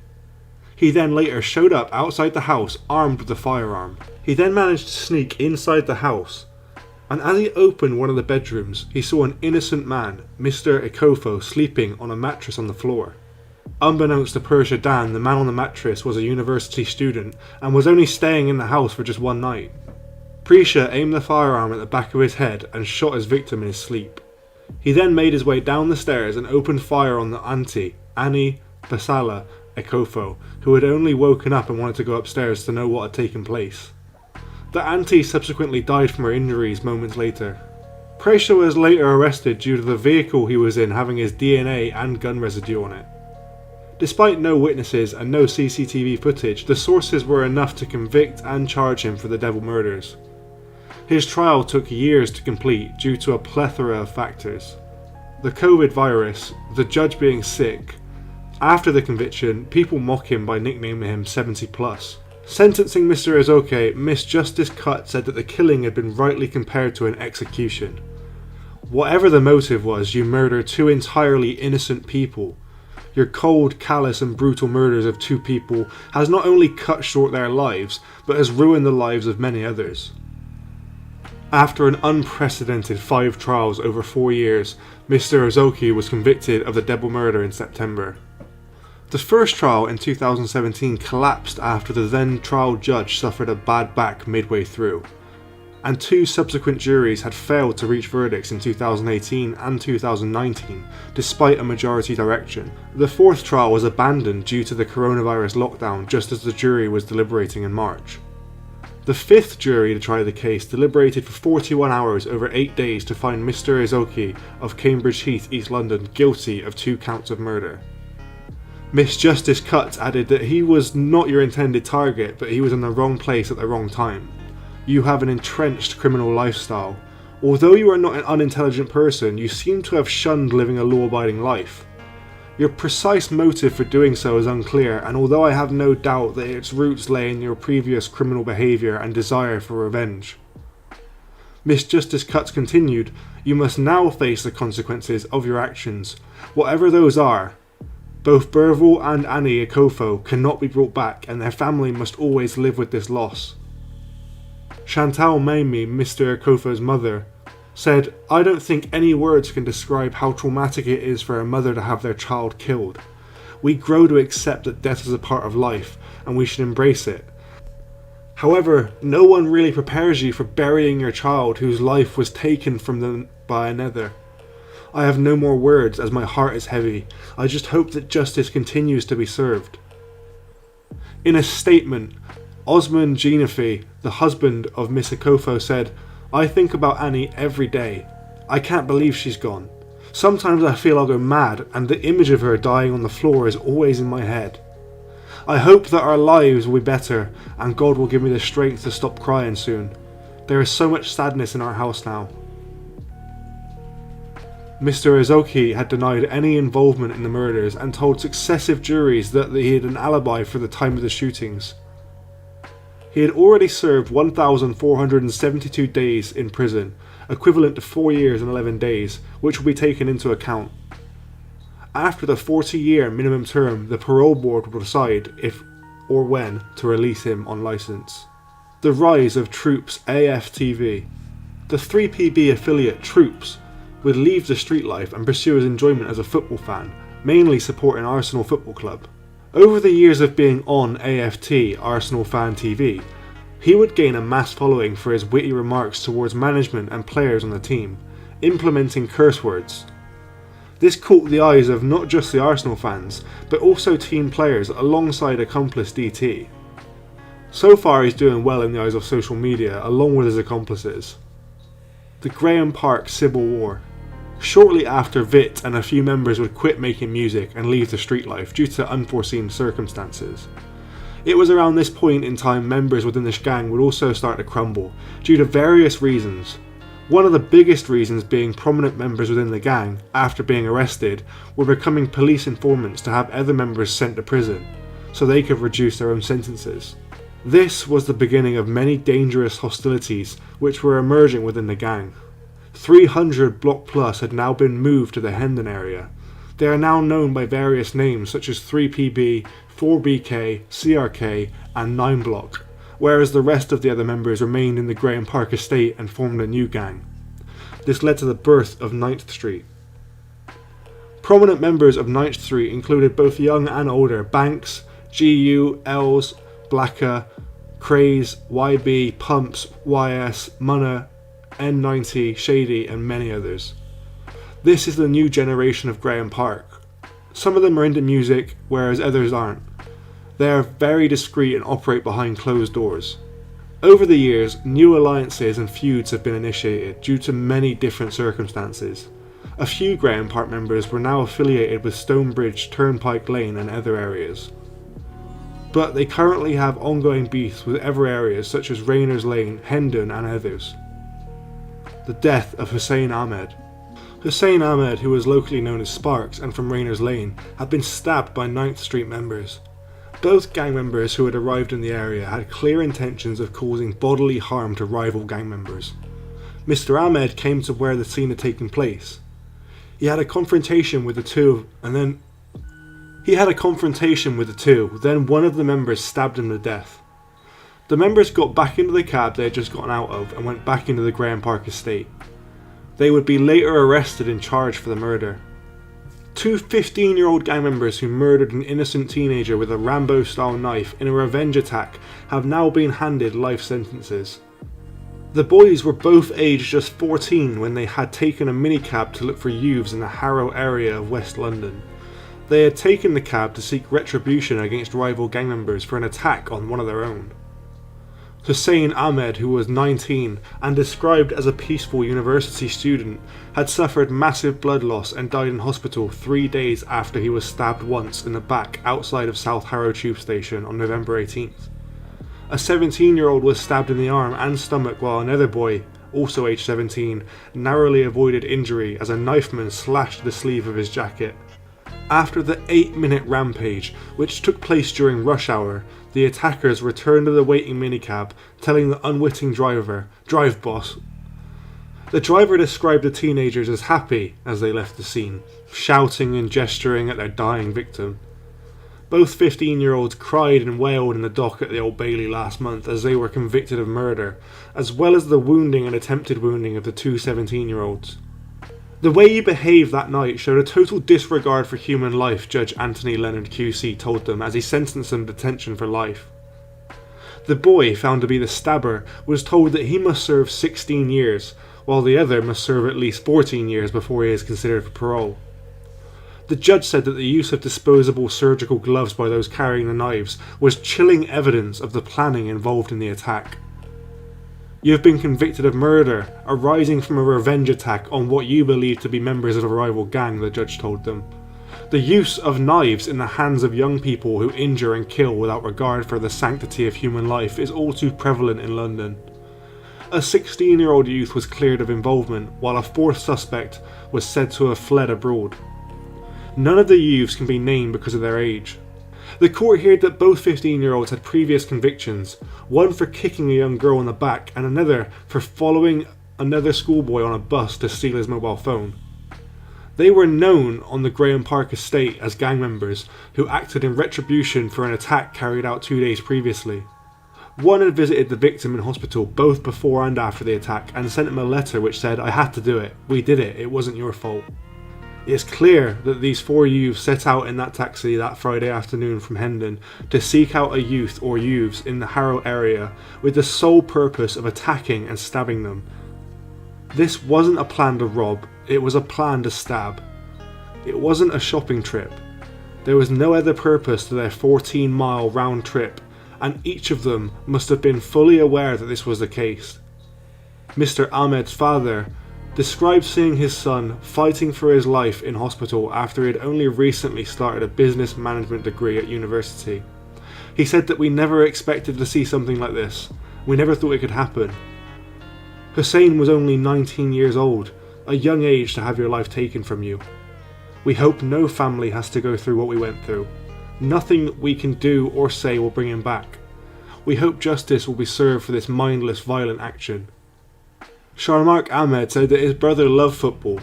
He enrolled in university to please his parents and was described by close friends as a peaceful person who would never hurt anyone. In 2017, the music group or gang, 9th Street, would begin to release a plethora of music consistently massing millions of views on YouTube. The botched phone robbery. In 2018, YB, whose real name is Hugo da Silva, and another accomplice, Adam Jalen, made an attempt to rob a group of bystanders by demanding one of them to hand over his phone. After refusing, YB stabbed him and fled the scene. Hours later, the two 9th Street members were later arrested and charged. Hugo da Silva, who was aged 17 and of Marlborough Road, Watford, appeared before Wood Green Crown Court after being found guilty of Section 18 grievous bodily harm. His Honour Judge Dodd QC praised a first-class police investigation before lifting the automatic court reporting restrictions that would have otherwise prevented the media from naming child defendants, attributing his decision to the seriousness of the offence and the current climate around knife crime in the UK. Adam Jailani, who was 20 of Orange Hill Road, Edgware, was found guilty of Section 20 GBH in relation to the same incident and also appeared before Wood Green Crown Court on the same day. He was sentenced to 16 months in prison. The court heard how on November 7th the victim, a 20-year-old man from Watford, had gone into town with two friends. While they were near the Paddy Power betting shop, they were approached by a number of other young men, including Mr. Jailani and Mr. De Silva. This was just after 5:30 PM. The group had demanded the victim's phone, and when he refused to hand it over, Mr. Jailani began to physically assault him. During the scuffle, Mr. De Silva stabbed the victim a number of times. He suffered a perforated lung and bowel, as well as wounds to his arms and shoulders. Despite his injuries, the victim managed to break away from the group and run up the road to Top's Pizza, where he collapsed. He was taken to Watford General Hospital, where his injuries were initially thought to be life-threatening. However, after a stay in intensive care, he thankfully later recovered. With the help of CCTV operators, Mr. De Silva was identified via still images of the incident. As a result, he was arrested at his address in Watford less than 2 hours after the stabbing. Mr. Jailani was arrested in the following morning. They were both forensically linked to the crime after the victim's blood was found on both their clothes. The weapon used, a flick knife with a 9cm blade, was found discarded in a nearby Iceland car park after officers conducted a search of the area. Watford Chief Inspector Matt Phillips said Mr. De Silva and Mr. Jailani subjected the victim to a vicious attack simply for not handing over his mobile phone. He very nearly lost his life, but thankfully he made a full recovery after some time spent in the intensive care unit. However, it could have easily been so different. My team and I are pleased with the sentence handed down by the judge, and this wouldn't have been possible without the dedication of Detective Constable Andy Metzler, who spent many hours building a strong case against both defendants. 7 years is the maximum sentence that can be given to a minor for this offence, and the judge was able to achieve this after receiving letters from both the Mayor and the Business Improvement District in Watford detailing the impact the incident had on the town. We hope this result gives the victim some comfort and the ability to move forward from his ordeal. We believe the sentence serves as a robust message to those who choose to carry and use knives. You will be arrested, charged and brought to justice if you engage in mindless and unacceptable acts of violence. Around this time, a prominent 3PB member, Nizzy Numbers, came back to the music scene and released a track onto YouTube called I Just.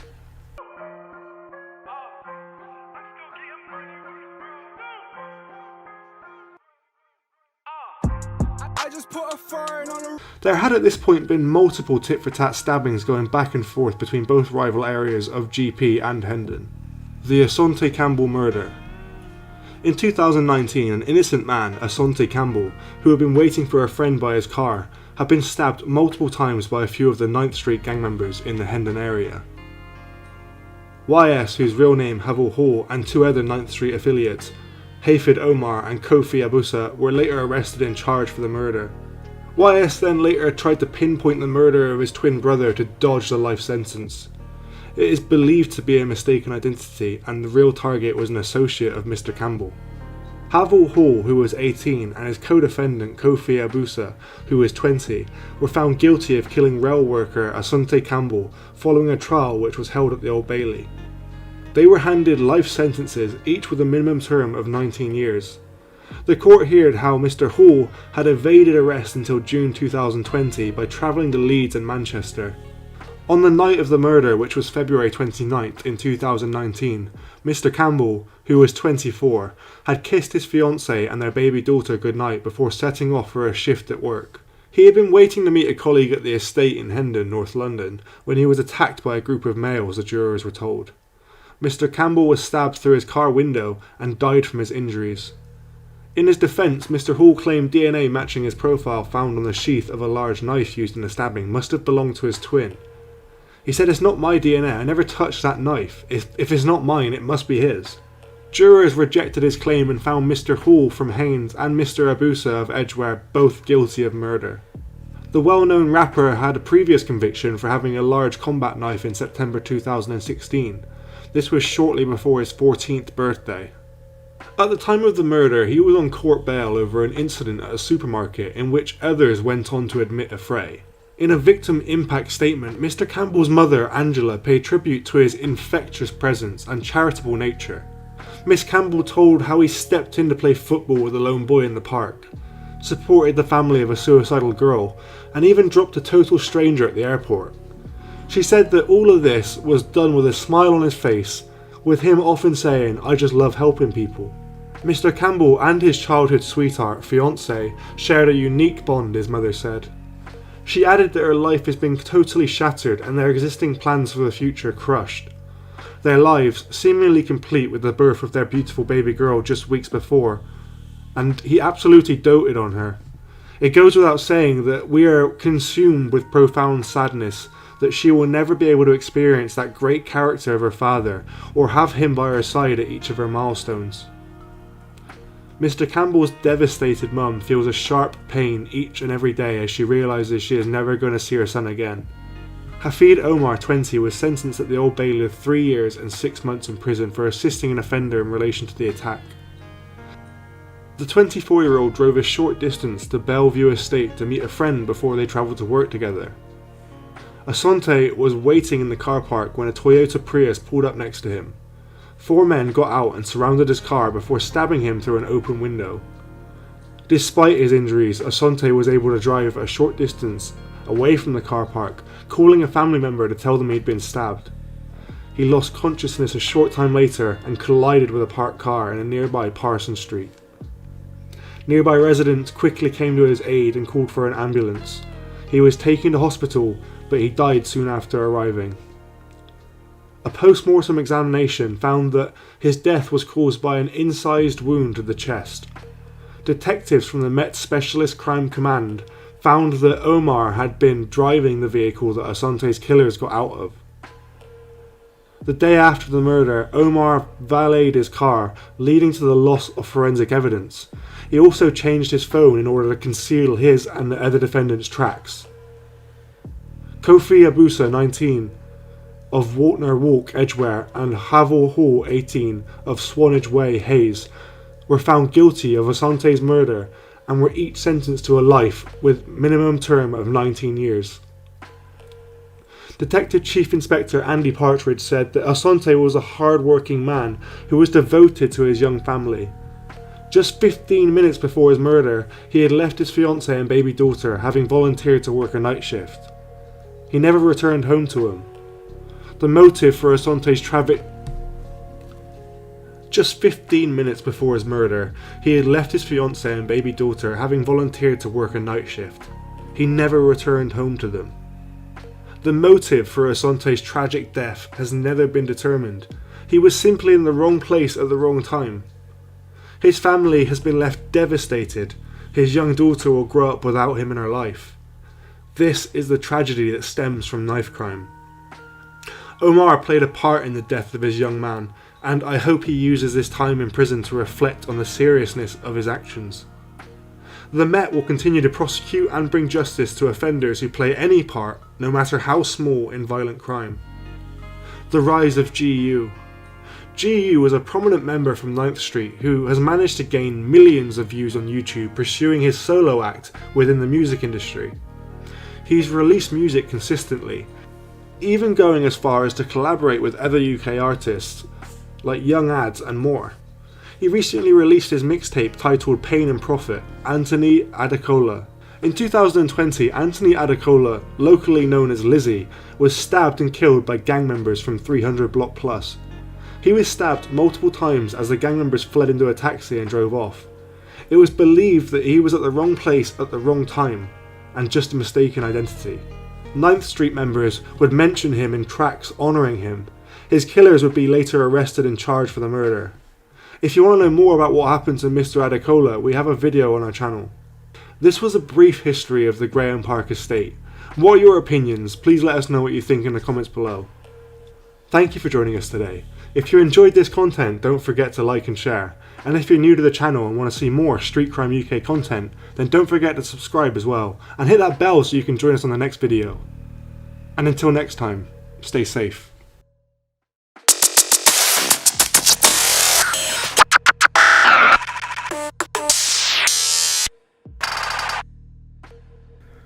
Hello and welcome to the Street Crime UK YouTube channel. Please don't forget to like, share, comment and subscribe. Today we're going to take a look at the notorious history of the Chalk Hill Boys. The Chalk Hill estate is located in the Wembley area of northwest London. It is one of the largest council estates in the UK, built in the early recently mentioned. The redevelopment process began in the early 1990s due to heavy drug dealing and crimes being orchestrated by gang members. The high-rise towers were being knocked down, new rise towers and council houses were being constructed. The redevelopment process had been officially finished by 2009, but prior to 1997, the estate was revamped and looked completely different.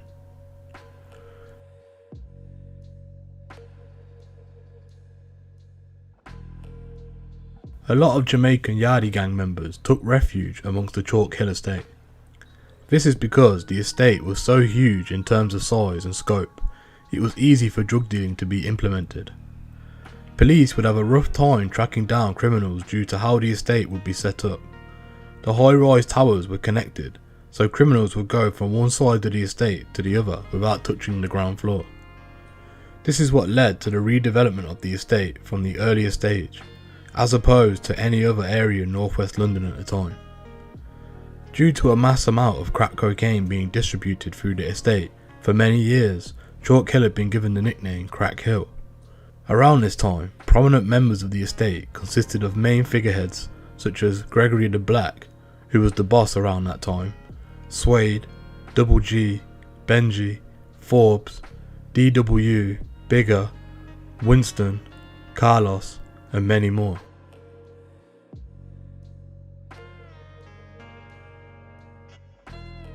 During the time when most places in northwest London consisted of high-rise towers, a few prominent members from Chalk Hill, Stonebridge and South Kilburn estates would get together and form a commission known as the A-Team. It had nothing to do with anything else other than strictly organised crime. A few Yardies and British-born members had family members from these different estates and would often meet up to distribute drugs amongst themselves.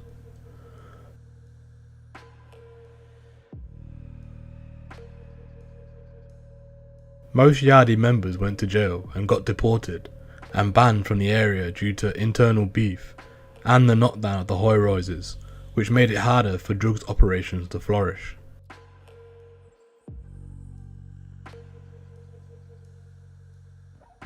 Around this point of time, the prominent members of the estate were Gavin, Big French, Kizzy, Murray, Dirty Daps, Rudley, Jay, the Twins and many more.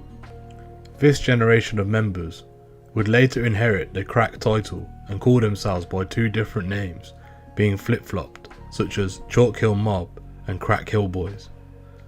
Chalk Hill was all one, but there were two different sets in the estate around this time. Due to a heavy Somali population, the Malis would often come together as a collective to beef rival area Kingsbury.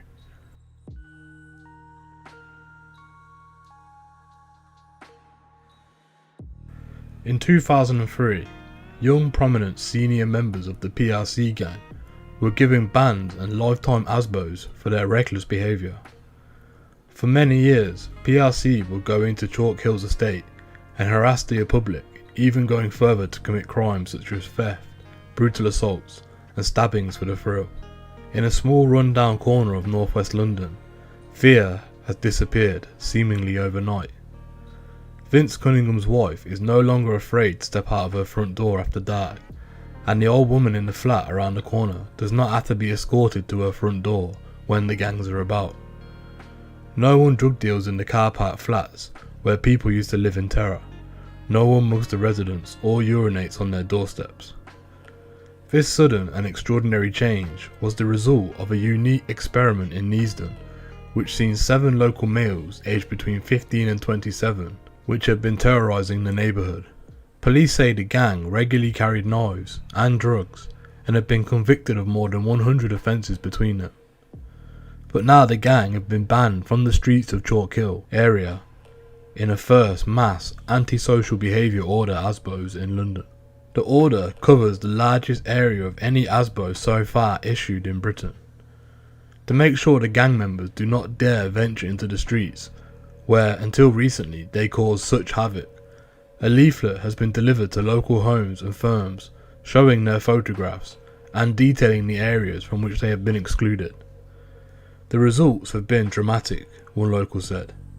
They were absolutely terrorising the area. I'm just glad they were removed peacefully.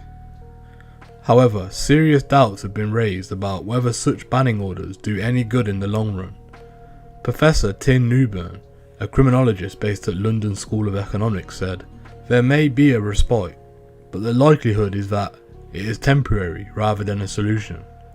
There seems little doubt though, that the residents whose lives are being made a misery of are much more delighted." One father of 4, an IT consultant who lived in the area for 18 years, said, "If this thing can stop them, then it's the right thing to do."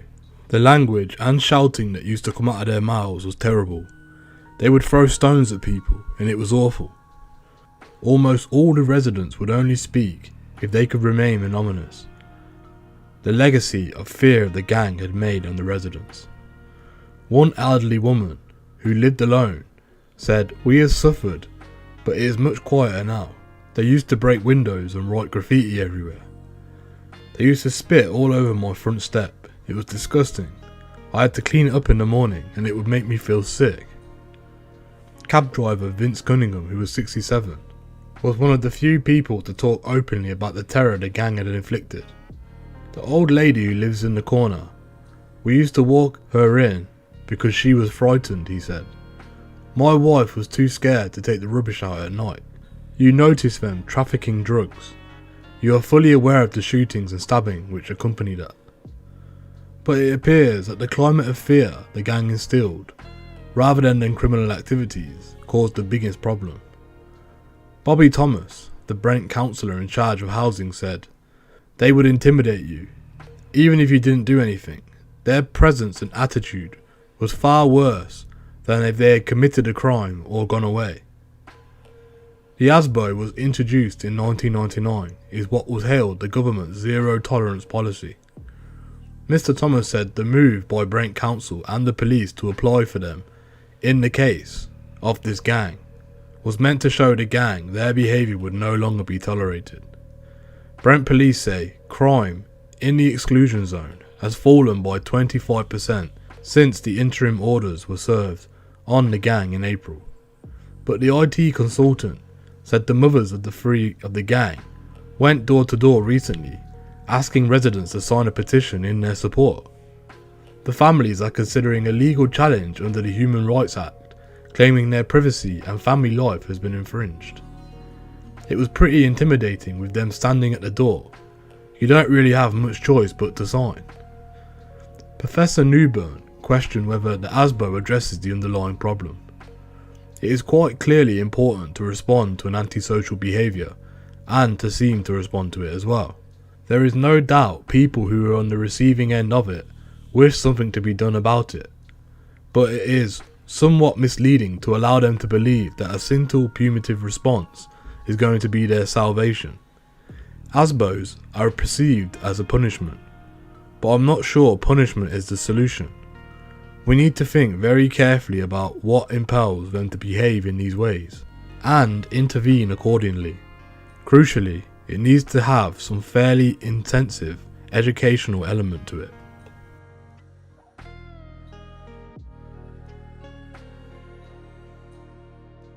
In 2009, Press Road member Stunts, real name Sean Stanislas, had shot a prominent CHP member, Gavin Green, in Harrow. A month later, Stunts was seen in Stonebridge Estate by a CHP member. He would be shot at point blank range, dying on the estate. Rumour has it Jason Green, known as Coke, was the alleged goodman, who was Gavin's brother and was done out of retribution. This angered members of Neasden and Kingbury as they vowed revenge. This led to more tit-for-tat shootings amongst rival areas. Throughout the rest of the year, there were numerous shootings done by prominent members of CHP, SKM and PRC. CHP was involved in a few incidences, but the back and forth was mostly done by the other two areas, SKM and PRC. In 2006, the following year, Coke had been driving his kids to school. He came out of the car and he was approached by PRC members. They shot Coke in front of his two kids in broad daylight amongst bystanders. Members of the PRC fled from the scene. One eyewitness recognised one of the drivers. He was later arrested and charged, despite not pulling the trigger. The Wembley father was shot dead outside his home by a masked gunman in front of his two children, the Old Bailey heard. As screaming youths scattered for cover, Jason Green, who was 30, was gunned down as he sat in his car. His 8-year-old son was sat beside him and his 4-year-old boy was in the back seat. The family were on their way to school when the gunman struck in a busy street at 8:20 AM, the court heard. He then sped off in the car as horrified passers-by, many of them children, looked on. Jurors heard the gang of armed men in two cars lay in wait for Mr. Green outside his home in Bowater Road in Wembley on July the 18th. When another gang member walked past and gave the signal, the gunman got out and opened fire. The mother of 5 told the court she had witnessed the murder and hid behind bins with her children to escape the gunfire. Christopher Toussaint Collins, who was 19, is accused at the Old Bailey of being one of the shooting party. It is claimed the victim was gunned down as part of a tit-for-tat gang war. Jurors heard how on February 2005, his brother Gavin Green was shot in Harrow. It is rumoured that 24-year-old Sean Stanislas was responsible for the attack. Sean Stanislas was murdered himself on the Stonebridge estate. Both Gavin and Jason Green were suspected of involvement, but were released without any charge by police due to insufficient evidence. Christopher Toussaint Collins of Druid Rise, West London, was sentenced to 25 years for the murder.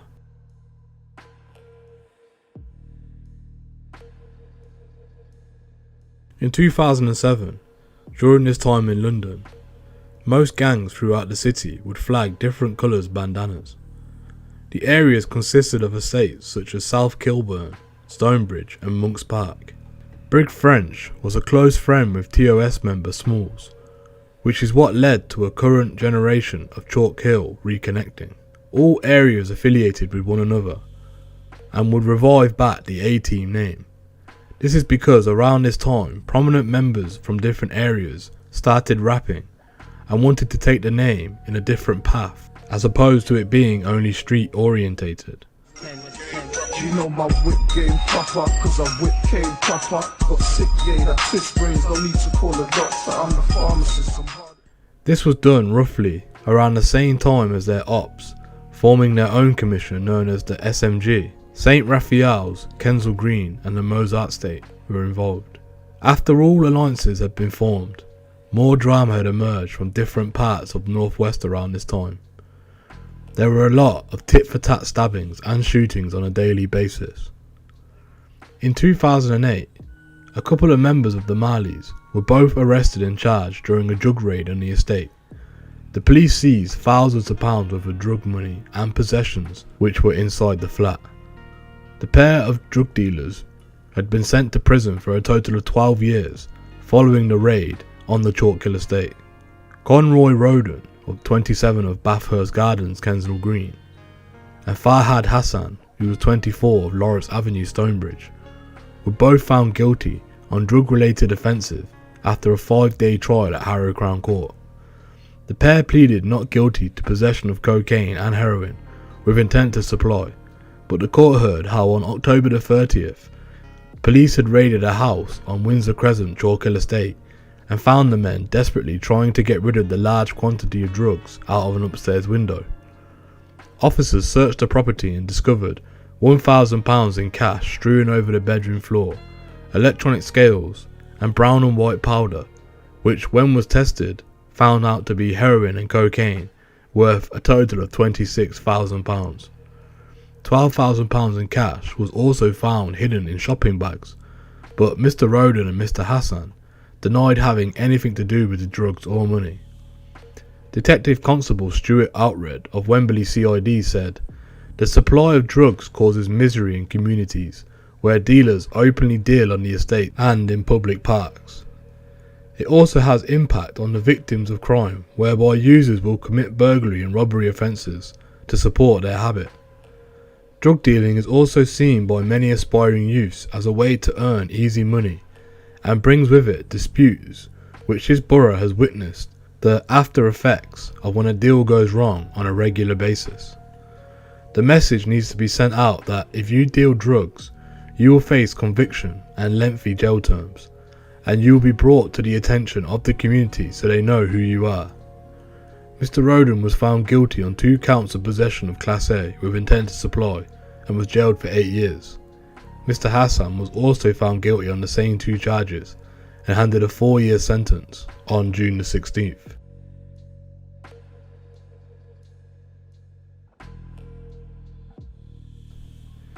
In 2009, there were heated tensions going back and forth between both Kingsbury and Chalk Hill. This caught the eyes of the public and the Brent police. The Marleys would often go on ride-outs in broad daylight with TENS members on pedal bikes to look out for their ops. Some would go as far as to arm themselves with knives and stab innocent people for the thrill of it. In 2010, senior members of the Marleys would later go on to be charged and banned from their estate. Members of the notorious gang who conducted a 12-month reign of terror against the residents have been banned from the Chalk Hill estate.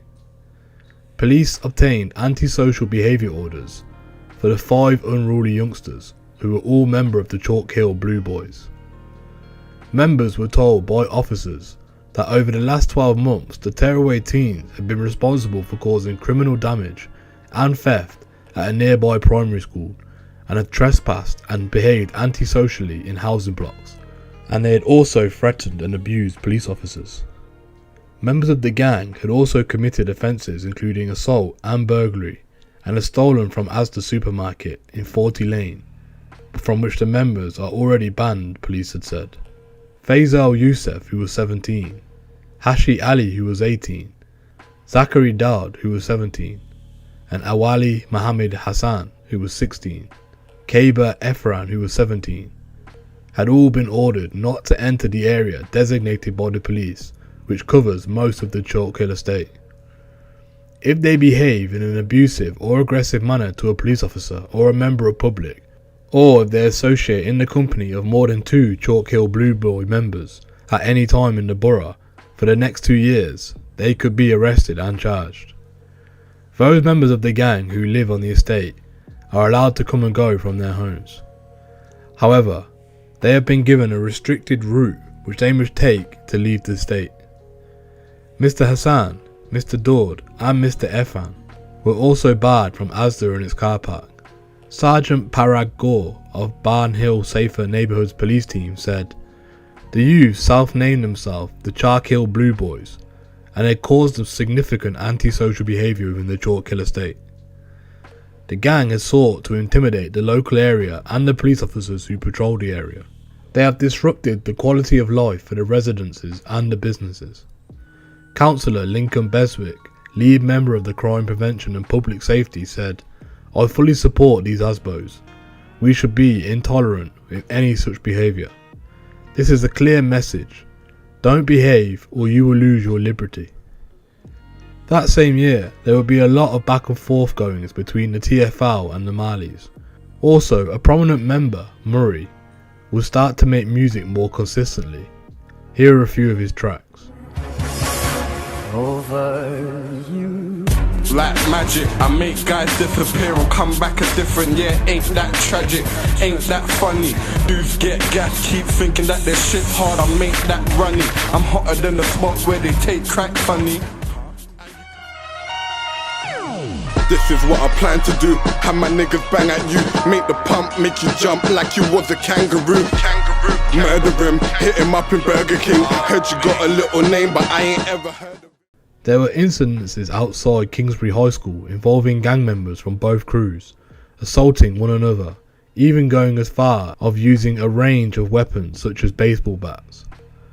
Much life-term bans have been carried out, to the extreme level of violence being carried out as the bystanders looked onwards. The beef between both areas is still ongoing, only this time it is carried out by the younger generations.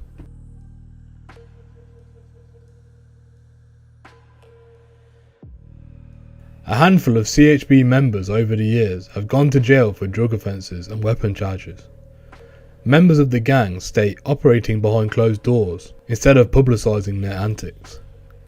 The gang, for the most part, had been discreet for a short period. The estate was still a breeding ground, consisting of drug kingpins who would later be arrested due to police raids and intelligence. The police were cracking down on gang activity on a notorious Wembley estate by introducing dispersal zones.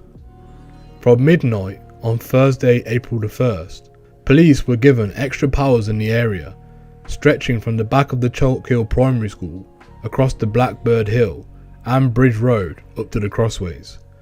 They can force groups of people loitering in the area to leave and not come back for 24 hours, and anyone refusing to comply can be arrested. The new powers will be in place for 6 months, until October, and the zone may be extended at the end of that period. Sergeant Parag Gore of the Barn Hill Safer Neighbourhood Team, which covers the Chalk Hill estate, said, "We are responding to concerns of residents in the area and are working with the council to resolve these issues. We hope that this dispersal order gives them the means to improve quality of life for the local community and businesses."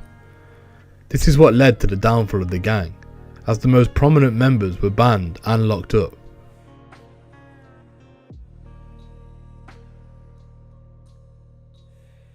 In 2013, Aaron Payne, a CHB member, had gotten himself into an altercation with a rival gang member. The following year, both had crossed paths once again, only this time the rival had a knife with him. He then stabbed Aaron multiple times to death. His accomplice then proceeded to assault him. He was on the ground. He died in hospital days later. Dean Gabe, who was 23, knifed 26-year-old Aaron Payne in the stomach for showing massive disrespect to him and his friends in Chalk Hill Road, Wembley, on September the 4th.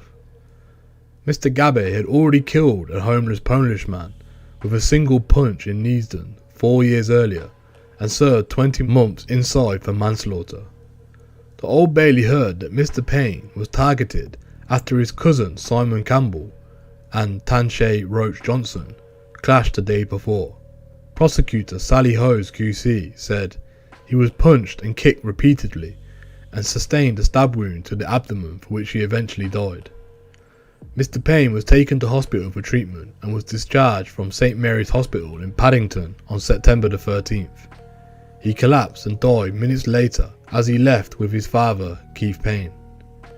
Judge Nicholas Hilliard QC sentenced Mr. Gabe to a life imprisonment with a minimum term of 25 years for the murder of Aaron Payne. He said, "You, of all people, were well aware that death can result from violence even when death is not intended. His is the second life you have taken. He had the greater part of his life ahead of him when he had the misfortune to cross your path. You have caused untold pain and sorrow."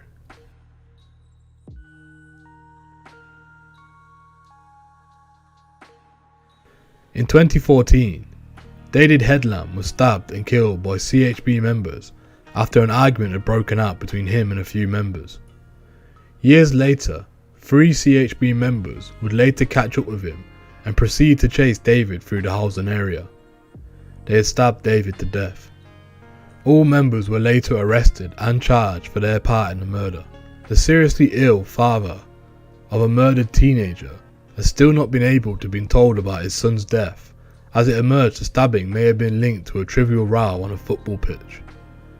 The church minister's son, David Headland, who was 18, was ambushed by two men wielding knives in the early hours of Sunday and chased for a quarter of a mile before he was stabbed.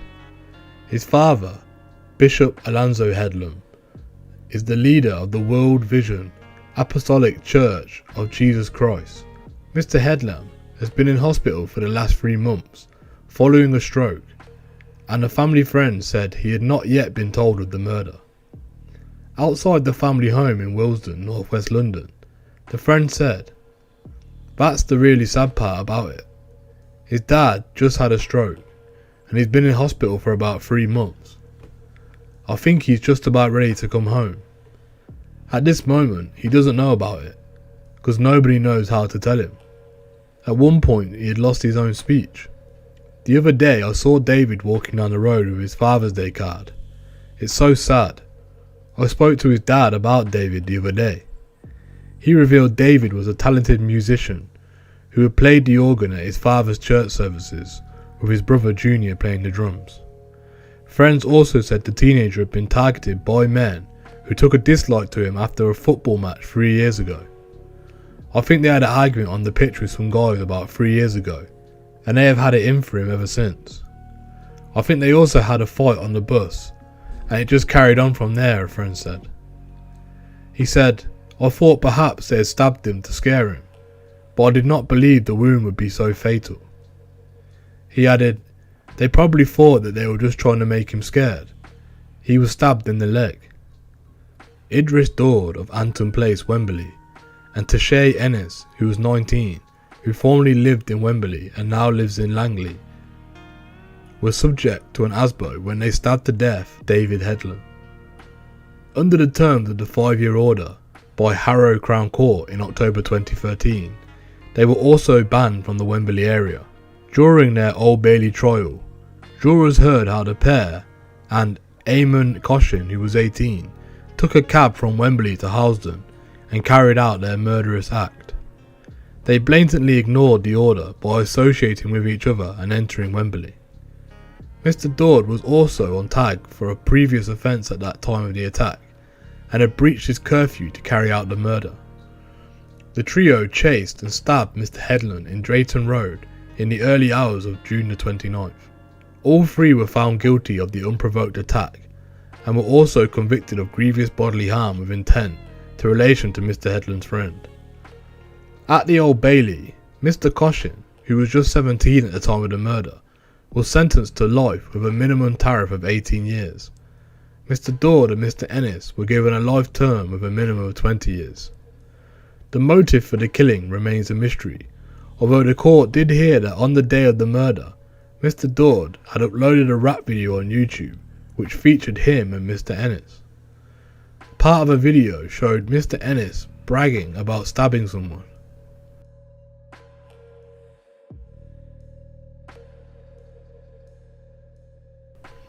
In 2015, Murray, whose real name was Michael Murray, who was the leading figure of the Marleys at one time in the estate, had been arrested and charged for wraps of cocaine found on him.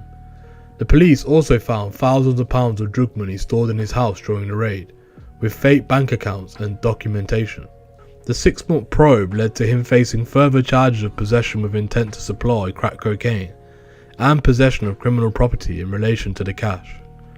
At Harrow Crown Court, he was found guilty of possession with intent to supply crack cocaine and possession of criminal property and jailed for 3.5 years. DC Fiona Davison from Brent Police said, "This is a good result for the community of Brent, and I am pleased that a drug dealer has been taken off the streets. We will continue to target drug dealers and bring them to justice, those intent in breaking the law in Brent."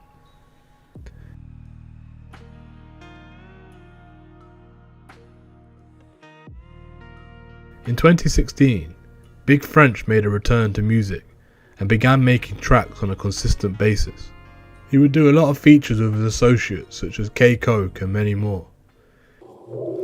Boys in the hill.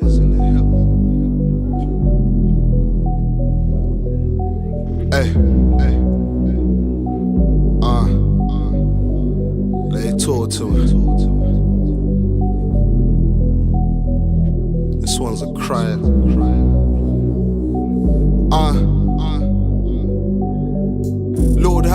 money on my soul. I had to get it on my own. There's numbers in my phone book that I barely use. Cause we all came up from the block, but we have varying views. I fed my mother cause she taught me how to tell the truth. But my father was a part of me, I barely. He would also go on to drop his mixtape within the following year, 2017, titled Game of Thrones. This mixtape gained recognition within his area and other areas associated with him.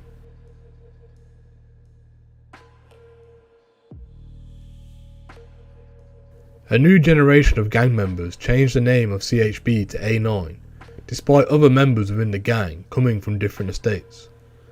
Prominent members are Little Crafty, Mums, Go Get It, Little Shack and many more. The estates still had their ongoing beef with both Neasden and Kingsbury areas, who are now known as OKB with the Press Road.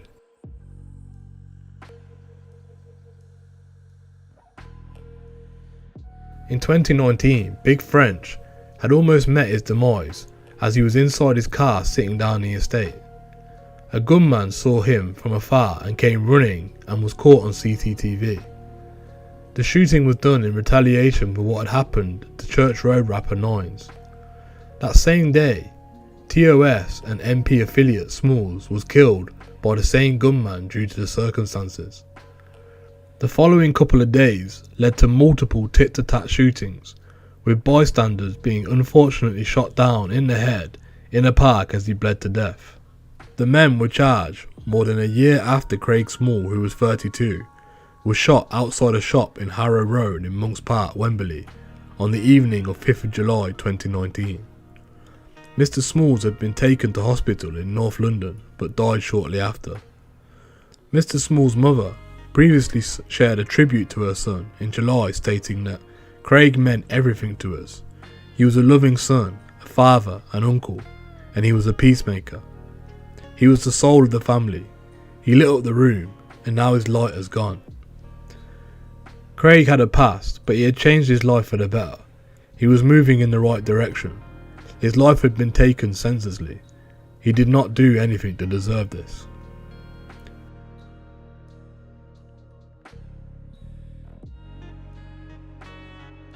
In 2020, the group A9 still consistently put out music on YouTube, with many different members taking the centre stage. Here's a few tracks of what they have done over the years. I fly birds every day cause I can't get enough for this cash, get enough for this pay. Pissed, they got my dogs in the cage, had the judge for their whole life away. One day things will be okay. I've just had enough for the struggle, but the struggles made me who I am today. I've just had enough for the struggle, but the struggles made me who I am today. Used to have books in the rucksack, now I got bricks in the rucksack.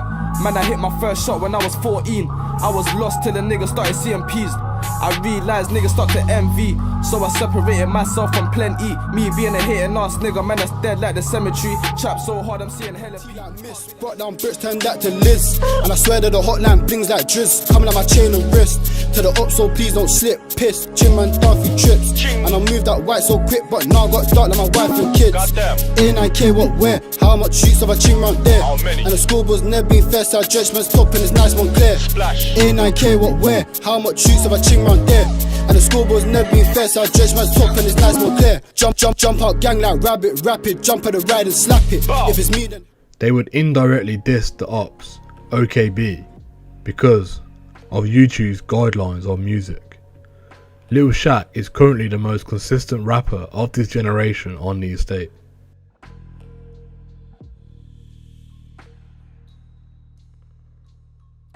Draquan Patterson was seen in the Wembley area walking until he was attacked by a few OKB members. He was stabbed multiple times, which was seen on CCTV.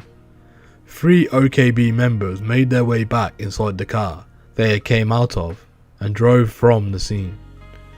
One of the members who had been allegedly involved in the brutal attack, Boniface Rexon, he goes by the street name BR.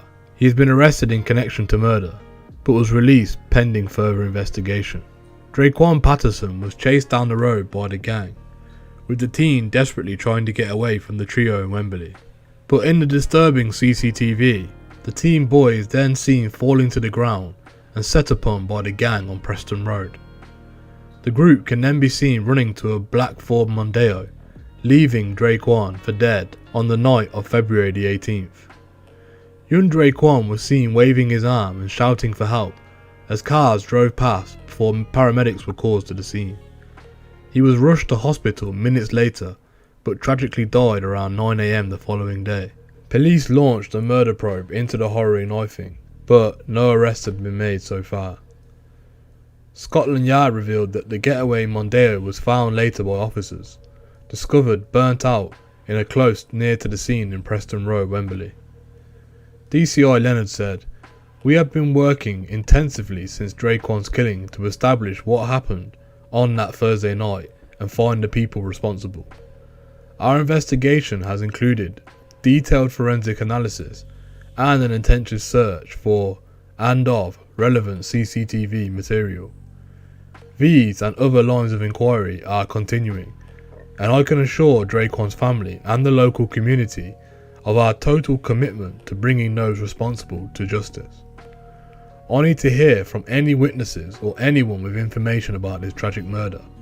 If you know anything that may be significant, please get in touch.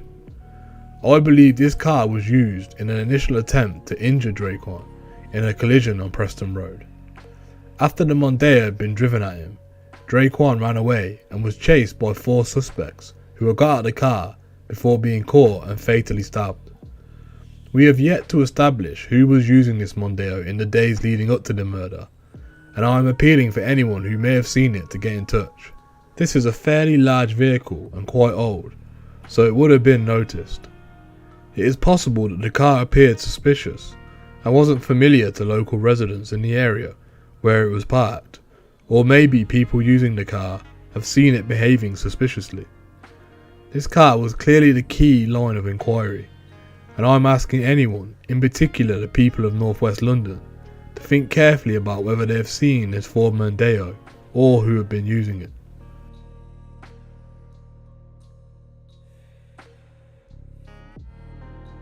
Gideon Nguendima went by the street name Tonks. He had affiliated with the A9 members. One day he was seen shopping in the Brent Cross shopping centre. He was then approached by OKB members.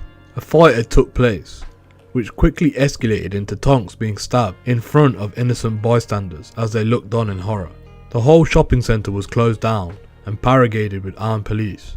Days later, OKB member BR had been arrested in connection to the murder of Tonks. Boniface Rexon, who was 19, eventually pleaded guilty to the manslaughter of the 21-year-old Gideon Nguendima at Brent Cross shopping centre in North London. In Crown Court, the committed gang member, who appeared in 4 music videos, was jailed at the Old Bailey for 14 years, with a further 4 years on an extended licence. Mr. Rexon had previous convictions for robbery and having a lock knife and Rambo-style blade, the court was told. At the time of the killing, he was also on police bail of suspicion of another murder, the court was told. Following his arrest, he dropped the 6cm long lock knife down a drain at the police station, from where it was later recovered.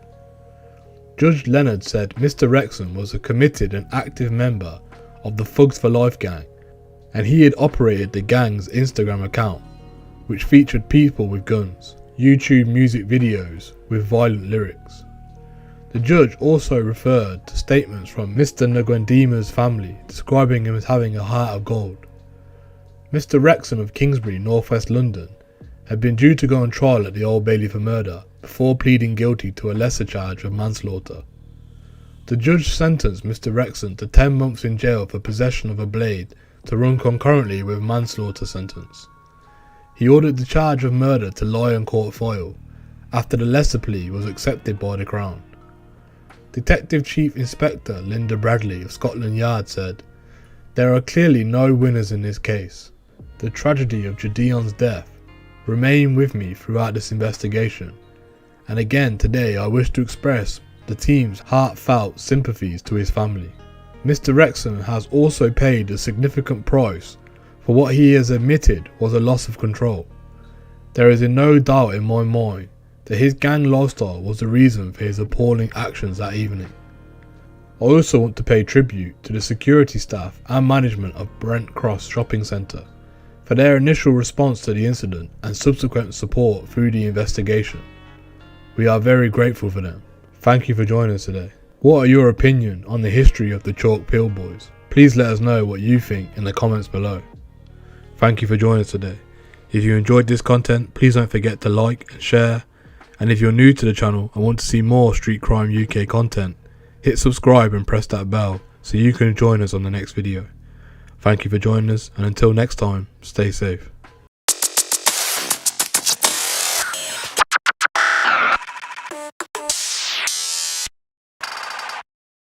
Around about 8 o'clock, the police find Marcus Cox, our victim, shot in the street. He's got multiple bullet wounds, 4 I'm now led to believe. Now, he's either slipped or it may have been winged with a non-fatal injury. He's gone to the ground, and then the gunman has walked up to him and put at least 3 further shots into him.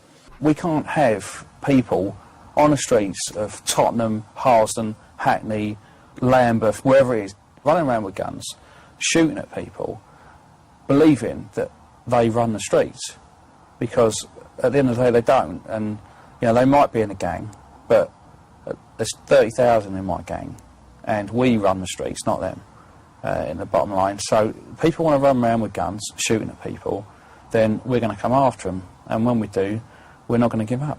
In March 2004, a fatal shooting took place on a busy shopping street in Tottenham, North London. 25-year-old Marcus Cox, a known local gang member, was chased and shot multiple times in broad daylight by 22-year-old Cyril Martin. Mr. Martin made no attempt to deny his actions. In testimony, he claimed that Mr. Cox had previously kidnapped him, robbed him at gunpoint, and demanded £20,000 ransom, whilst threatening to kill him if he didn't comply. Mr. Martin said he brought a gun and body armour because he felt terrified and wanted to protect himself from Mr. Cox. When he encountered Mr. Cox on the street that day, Mr. Martin stated he panicked and his survival instincts took over.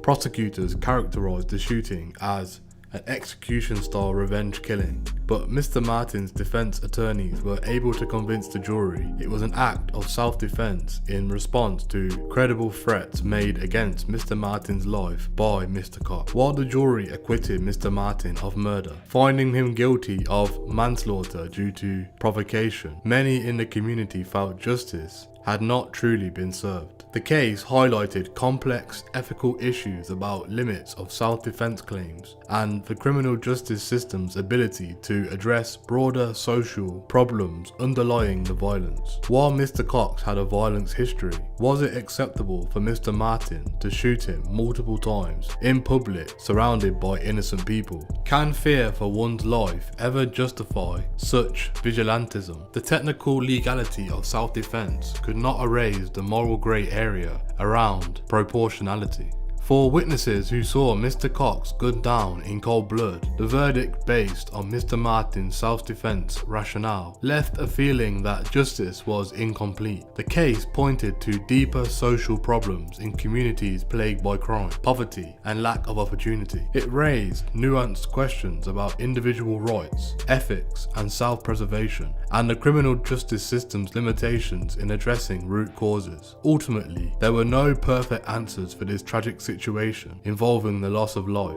self-defense claims, and broader social factors. The ethical issues resist easy conclusions, but highlight the need to thoughtfully examine our laws and social responsibilities around crime and justice. It provokes reflection on how we can build safer and more just communities through systematic solutions.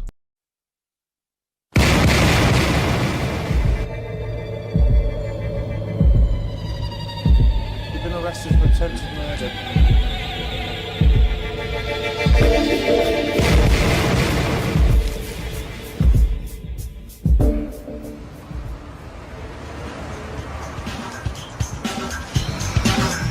In Tottenham, North London on a Friday night, Marcus Cox drove up to a takeaway.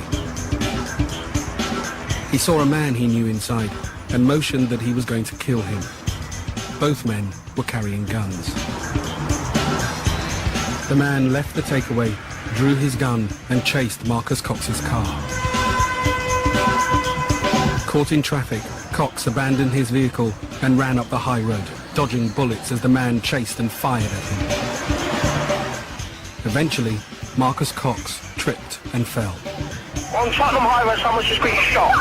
Will you please come quick? On Tottenham Highway, he hasn't been. Gunshots. 5. The guy in the white hood fell. He slipped. And then the guy just shot him in the back. Witnesses say the gunman stood over Marcus Cox and shot him at point-blank range. Then he disappeared along Northumberland Park. Marcus Cox died on the pavement, lying on his own unused gun. The police need to trace 2 people, the gunman and his possible accomplice, a man who was seen taking the keys from Cox's abandoned car. Marcus Cox was 25.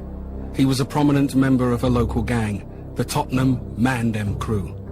His long criminal record started with burglary when he was just 11.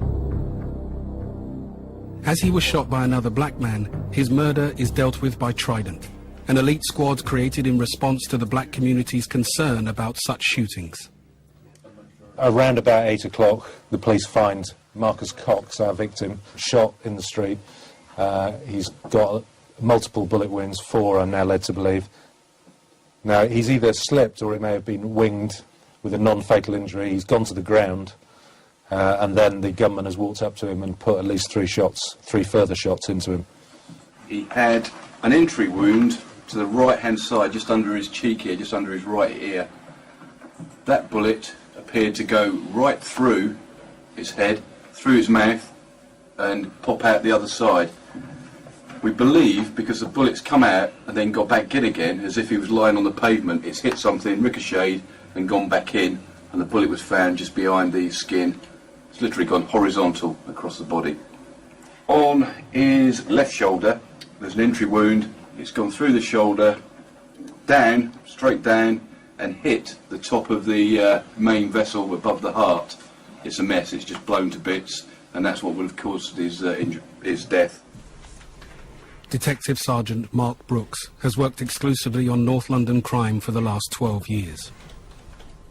We can't have people on the streets of Tottenham, Harsden, Hackney, Lambeth, wherever it is, running around with guns, shooting at people, believing that they run the streets. Because at the end of the day they don't, and you know, they might be in a gang, but there's 30,000 in my gang, and we run the streets, not them, in the bottom line. So people want to run around with guns, shooting at people, then we're going to come after them, and when we do, we're not going to give up. 70% of London's shootings are between members of the black communities.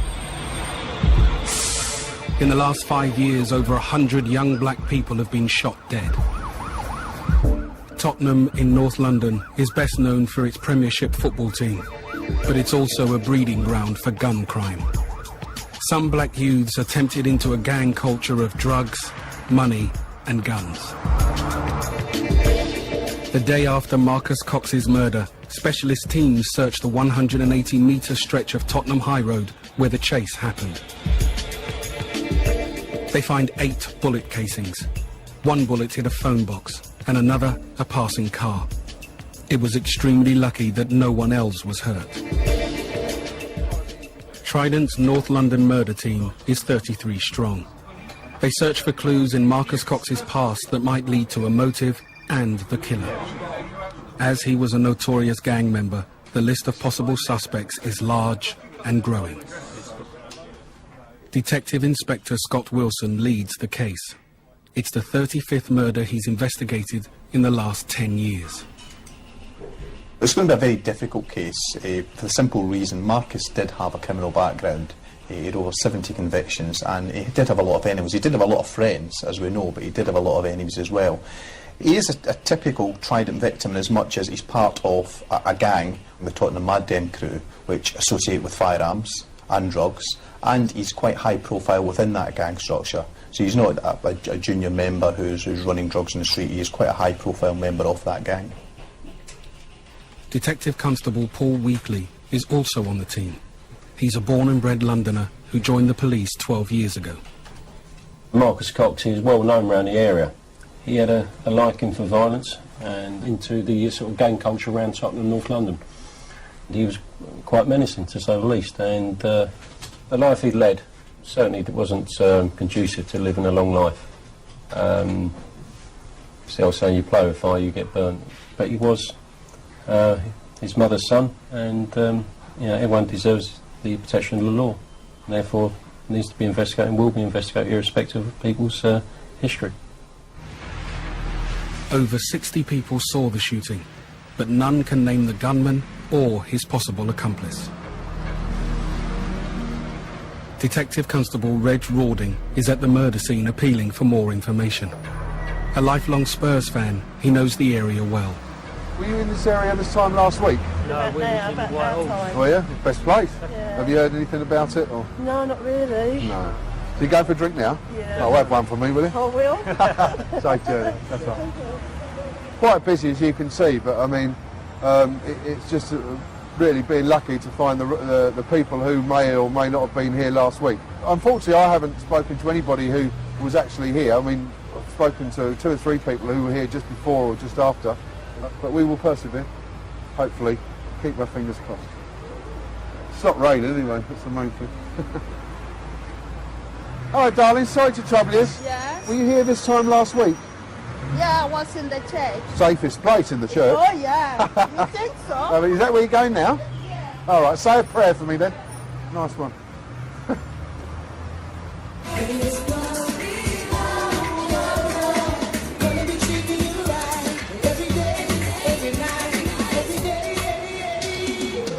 Trident doesn't only investigate shootings.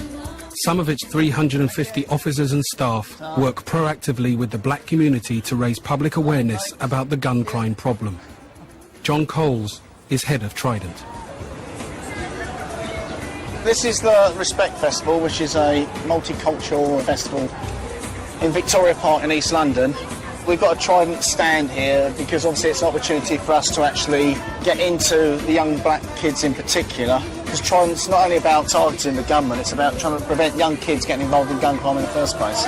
So we take opportunities to try and, you know, get some face-to-face contact with the kids, because we want them to view us as a friendly face, as well as, if they're a gunman, you know, the fearful face of us. It's just about spreading the word and trying to get people to understand what we're all about. Have you heard of Trident? What's that? Trying to stop young black boys shooting each other. What do you think about these people shooting each other? That's bad. It is bad, isn't it? So we can't be complacent, and in particular at the moment we're trying to get into the 5, 6, 7-year-old kids, so we divert them away from any likelihood of getting into gun crime in the future. You'll take some of our leaflets, give them to your friends, and give you a bag to put them in. Where do you live? Oh, do you? You come a long way then, across London. Cheers. All right, see ya. Bye.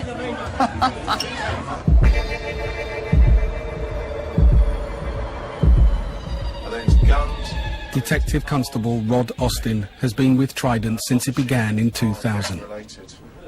He's part of another team that investigates non-fatal shootings in South London. Spirals. Gun crime spreading, and it's not just spreading within the black community, because we have got a gun culture. There's no doubt about it. We're simply adopting what's happened in America at the end of the day.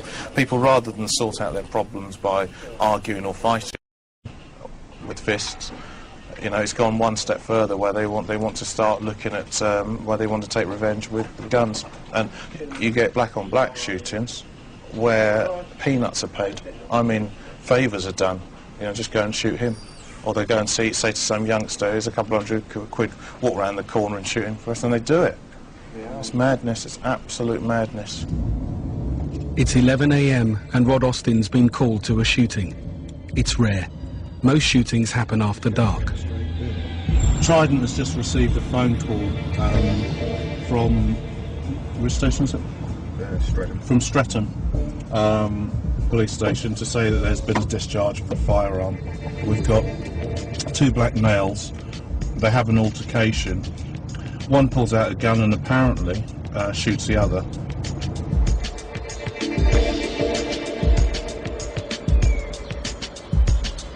Just to run through it, we've got 11-13 a fight at that bus stop there, and there's two guys with guns. Yeah. One guy's been shot. He's got entry and exit wounds to the right upper thigh. Right. We got a Mac-10 in a pink bag. A Mac-10? Mac-10. Jesus. The Mac-10 is a lethal machine pistol that fires 1,100 rounds a minute. It was the weapon of choice for US Special Forces during the Vietnam War. Just before you get to the barrel of the weapon, you can see some green tape. There's a small silver object attached to it, and that creates a laser, which will obviously switch on, point at the target, and it'll help them to obviously shoot the right target. Very crudely done, but at the end of the day, relatively effective, because you get the laser sights at the right person, it'll just generally fire in the right direction. Very lethal weapon. A second gun was found at the scene, a 9mm pistol. In the past 4 years, Trident has seized over 650 guns in London. The days where you had the old-fashioned armed robber with the sawn-off shotgun, they tend to have disappeared. They would just pull out the gun for that particular crime, shove it down their trousers or inside their raincoat, go in, do the armed robbery and walk out again. Our people are carrying the guns all the time. They're with them 24 hours a day, so it has to be concealed so that we and the public don't realise they're carrying a gun. Most of the people we deal with use every single type of gun you can imagine, from machine pistols to 38s to 45s to replicas to converted weapons. Everything under the sun. One of the biggest challenges we face at the moment is where the guns are coming from. There's no doubt that some of them have been around for many years, but what we've seen of late are more and more guns that we can't really trace, and there's some suggestions that many are coming from the former Soviet Union, former Yugoslavia, and even current conflicts such as Iraq. But I don't think nationally we've really got a full picture on where some of these guns are now coming from.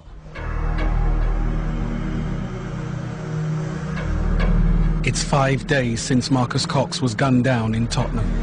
Some locals in the black community are now coming forward with information.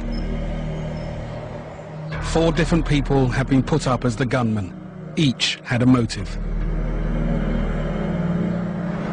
Trident learned what might have provoked the shooting. 2 nights earlier, Marcus Cox trashed the Jamaican's car after a fight in a snooker hall. The team turns out in force to see if anyone will confirm this story. They succeed.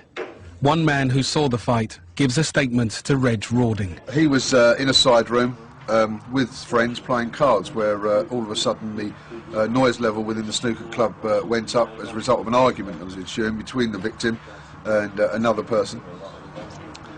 They went out to investigate, and within seconds the snooker balls were picked up and were being thrown around the snooker club. About 45 minutes later, the friend that he was playing cards with, Blacker, had his car smashed up outside the snooker club. Marcus Cox and 4 friends vandalised Blacker's £20,000 BMW parked outside McDonald's. Among London's gangs, this is more than enough to provoke a shooting. The hunt is on for Blacker.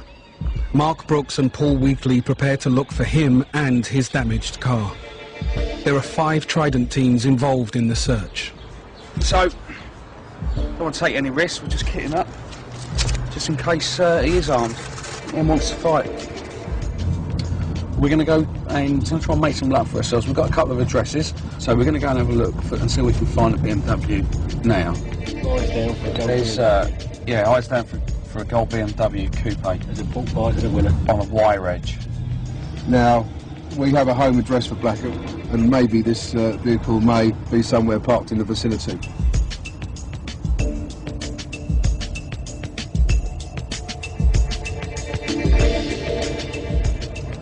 We have obviously a murderer, or we believe to be a murderer at this stage, which intelligence suggests is a murderer, and he may still have access to that firearm or other firearms.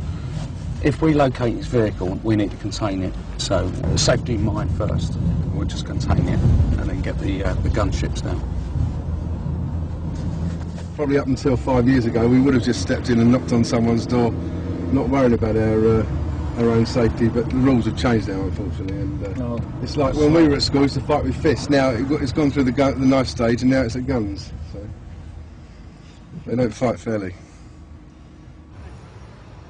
They don't find Blacker or the car. But the next day they have more luck. The car is spotted and impounded. Marcus Cox and his friends had caused thousands of pounds of damage. Police across Britain are alerted that Blacker is wanted for murder. While he had enemies, Marcus Cox was also well known and popular. Over 500 people attended his funeral. He was the eldest child in a large family who regularly visit his grave. His mother knew of his criminal activity, but says it makes losing him no easier. We're here today to celebrate not his death, but his life, and to show how much we love him and miss him. Marcus's brother's dad is here today, out of love. It's not the first time we've been back, and there's always someone coming here, always, yeah. Marcus Cox never met his daughter. She was born after he died. I would never wish this on my worst enemy, you know? Gosh, I would not wish this on anyone to lose their child, especially their first child. But this is not supposed to happen, you know? You're supposed to be burying your child, should you really? They're supposed to outlive us, not we outlive them, you know?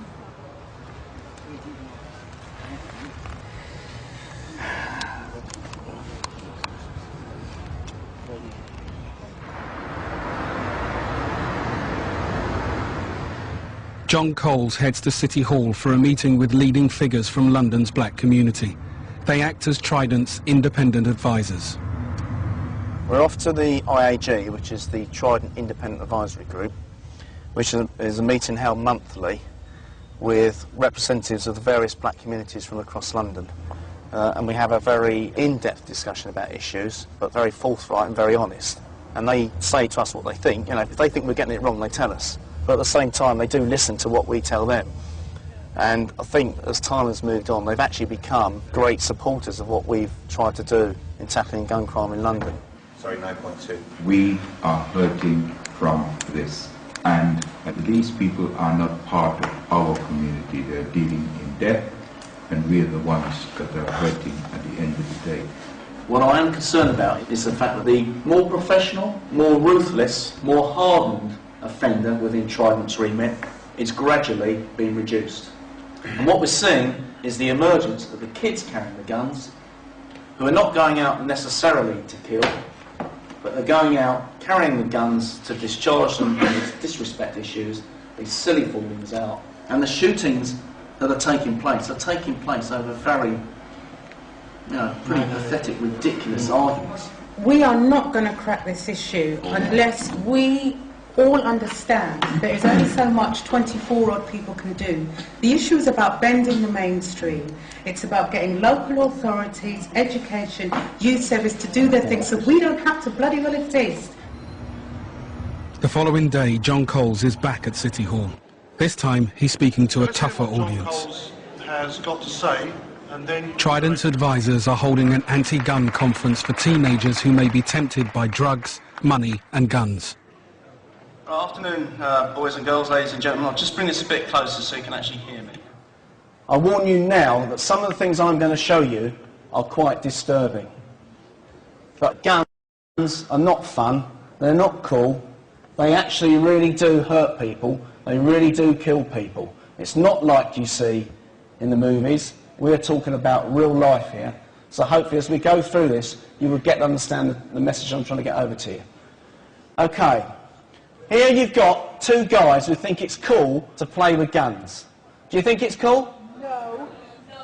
You say that we carry guns here for protection. So if we carry guns for protection and that's wrong, how come you lot carry guns and that's for protection? Well, after in the graveyard dead, yeah? What's the police going to do? This is not a joke.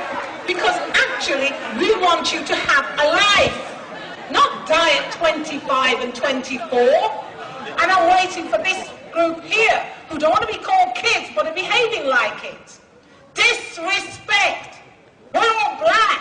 We come from a black culture where you respect your elders, and I haven't seen much of it today. Shameful. The police are here to try and help you to help yourselves.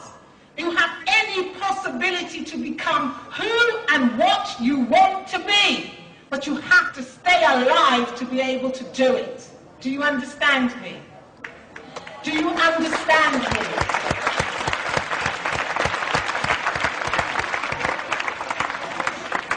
Right, next one please. That hat is the start of a trial to someone who's been shot dead. And he was chased down a North London street. His hat fell off first of all. Then, in his panic to get away from the gunman, he lost his shoe. Can you imagine how this guy's feeling? You've got someone with a gun coming after you. Imagine how he feels. And that picture there is a reality of life of what guns do to people. And if you go down this path, you're going to end up in one of three ways. If you're lucky, you're going to get nicked by a trident. If you're not so lucky, you end up dead, because that's the reality, or you end up seriously injured. In South London, Rod Austin investigates another shooting. A gun has been used during a petty dispute. This quiet street was the setting for an attempted execution, when an innocent man had a minor traffic accident with the wrong person. A young lady is driving down the road. She's got no driving licence, no insurance. She was in a rush and collided with another car. And, you know, the damage to the cars are minimal. In fact, you can hardly see it. It's basically just scratches. It's got a bit, you know, you've got some paint chipped off there. And that's literally all the damage was.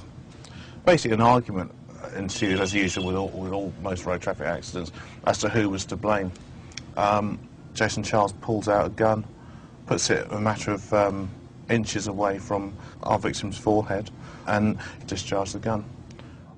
By chance, the gun exploded. The victim was injured, but survived.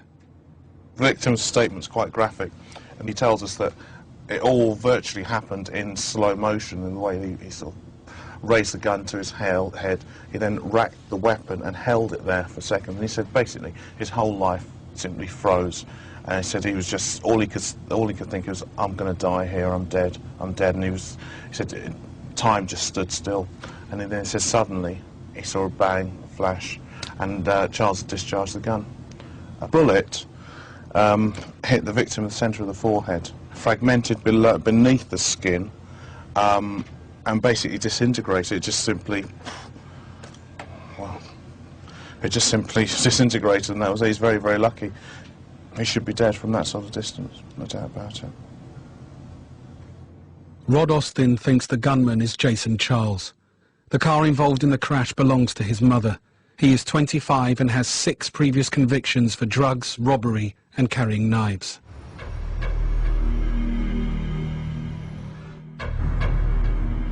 For 6 weeks since the incident, Jason Charles seems to have been lying low. Rod Austin and his team have failed to find him, but now he has been spotted. Jason Charles has been seen entering a house which Trident are now watching. A convoy of officers are nearby, ready to move in and arrest him if and when he comes out. Armed teams are moving up. We let the armed officers go in and do everything first. Will you hold it 1 second? Yeah, fair, go. It's a change of clothing. Right. We're moving up now we're now heading towards the Walworth Road. Jason Charles has left the house. Trident deal with gunmen like him all the time, yet their officers aren't armed. The suspect knows he's wanted and may be carrying a gun, so specialist armed police will stop him. The police have got to be very, very careful with someone like him. He's the sort of person that, if he's armed, may well turn his weapon on a member of the public or a police officer. It's done. Right, that's done. Right. Everyone stays put. We put the dogs through. We're basically, the arrests are being made now. Obviously, everyone's detained first, and we ensure that everything is done quite neat and tidily. They'll be handcuffed, put in plastic cuffs, and we will formally go up and execute the arrest. Right. I'm going to enjoy this one. Yes, come on. Jason Charles was with a friend. Both have now been stopped by the armed police.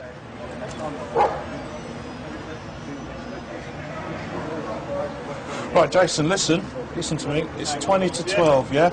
You've been arrested for attempted murder, all right? That occurred on the 3rd of March of this year. You don't have to say anything, but it may harm your defence if you do not mention, when questioned, something which you later on in court, if you do say will be given in evidence. Do you understand that? Jason, do you understand that? Okay, that's a yes for now. Jason Charles is not carrying a gun, so the arrests have been made without risk to anyone. Another good Trident operation, yeah.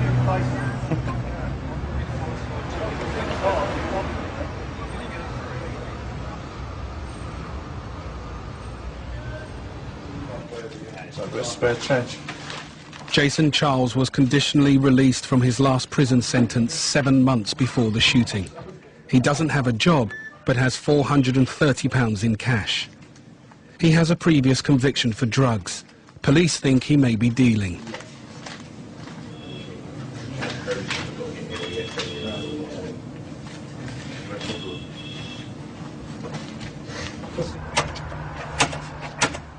With Jason Charles safely in custody, Trident want to find his gun. They are going to search the house he was in earlier. They don't know who's inside. It's 2 a.m. They don't get a welcome reception. No, you don't do that. That's the first thing that you don't do. We're police officers, all right? All right, there's kids in here, for fuck's sake. Well, fucking calm it down then. Trident want quick access to every room to prevent the disposal of evidence and reduce the threat from people inside. It's Hitman. My uncle's in there. We tried asking you, I'm afraid. I told you. You tried asking you. I said it's my uncle. Right. Should we have a chat? Right, come here. I just see she's all right. She's all right. Right, Jason's obviously been arrested. Has he? Yeah. Jason's been arrested, and we've come to search this address. Officers go into an upstairs bedroom. A teenage boy grabs a knife from the side of his bed. A big old knife next to his bed. Do you want this thing in the house with these young kids around? Right, good, we'll take that then. It's always a problem when you go into these homes to search them, when you Get out of it. Charming. It's always a problem when you go in. You never know what weapon you're going to find. You find knives, samurai swords. You can find anything in people's houses. All you can do is, it's a 15-year-old youth with a knife. All you can do is turn and put it down, which is obviously what he did, and that's the end of the matter, really. The only disappointing thing, we haven't recovered the firearm.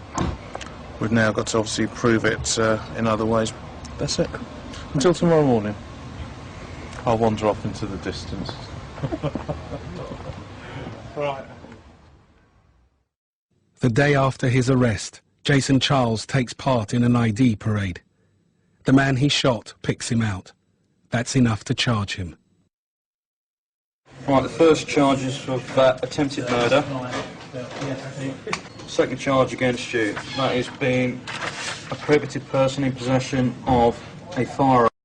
Cox had kidnapped a man a couple of months previously, and shortly after the kidnap, he saw Cyrus with what he describes as a Beretta pistol down his waistband, basically making idle threats that he was going to get even with the guys that had kidnapped him. The name Cyrus has been about for the last 3-4 weeks, but so a number of names have come up from different selling sources. Over the last week, the Cyrus has progressed, and we're quite confident the name isn't Cyrus now, and it says that it's Siren, it's Siren Martin. Siren Martin was kidnapped on 17th of January and beaten by Marcus Cox. The whole reason for the kidnap is Siren Martin is quite a large time supplier of skunkweed, and it is widely known that he has got money, and therefore the motive for the kidnap was to rob him. Furthermore, we had intelligence to suggest that Siren Martin had left the country. A flight ticket was booked on the 6th of March, the day after the murder, and on the 7th of March he left London Heathrow to Kingston, Jamaica. With a lot of these suspects that have come up, they've all been victims at one stage of Marcus Cox. So there's obviously a lot of people out there that had motivation to do this, but without a doubt this has to be the mainline inquiry at this stage. During the kidnap, Siren Martin managed to escape before his family paid the £20,000 Marcus Cox had demanded. But Siren Martin refused to tell the police what happened. Dale, come back for it, mate. We need a bit of aggression. Although they believe Siren Martin is in Jamaica, Mark Brooks's team have a warrant to search addresses they think he used in London. They're after evidence linking him to the murder. First, they go to his family home. They don't know who might be in. Police! Police officers! Stay where you are! Police! Clear. Clear. Bathroom, bedroom. There's a bedroom here, which is obviously his bedroom. He's obviously grabbed a few bits and just left. The house appears to have been abandoned. A sniffer dog is brought in to search. They still need to find the firearm used in the murder. I don't think anyone would probably be that stupid to leave the gun here. If anything, they're going to throw it in a canal in a river or something like that. But knowing that the murder took place on Friday, and on Sunday afternoon at 12:40 he's flying out of the country, which is quite rapid, he's not going to have had the presence of mind to cover all the bases. So clothing, phones, correspondence, stuff like that. Hopefully we should be able to make a bit of luck for ourselves and recover some exhibits. Hello, Mark Brooks. While the search continues at the family home, Mark Brooks's team head for another address they think Siren Martin might have used. The occupier will have a reasonable amount of time to open the door. He'll be told that, and if he doesn't open the door, then we'll put it in, we'll smash it through. Even if there's no one in, we'll be going through the door and search. So one way or another, we're going in through that door this morning. The only proviso might be if they got an iron grill across here. Oh, yeah. That would be a bit of a shocker, wouldn't it? Put your head through that box. Hello?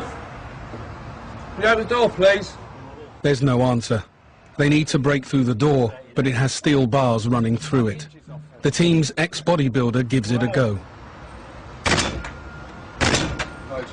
Bounce it. 40 inches. Help! Someone in it? No, don't know. 20 inches.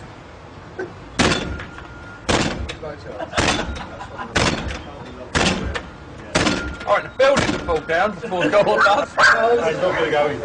Try the inches, Paul. Try the inches, top and bottom. Try the bottom one first. Bit higher. Open the door! It's the police officers. I bust the door. Oh, you're going to have to open it with that now. Stand back. Hello, mate. Police. What's going on? What's your name? Sean. Sean what? Sean. Right, come in. Go through, Sean. Let me explain to you. I'm Operation Trident. How many locks he got on that door? Look, 1, 2, 5. Pick up on If you try not to make a mess. The flat is searched for evidence, but the occupier is not who they expected. Yeah, okay. Is this your missus? Mine and Mrs. He has no criminal record and no link to Siren Martin. He'd planned a day off work and was fast asleep when Trident arrived. Smooth and renew face, loofah pads. The girlfriend. Are you sure? Are you sure?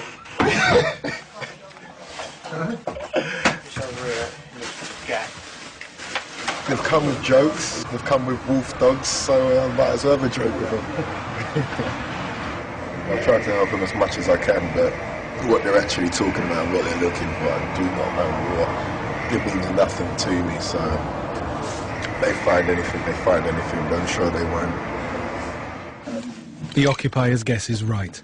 There's no gun or other evidence at the flat. Very scary. You don't expect to hear so much noise at 8 o'clock in the morning, and to see 6 big burly men just hammering at your door. So it was very scary at first, but you've got to do a job, so I just lead them to it. He said, open the door. I said, you've jammed it. And then he hit it again and it bounced off the hinge onto my head. I thought he was knocking a bit loudly to be the postman, and I was right. None of the teams have found the gun. But in another house, they found a bulletproof vest and newspaper cuttings about the murder. They're obviously showing an unhealthy interest in this particular case, aren't they? Some of the actual guys that do the crimes and that run in these gangs certainly like to read about their own doings. Lots of cloak and cups in the lab, and a bulletproof vest, which apparently he took to wearing after he was kidnapped and beaten up. So one would suggest that if you take to wearing a bulletproof vest, that you might be wanting to arm yourself as well. With their suspect in Jamaica, the North murder team turned their attention to his possible accomplice. They view footage from over 250 CCTV cameras. Only one caught any action. It shows a man taking the keys from Marcus Cox's car and running off. The image is not clear enough to identify him. Trident used mobile phone bills found in the searches to trace the calls Siren Martin made in the minutes after the murder. He repeatedly phoned Damian Brown, his mother's boyfriend. Between 8 o'clock and about 25 past 8, there's frantic activity on Siren Martin's phone. He actually makes 12 phone calls in that 25 minutes period. About 10 of those phone calls are to Damien. This would indicate there's obviously something's went wrong between 8 o'clock and 8:30, and he's making these frantic calls to try and get in contact. And the same can be seen when we then look at Damien's call data, the calls coming back that Damien's making calls back to Siren. So they're obviously trying to get in contact with each other on the evening of the murder, straight after the murder. 32-year-old Damian Brown has come in voluntarily to be interviewed about the murder. He has a criminal record in America. It's the first time he's come to the attention of police in the UK. There was at least 2 men involved in his murder. One of those chased the victim up the road and shot him, and the other one was last seen removing the car keys from the victim's vehicle before running off in the same direction. We believe we've identified a suspect. This gentleman was the boyfriend of that suspect's mother, and we've spoken to this gentleman. He's given an account of where he was and what he was doing on that Friday night. We have reason to believe that he wasn't where he says he was, and that he was in Tottenham High Road. Therefore, he's been arrested this morning for suspicion of being concerned in the murder of Marcus Cox. Damian Brown says at the time of the murder he was at home with Siren Martin.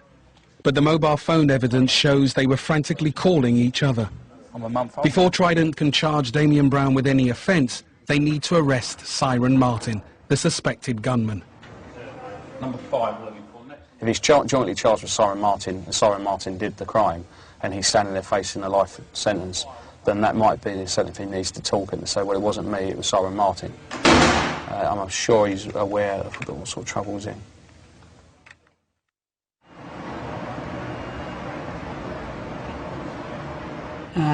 We just need Trident run ad campaigns to win public support. John Coles sees the latest proposals for this year's posters. a few things we can improve, but I think we're getting there. This one's liked by everybody. It can take out a gunman just by one phone call, and I don't think there was any changes to that really, other than making the Trident brand more prominent and stuff like that. Yeah, I've got to say, it is entirely different to anything we've done before, and I'm quite impressed. Whenever the posters have gone up, there has been a decline in gun crime, and there is improved effort within some of the community to try and deal with the problem. Obviously, there are going to be some people that we will never, ever reach. Some of the main gunmen will never be influenced by anything we do, whether it's posters or anything else. I mean, sometimes they're not even influenced by the fact they've been arrested. But what we're actually trying to do is get to the community that are on the edge of this type of activity, to the mums, for example, whose son may or may not be at the stage where he's going to become involved in gun crime. And if, through something we do in one of those posters, influences that mother or that girlfriend to actually influence their son, boyfriend, so they don't take that path, then we've achieved something.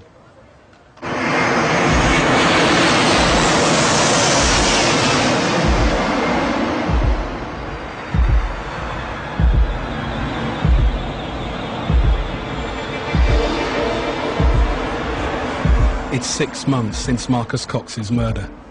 When the prime suspect, Siren Martin, fled to Jamaica, he booked a return ticket for today. The North London murder team are at Heathrow, hoping he is on the plane. Yeah. Do we know what seat number he's in? Can we find him? Go on. 23 Hotel. Beautiful. That's lovely. All right, thank you very much. We're definitely boarded. Lovely. On seat 23 Hotel. So all go. You're number 1, I'll go number 2. We'll go number 3. We'll go number 2, we'll go number 3. He's on the plane, so it means that we can get on with this job, get our interviews done, and hopefully put this to some sort of closure. It's too risky to make an arrest in a crowded terminal, so the team takes Siren Martin from the plane. So we went up onto the plane, and there was Siren sat there, looking all nervous, clutching his passport, landing cards and his Bible. That's why I arrested him on suspicion of murder. But yeah, the other passengers looked quite surprised, to say the least. And he was handcuffed and then transferred into that van there. Mind your head. It's a freezer. We just come back from the Caribbean. No, yeah. Siren Martin is not the usual Trident suspect. He's never been in prison and isn't known to carry a gun. Where am I? Which station am I? Take a guess. If you guess, you can leave. Collindale Police Station. All right. Your Bible. All he's carrying is a wallet, his passport and a Bible. Sorry, it's just a long flight. Are you thirsty? Yeah. Are you hungry? No, You're not. What do you want to drink? Water. Water? Yeah, please. It'd just be tap water for that, do you? Yeah. Cold, yeah? Siren Martin was kidnapped and held to ransom by Marcus Cox 6 weeks before his murder. But in interviews, Siren is reluctant to talk about it. How did that incident affect you? No comment. Your mother has stated that you changed in your personality so much that in her opinion you were like another person. Is this true? No comment. Your mother has also stated that you took to wearing a bulletproof vest frequently, even in the house. Is that correct? No comment. Now, we've recovered a gun that was next to Marcus Cox. Did he pull a gun on you? No comment. Did he try and shoot you? No comment. Damien Brown, the suspected accomplice, also refused to comment in interview. But then he gives Trident a remarkable breakthrough. He tells them his version of what happened. My client has a statement to read at this point. Okay, you're going to record it? Yeah. Right now. When you're ready. In your own time, Damien. In your own time. I was in Tottenham High Road shortly before 8 p.m. on March 5th. I had gone there to buy chicken for family dinner. Siren came with me to show me where it was. I had absolutely no idea that he had a gun with him when we left. While I was waiting for the order in the chicken shop, Siren said that he could see the person who had kidnapped him. I could not see who he was looking at, but he started to approach a blue BMW. The driver of the BMW got out the car, produced a gun, and aimed it at Siren. He pulled the trigger 3 times, and I presume the gun was jammed because nothing came out.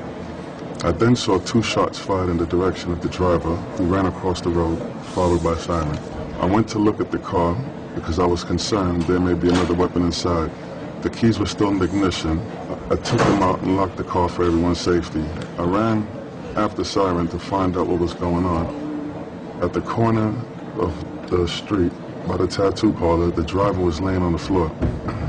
Siren had disappeared. That statement is in my handwriting, but my client has signed it, dated it, and timed it to confirm that he agrees with the content. All right, if you go with DC Smith there. All right. Thank you. Damien Brown has bravely confessed to his involvement in Marcus Cox's murder. He claims he saw Marcus Cox try to shoot Siren Martin outside the takeaway, but the gun failed. He said Siren Martin was also carrying a gun and chased Marcus Cox up Tottenham High Road. Damien Brown admitted being the accomplice seen removing the keys from Marcus's abandoned car. After 6 months of complex investigation into 7 suspects who each had a motive, Trident had the right men. Anywhere this time of night we can get a bottle of Dom Perignon. You all right, mate? Okay? Yeah, man. All done. Huh? All done. How do you figure that one? I don't mean in a sarcastic sense. No, I'm not saying that. But there's no bright end to this whole thing. Well, you see it out. No. I'm just saying it took some courage to do that, and that's all I'm saying, mate, okay?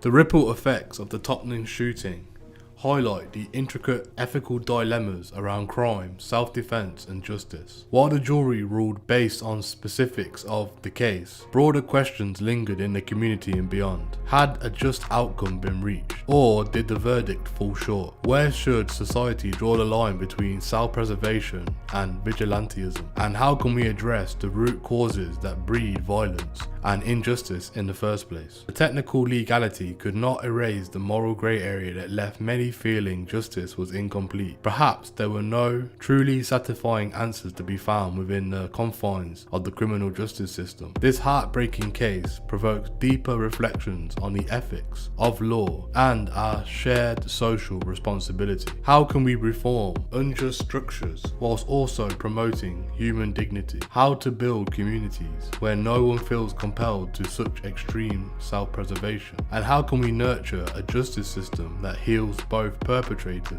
and the victims of violence? This incident holds up a mirror to social shortcomings that we must grapple with. The journey towards justice is ongoing. What do you think about this difficult case? Where do you stand on the ethics of self-defense and the boundaries of the justice system? What kind of solutions might prevent such tragic outcomes in the future? We welcome any perspectives on these complex issues on the intersection of law, ethics and community.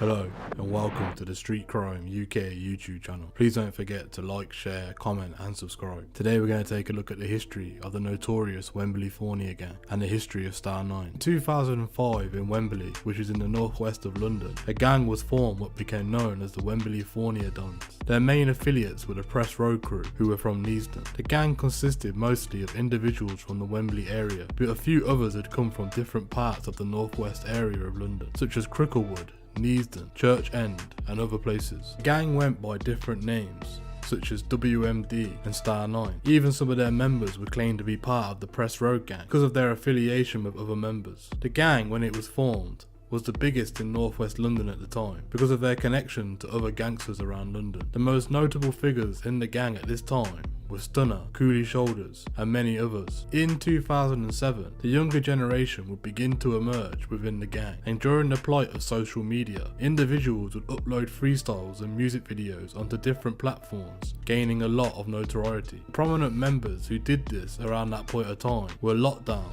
Hypno, Debo, Nutcase, along with many other members.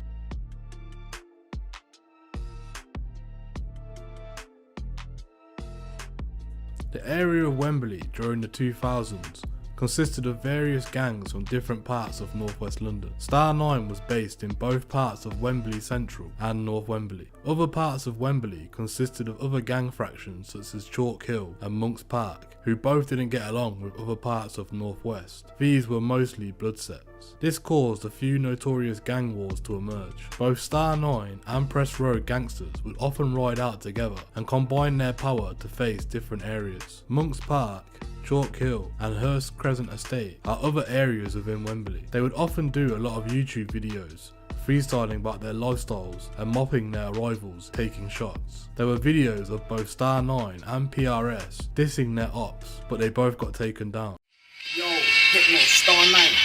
Niggas talking stiff about calling mister. Trust me, my niggas give it more than a blister. I said mouse, screw on the whisper. Duckiest Clark, dump him in the river. 2 weeks later, get found by a fisher. It's reload road, got bitches carrying skins, it might be a sister. Come blacked out, straight up like a ninja. Kidnap your ass, leave you locked in the basement like you're a prisoner. Beat off the tin, make you dance like the linger. Seem like yo. When you see me in the dance, yeah, I'm looking fucking hard, not everybody dump straight up, Star 9 arms. You know how we move in the rain, yeah, we move to your veins, two should be wet like a bath. Name's Hypno, yeah, I'm on the task. Be prepared for the war, cause we're bound to blast. So don't get it twisted, get your face lifted. Nah, never walk down my path. Nah, never walk down my path. Come in. Come back out, there's no chance, I need your head cracked open. All in the yard, I'm in the yard with your margin. I've got a spliff full of punk, Alizé, I'm quite drunk. Got a runner with a gun, and he's running with a pump. I keep it fresh in the slums, if they distress my funds, I haven't pressed and dumped. We make the witness run, you might catch me wearing a polo, light jeans, white Air Force, that's my dress code. But we not legit, so we move from Popo, Black Rose gang, cause nobody knows what we under. From the age of 10, yeah, I had to know the ropes. And every pocket in the inside in my coat, cause the youngers move green, while the older juggle coat. We mock, don't distribute yokes. This is LOM, where real niggas fluctuate. Where every day your mum screams, put the guts away. My phone popping on the spot, put the pus away. I'm trying to make pics. So holler if there's another way. They call me Hypno, I'm sick bro. I'll draw for the 9 gang and then I'll stick it through your lip bro. I'm schizo, you don't wanna see me go flip mode. I'll go omen on you, I'll punch you so hard you will think you had a scuff with Kimbo. Sipping yak mixed up with Vimto. And if a nigga's talking stiff, we get dark like Tincho. Fisting him up, stabbing him up, leaving with some brick clothes. I leave a nigga running down my road up on his tiptoes. And this a new world order. Man's making peace, hitting cells round the corner. Yo, this is Star 9 Wembley 4. If a nigga's talking stiff, he's getting moved to in the Bora. My man them like to go around the borders, we're explorers like Dora. But if you're talking stiff, then we run up on you quick and then we smack you up, dump you in the water. Yeah, we like to deal with the torture. Yeah, we like to slaughter, we'll kidnap your daughter. So don't talk hard, cause we got dogs that's hotter than a sauna.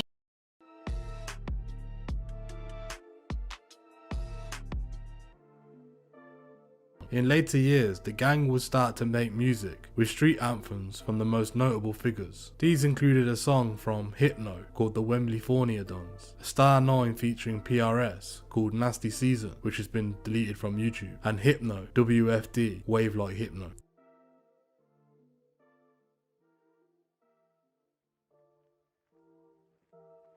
They would consistently release music every few months, but it didn't last very long. There was a lot of tit-for-tat stabbings from both sides of Wembley, and both Central and North Wembley would often go to war with the Hurst Crescent gangsters. Burglaries and other crimes would also be implemented against each other. This led to members of Star 9 getting nicked by police. It was reported that Kalita Cordonanu had forced his way into a house in Buxton Crescent in Wembley and stole computer equipment and a television, but also helped himself to alcohol and the victim's clothing. The 22-year-old, whose last known address was First Avenue in Wembley, had pleaded guilty during his first appearance at Harrow Crown Court, but was released on bail and did not return for his sentencing. Police believe he may have since travelled between London and Europe. Daniel Leon Baptiste, who was 28 at the time, was last known to be living in Hurst Crescent, Wembley, but police believe he went on the run after a burglary at the Initial City Link warehouse. Officers say he knows the police were looking for him, but he failed to turn up when they asked him to attend an interview. Police had suspected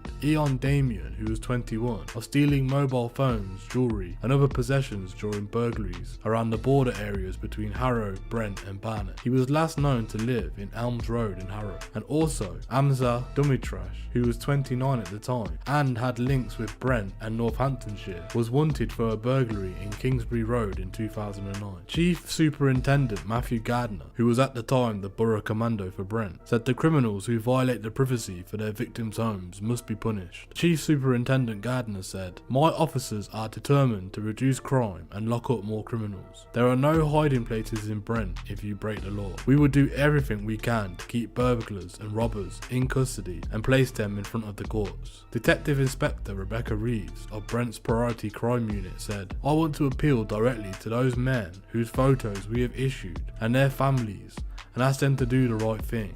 Hand yourself into the police station and stop running. Face up to what you've done and start repaying your debt to society. My promise to you is that we will treat you fairly." There were other small Wembley fractions that had ties to other areas in the northwest, such as BC, BW and SMB, just to name a few. These gangs were linked up with a few individuals from Star 9, but would also have ties with their rivals. So basically, they didn't pick sides, they were mutual. Some of these were from Monk's Parts themselves. The gang itself was created for the sake of creating gangs. Most of the individuals came from good backgrounds and weren't poverty driven, but rather lost and confused participating in gang culture to make a name for themselves in the streets of Northwest. Their feud with certain areas never escalated to the point where someone had died, but there had been many attempts. As the years went by, the gang got smaller and smaller, and eventually they disbanded. Thank you for joining us today. What are your opinions on the Star 9 gang? Please let us know what you think in the comments below. Thank you for joining us. If you enjoyed this content, please don't forget to like and share. And if you're new to the channel and want to see more Street Crime UK content, hit subscribe and press that bell so you can join us on the next video. Thank you for joining us, and until next time, stay safe.